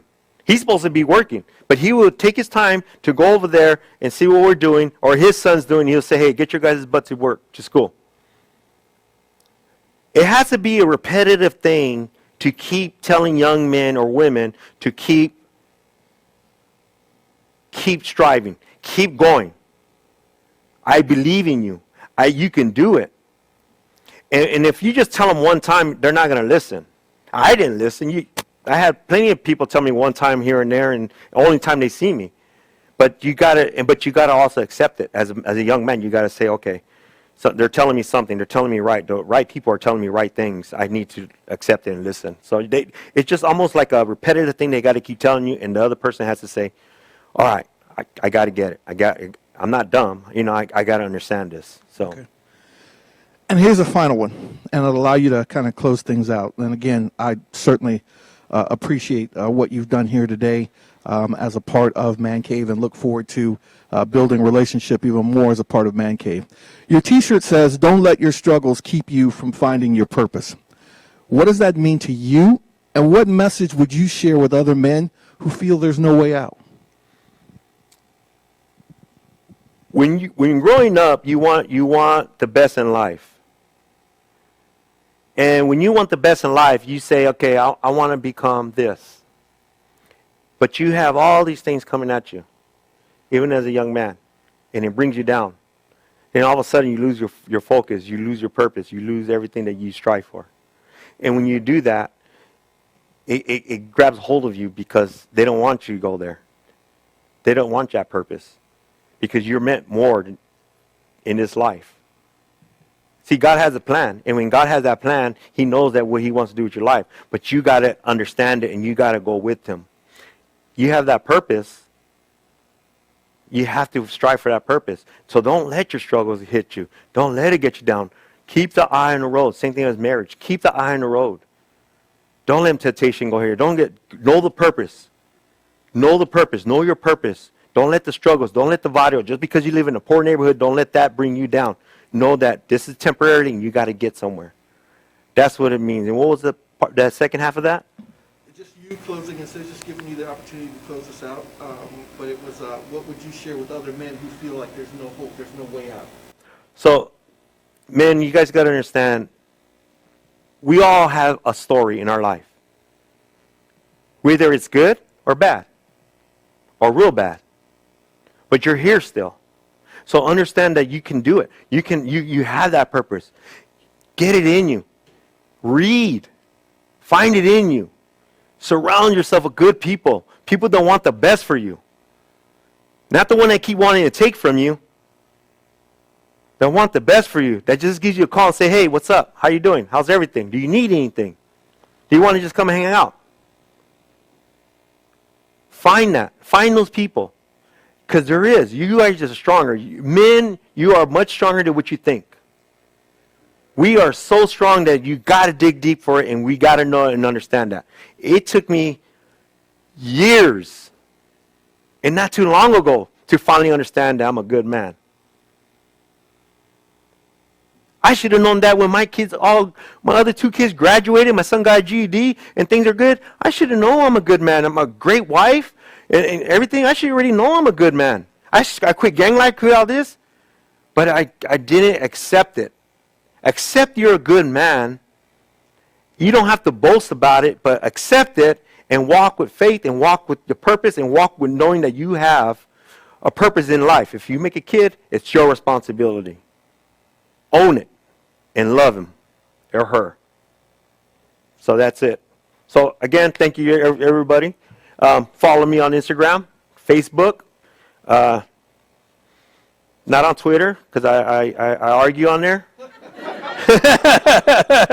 It really means a lot. It really means a lot, and I can't wait to go forward with Man Cave and what it's done for the urban life and the neighborhoods and everything.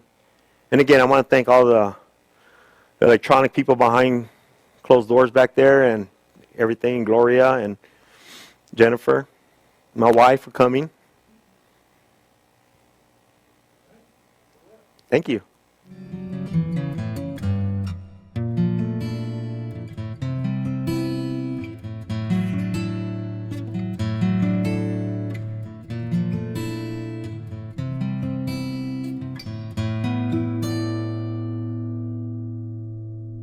So, as I was saying, just to hang in there with us, we are about to wrap this up. I really wanted to put this in one little package for you, and for those of you who this is your first time with Man Cave and wanted to make sure that you really know what Man Cave is about when you walk away and where Man Cave is headed.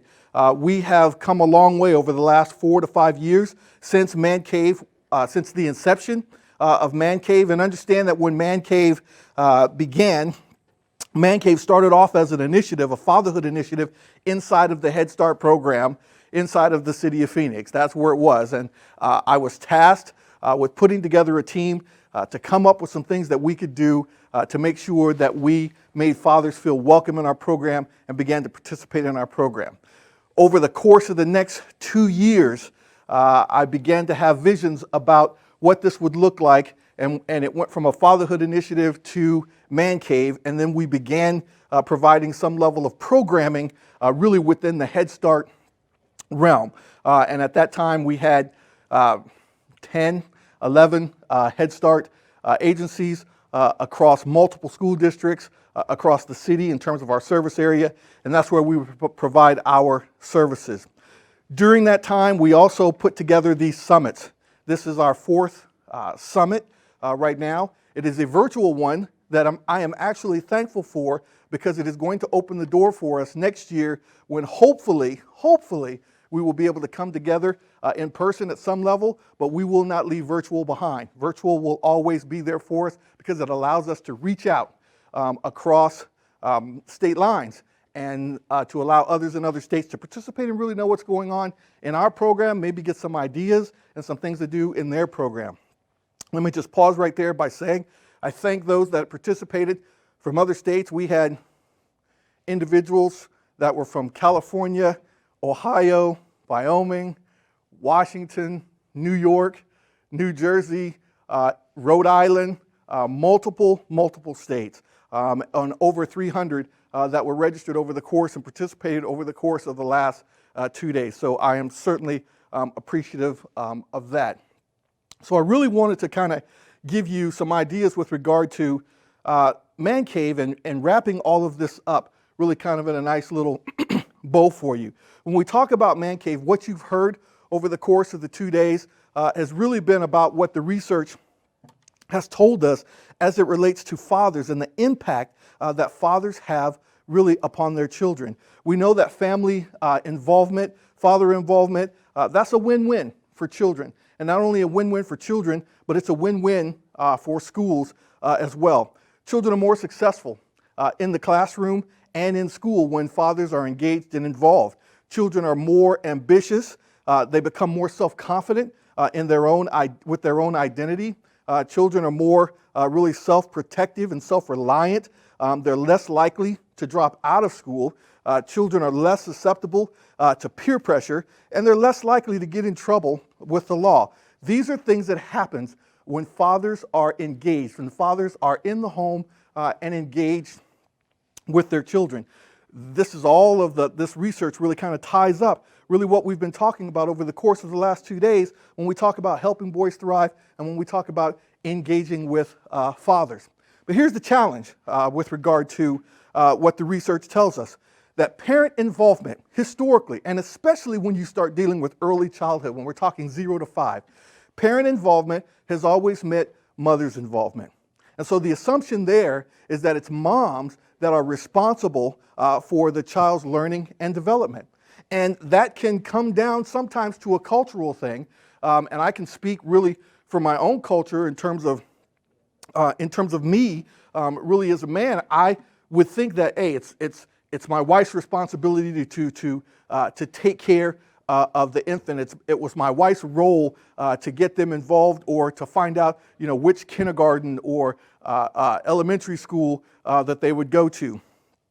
And that was really just based upon what I had seen growing up myself. But that wasn't something that I did. I was highly involved, with my child, with my son, especially in terms of the responsibility and the shared responsibility between me and my wife in terms of what is that kindergarten going to look like that he's going to go to. When we send him to elementary school, we are both going to interview this school and determine where he's going to go. Is he going to go in district? Is he going to go out of district? Those were decisions that we made ourselves together. But in the past, it has been just that. Parent involvement has always been equal to mother's involvement, and that's been the assumption. And with that being the assumption, we miss the importance of the father's involvement in really engaging the father.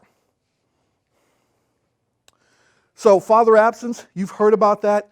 I think everyone has talked about that, from Helping Boys Thrive and the Helping Boys Thrive Summit with Dr. Gurian. Dr. Gurian this morning really talking about fatherhood and the art of fatherhood. Certainly hearing from Patrick with Down to Earth Dads, hearing from Johnny and hearing it real life. But that father absence is important and is impactful. Children with absent fathers, 269% more likely to be arrested for drug dealing and for firearm possession and to go to prison. 269% when that father is not there.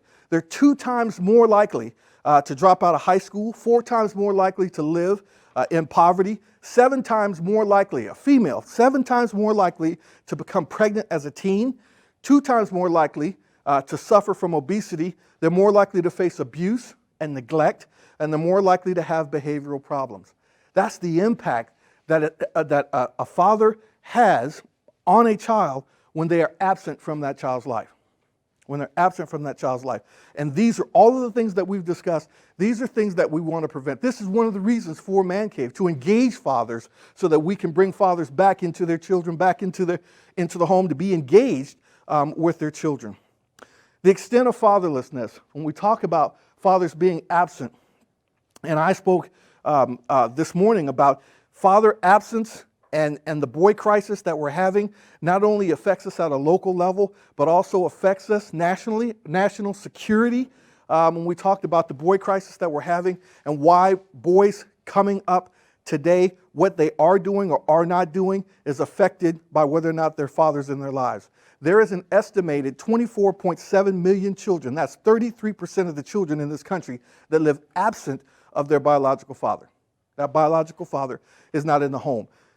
According to 72.2% of the population, fatherlessness is the most significant family or social program facing American families.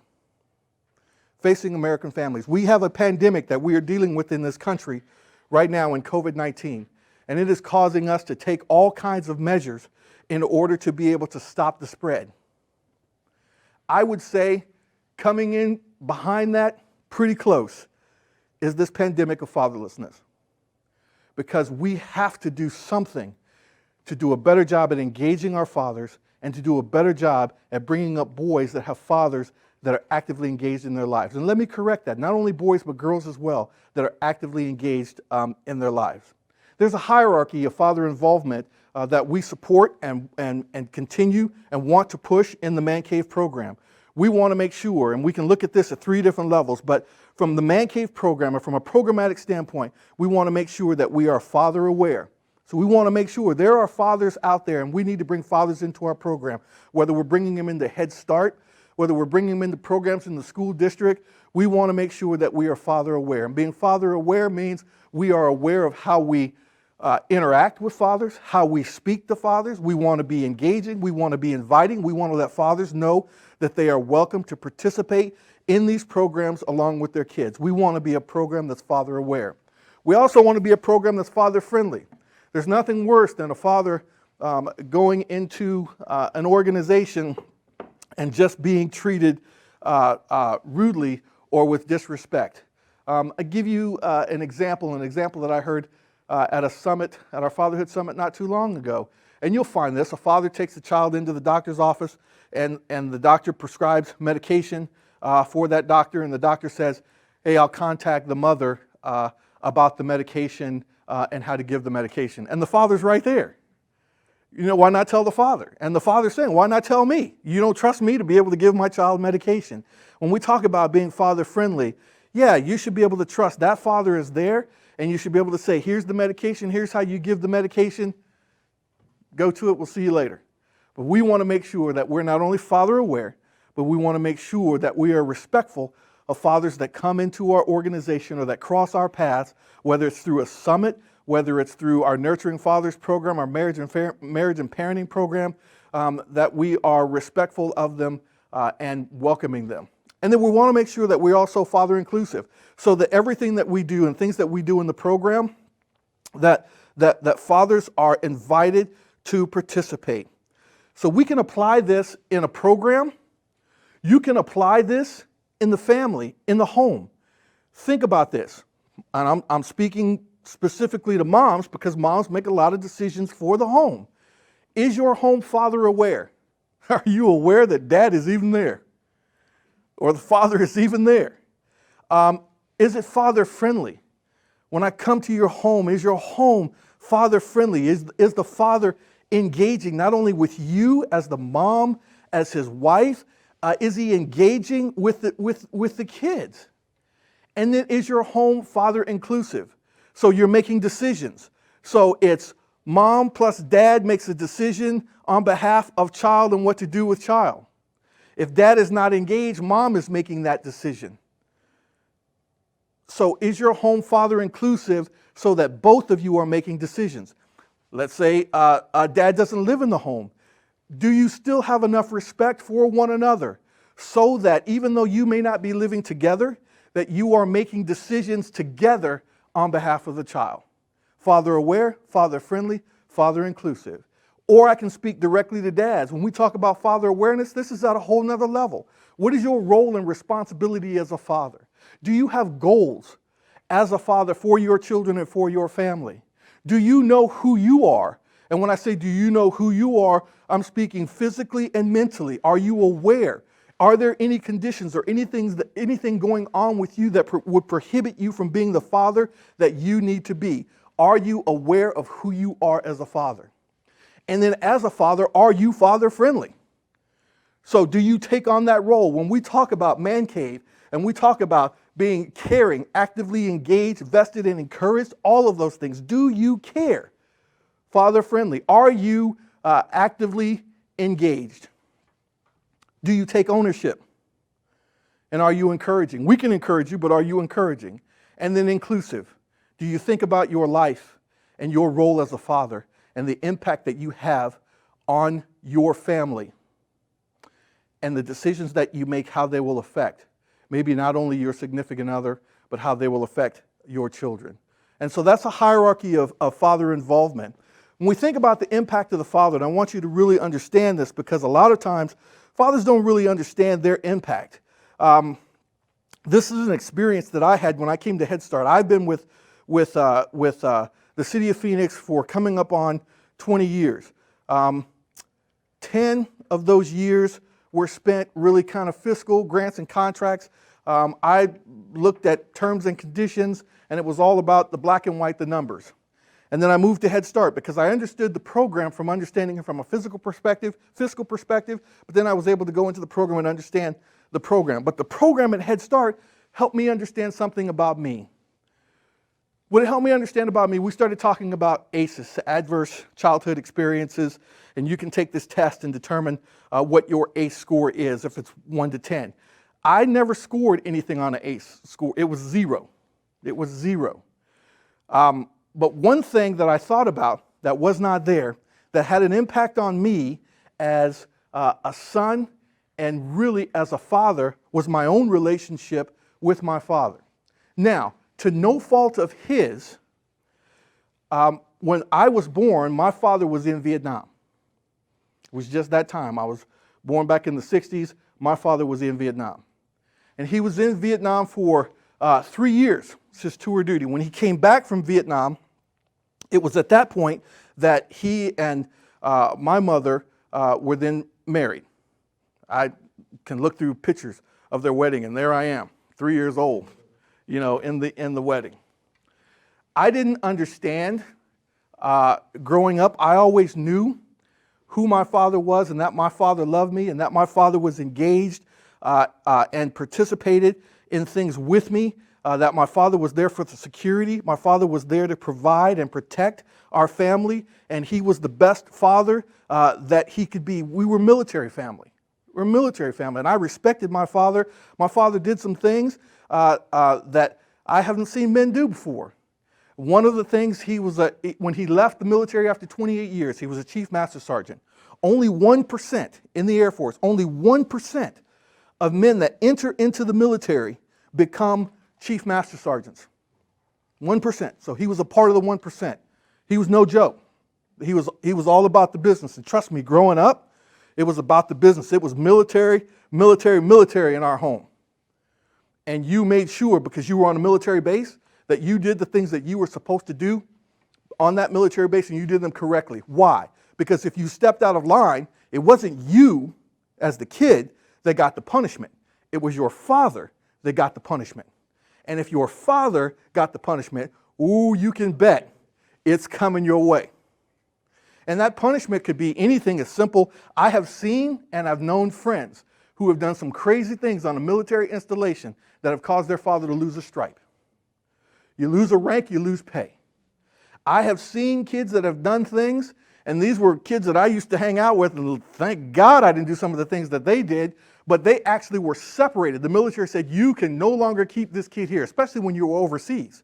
And it was like, you need to find a place for that kid to go back in the United States, but they can no longer stay with you. And so I knew who my father was and respected him, and in a lot of cases wanted to be like him. But there was one thing that was missing. Even though we were connected as father-son, there was still that one piece that was just missing. It just didn't feel locked in. And it wasn't until I got to Head Start, I was 45, 46 years old, that I had a conversation with my dad that said, you know what? Those 3 years that you weren't there, the first 3 years of my life, made a difference in terms of the way that we connect. Yeah, we connect as father and son, and we've got a good relationship, but it could be better. But those 3 years may have made it better. So we physically, mentally, we worked to make our relationship better. And I believe that we did. But it helped me to recognize that there was an impact in my life in those 3 years without my father there. What I'm telling you is that the impact of the father is powerful. When you think about intellectual development, social, emotional development, when you think about ethical and moral development, these are all things that dad brings to the table. You think about physical development, responsibility, building independence, competence, your leisure, your fun, your play, how you do that, just activities and interest. A lot of this comes from dad. It comes from dad. And so in Man Cave, we really strive to help dads, especially those with kids 0 to 5, the infant toddler, to recognize that it's at the early age that you need to be engaged because you have a true impact on that child. So there was Man Cave, and that's why we created Man Cave. Men all need to be caring, actively engaged, vested, and encouraged. We created it specifically to emphasize and promote the value that men have on the growth and development of young children and the impact that they have within their families and the broader community. So it is a group that really sits inside of Man Cave. Man Cave, even though it happened as an initiative inside of Head Start, it was actually born out of the Gearing Institute. It was born on a day that I sat in the back of a conference room at a First Things First Early Childhood Summit, and I heard Michael Gearing speak for the first time. And when he spoke, I felt like he was speaking to me because he helped me to understand who I was. And some of the things that I did, wow, that makes sense. That makes sense. Some of the struggles that I had in school coming up, wow, that makes sense. Why is it that me in high school, coming up in high school, you know, I look at my sister, whew, I mean, it was like she glided through school. I struggled. I had to do things that were unconventional to some, and maybe some of those things I did as a result of seeing my own father, but when I studied for a test, it was a matter of me speaking into a microphone and speaking about what it was that I was studying. I couldn't read it, I had to speak it. And on top of speaking it, I was a DJ coming up in high school, so I figured out a way to put music to it. So if I had to study whatever I'm studying, I don't care, math, English, history, it didn't matter. If I put it on audio and put music behind it, I got it. But if you ask me to read it in a quiet room, not gonna get it. So this was born out of the Gearing Institute and helping men to understand that there is a reason behind the way that we are. We are wired in a certain way. So it's the Gearing Institute, Man Cave, Head Start because it came out of there as an initiative. Greater Phoenix Urban League plays a significant role because Greater Phoenix Urban League was the transition of Man Cave from an initiative to a program. So Man Cave sits in the Greater Phoenix Urban League as a program, in a nonprofit as a program. And that program is intended to bring about services and programming to promote responsible fatherhood, to promote healthy marriage, and to promote economic mobility. And then we also make sure that we have a partnership with the city out of the mayor's office, My Brother's Keeper, which is a part of the Obama Alliance and the My Brother's Keeper initiative, where we are making sure that boys are thriving. So it is indeed a partnership that works together, but understand that Man Cave is no longer a fatherhood initiative. Man Cave is now a program. So when we talk about innovative programming, what does the innovative programming look inside of Man Cave? One of the first things that we do, and I won't go through all of these because Dr. Gearing already did it and he did it well. We have a conversation with moms and dads together about parenting as a team. And we talk about the mom's impact, maternal nurturance. We talk about the father's impact, paternal nurturance, and the differences between the two. And trust me, the conversation that we get into between mom and dad is really eye-opening and inspiring because it is helping them to understand things about themselves and understand things about one another. Look, we do things differently. Dad does something different than the mom, even though it brings about maybe the same thing. I look at it this way. If you're looking at full 360 degrees all the way around a child and full development of that child, mom brings 180 degrees, dad brings 180 degrees. Mom brings it through their impact with regard to the maternal nurturance. Dad brings it with his impact with regard to paternal nurturance. I will give you an example. Mom wants child to feel better. Dad wants child to perform better. What does that look like? I sat at a softball game one day, a girls' softball game, sitting next to a buddy of mine. And He is watching this game. His wife is the coach. All right? His wife is the coach. The daughter is up to bat. She strikes out. All right? She strikes out. When the daughter gets ready to go into the dugout, the mom was like, hey, good job. How do you feel? How do you feel? Mom was concerned about the way that she felt. The dad was sitting there in the stands, and he couldn't take it anymore. He got up, he went down to the fence along the dugout, called her name, called her over. And he was like, look, if you want to do better, you need to swing the bat. You need to swing the bat. It's not a matter of how you feel, it's a matter of how you perform. Swing the bat. You want to get on base? Swing the bat. You don't want to strike out? Swing the bat. So you've got one side, mom wants them to feel better. I want you to feel good about how you perform. And dad is like, it doesn't matter. I don't care how you feel about how you perform. I want you to perform. You put the two of them together and you get a child that performs well, but they care about how they perform. So it's why the two of them work together.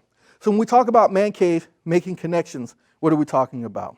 So we're talking about making sure that we promote responsible fatherhood. We do that through a Nurturing Fathers program. So we have a program, and it's the curriculum. We use the Nurturing Fathers program, and it allows us a time to be able to bring dads together, and it's just men that come together and talk about a slew of issues. And the first issue is really talking about your own relationship with your father. And what are the things that you would take forward, and what are the things that you would drop off?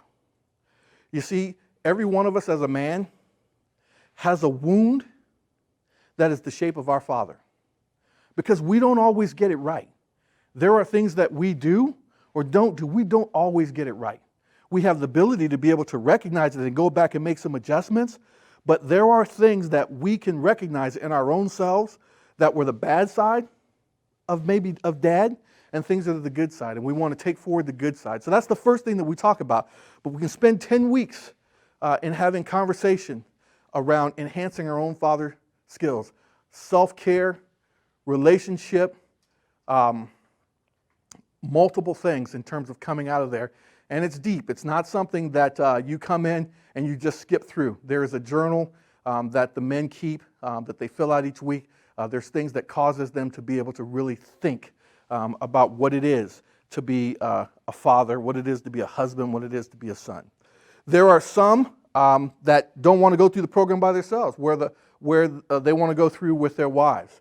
This is the one thing that we recognize in Man Cave about fathers. The way to get to fathers, the way to get through the man, you can't go directly to a man, especially he's in a relationship, he's married. You got to go through the wife to get to him, because the wife is the gatekeeper. All things that are going to happen with him, you go through her to get to him. And so once you do that, and that part of that maternal-paternal nurturing, so that's bringing mom and dad together first and then having that conversation, is to really bring about confidence in mom, so that mom recognizes that, look, Man Cave isn't some kind of cult thing where they're going off talking about all crazy stuff and then my husband comes back and he's lost his mind. But what we're talking about is simply to enhance that family, to enhance the relationship, to enhance the skills of the father. But there are sometimes they want to go through it together, and they can. That's the healthy marriage and promoting healthy marriage, and we have a marriage and parenting program. They can go through that together. It's the same journal, and they have a journal, or a different journal, a journal that both mom and dad do. And again, that's another 10-week program. And then we have a fathering in 15.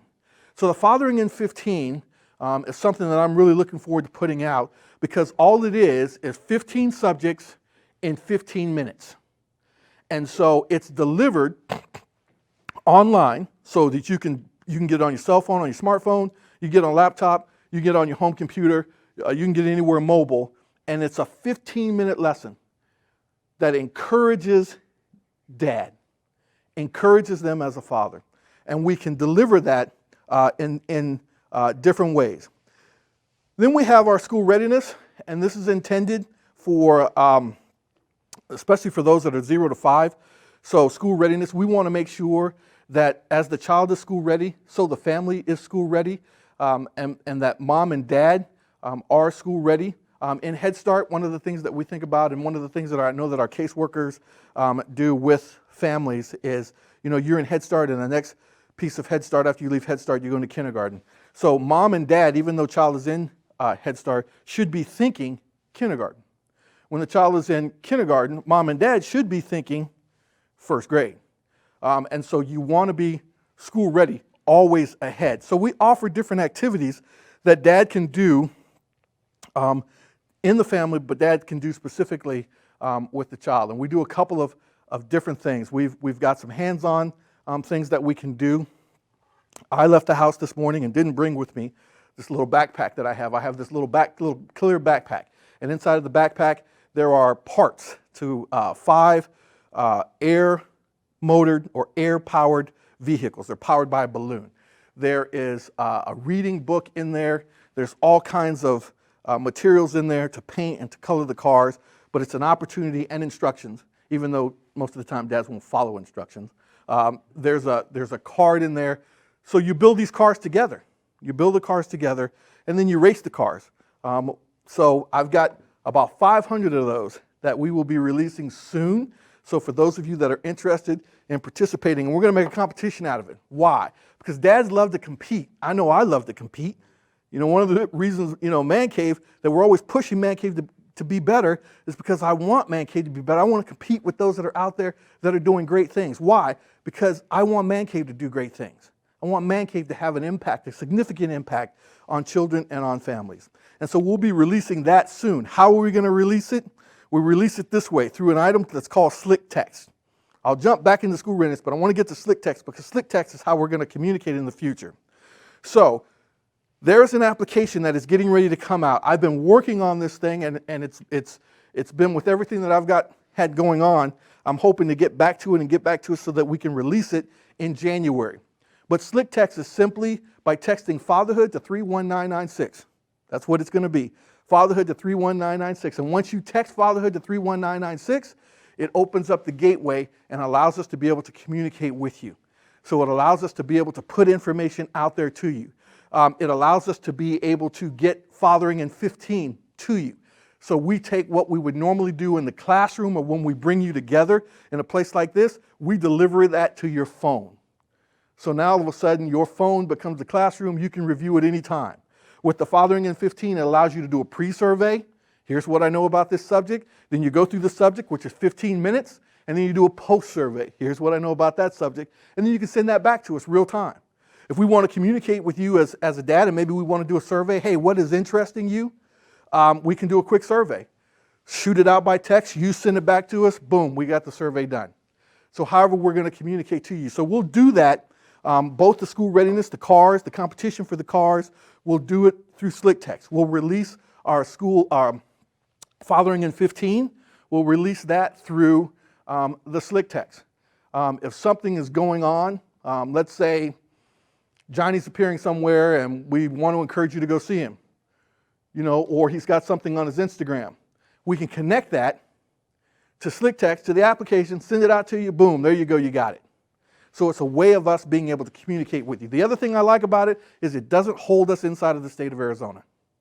It pushes us out to be able to communicate. So those of you that are watching us from another state, you will also be able to get into this because we'll send out a mass text that will ask for you if you want to be involved, and all you do is text it and then answer a couple of questions. That gets you into Man Cave, and then there you go. The other thing about the school readiness is we have partnerships with the Arizona Cardinals, the Diamondbacks, and the Suns as well. We do activities with all of them. Milwaukee Brewers is another one. So we do activities with the Milwaukee Brewers where we go out and we have a field day. Those field days are going to be expanded across the city. It's a great opportunity for kids, dads to come out, do some stuff. We have some activities. It's a fun event. Arizona Cardinals, we do some things with the Cardinals. Last year, we received 100 tickets from Larry Fitzgerald's foundation. It was 100 tickets. We had 100 baseball caps. We had 100 vouchers for a hot dog, a drink, and potato chips. And it was an opportunity for dads to just hang out with their kids on a day, watch a football game. So that was fun. There are times where we have Baxter or we have different mascots come out to some of the fatherhood programs, some of the fatherhood meetings that we have. You can take pictures, all of that. We do all kinds of things and try to do more. And that's another one of the reasons why it was important for us to move Man Cave into a nonprofit reality so that we could do more. One of the things that we want to make sure that we do, that's a part of our programming, this is the goal for this year, is community mobility approach. We need to be able to reach out into our community because there are other organizations that are providing services to fathers, but we don't do a very good job at sharing information and communicating with one another. So right now, Man Cave is providing these services to fathers that have kids up to the age of 24 years old. Well, what happens if that father has been incarcerated? That's not our specialty, and we can certainly bring the father in and go through the programming, but there are other organizations out there that provide services to those that have been incarcerated and that are coming out. And so we want to make sure that we've got the resources together and that we can provide the best service that we can, no matter what door that father might happen to go into. So we need to do a better job with our community needs, our needs and assessment. We need to determine what the needs are in our community. We did this about 3 or 4 years ago with the Native American Fathers and Families Program as a part of the Arizona Fatherhood Collaborative, but I think we need to do it again. But we need to do our community needs assessment, and then from there, we need to put a leadership team together as a part of a planning committee to create a leadership summit. And that leadership summit is not for parents, but it's for individuals that are leading programs and bringing those together to create this leadership summit. And from the leadership summit, we can talk more really with regard to fatherhood. Then we want to make sure that we hold the leadership summit on fatherhood. And coming from that leadership summit on fatherhood, we want to be able to create an advisory committee, and that advisory committee will really help us to create an initiative of something that we're going to do together as a collaboration over the course of the year. And then from there, we want to have the anchor initiative that we've come up with, and that's going to be the community solution. So whatever it is that we come up with as a collaborative. So I think we have the Arizona Fatherhood Collaborative. We know that we need to do a better job at building it up and making sure that we have individuals that are participating on the Arizona Fatherhood Collaborative. So really it's about a community mobility approach. It's about, and when I talk about mobilizing the community, I don't mean just mobilizing the community in Phoenix. We have great fatherhood programs. Parker, down Western Arizona, Yuma, great fatherhood programs there. There's the Fatherhood Coalition, Southeastern Fatherhood Coalition that's down in Tucson. Fatherhood programs that are there. There should be no reason why we can't come together as a statewide program to create a coalition. If you want to impact change, I heard someone ask the question, how do we go about impacting change so that businesses recognize that fathers need time off if there's a new baby, a baby that's brought into the home, a new baby that's born. If you want to impact change or impact legislation, you can't do it as one organization. You have to do it as a coalition of organizations to be able to impact change. That creates the community mobility approach. This is just some pictures, field days that we have with the Milwaukee Brewers. Right now, we've been doing this at Greater Phoenix Urban League, and Greater Phoenix Urban League has just been a fantastic partner and taken on the programming for this so that we can do new and innovative things. I give a shout out to the director there, Natalie Alvarez, and of course the CEO and president, George Dean, for just allowing us to really be able to do some creative things in the Greater Phoenix Urban League, and then to be able to share that within our program. So we have this field day, and like I said, if we didn't have COVID-19 right now and we were still operating the way that we were last year, we would have grown that field day, and we were working on putting it in another location. That's just a picture of the men that come together for a field day. We like to make sure we have, and notice they all have Man Cave t-shirts, so we do have new Man Cave t-shirts that will be coming out, as well as hats, because we always want to make sure that we promote it in every way. There's nothing greater than going into the store, going into a grocery store, or being somewhere and seeing a man with a Man Cave t-shirt on, and that man knowing exactly what Man Cave is all about. This is from the summit that we've had a couple of years ago. And so what's next? What's next is we're getting ready to bring Kate Gallegos on, the mayor, to really kind of close us out. You've attended the Helping Boys Thrive and the Fatherhood Summit over the course of the last 2 days. For that, I am certainly appreciative, and I'm honored, and I'm blessed for that. We have the Winter Institute that will be coming up with the Gearian Institute. So that'll be January 23rd and 24th, and then the extended for online is the 25th through the 30th. So if you want more content around Helping Boys Thrive, strategies in the classroom, I will be presenting something with regard to Man Cave and why we created this program. That will be there. Finally, I'll leave you with this. Man Cave Dads, this is what we want to come out with and what we want Man Cave Dads to be.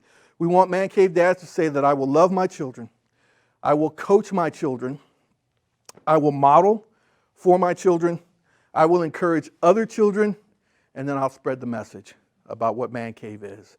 And that's really what we want. We want dads to do that. Love your children, coach your children, be what your children need you to be at the particular time that they need you to be that. You'll model for your children, so you'll be what your children need you to be in your relationship with that child's mom.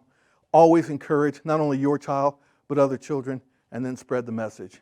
If there's anything that you need from me or anything that we can do from you, I leave you these emails. There's my email. There's also the email for Jennifer Dancy, also the email for Gloria Andrade, phone numbers that you can use to get in touch with us for programming or for needs that you might have. So I wanted to close this up. I believe that the mayor is on standby, so we'll put a pause for the cause. Don't go anywhere, because the mayor will be with us, and then we'll do nothing more than take evaluations and be out. It's been a pleasure.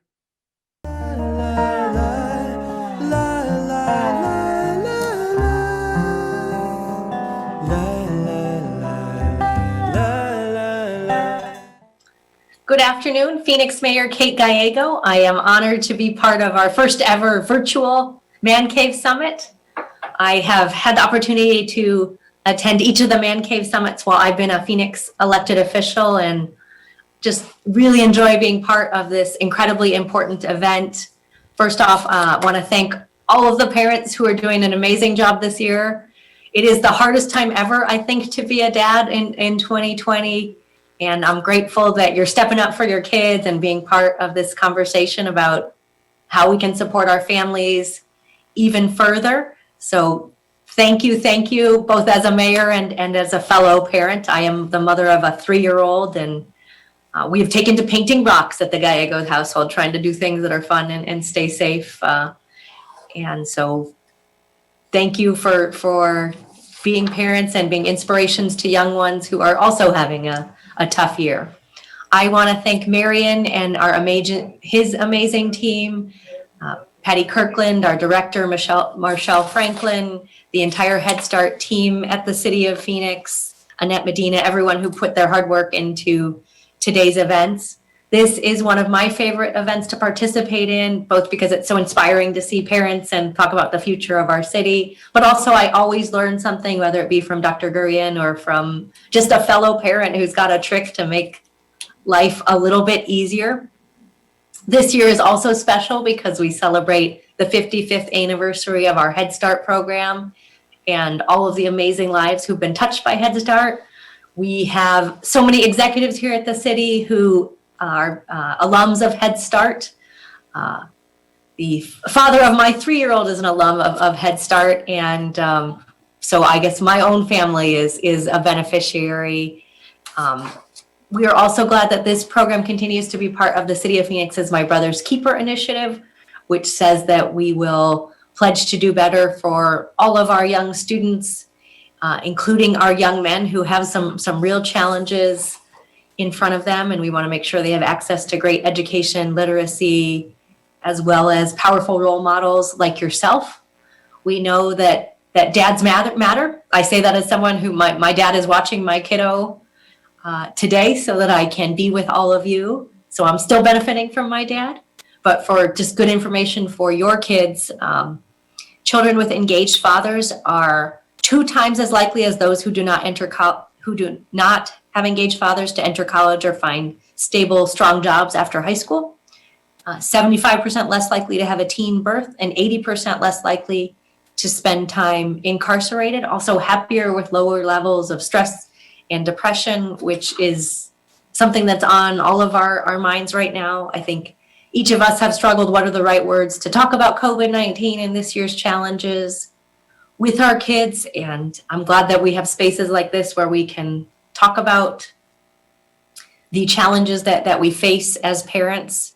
So thank you for investing in your kids. It will make a difference for the rest of their lives. They are so lucky to have you as strong role models. And on behalf of the entire Phoenix City Council and our city leadership, thank you for helping raise our next generation of students. We know the future of our city is in their hands, and we want them to be well educated with all the tools.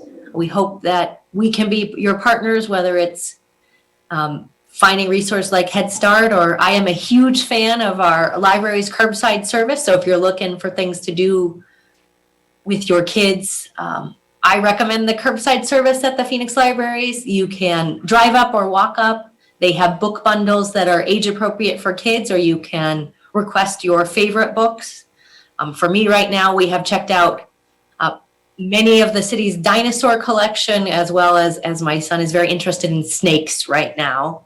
And so we're learning together. And I have to tell you, as I made it to age 39 without knowing there was such a thing as a flying snake. And I learned that this week with my son, who told me there was a flying snake, and he had been, he was more aware than I was. So thanks to the Phoenix Libraries, I'm a little bit more up to date. I hope you're not embarrassed to have a mayor who didn't know about flying snakes, but trust me, it does not come up often in the mayor's job. We are more focused on just helping the city navigate COVID-19, helping people get through the tough times, and soon hopefully vaccinated and back to a level of time where we're not constantly wearing masks, although Head Start has some of the very best masks at the city, 2 layers and very healthy. So I would encourage you to give your kids an extra hug this weekend. Take the lessons you've learned today and continue these conversations. Thank you again for being part of this important conversation, for participating, and I wish you a wonderful weekend ahead. Again, Mayor Kate Gallego, thanking you so much for being part of the Man Cave program.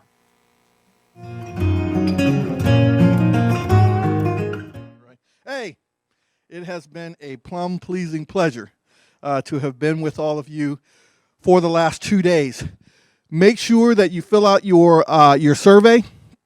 Get your survey into us. We certainly want to hear from you. We want to hear about those aha moments, but we also want to hear how we can do better in this. The virtual summit is not going away. We learned something new this year. This was the silver lining in that cloud. This was the blessing in the midst of the storm, was to be able to have this virtual summit. So I am praying that next year we come together in person to some degree, but we'll always have this virtual summit. So make sure you fill those out.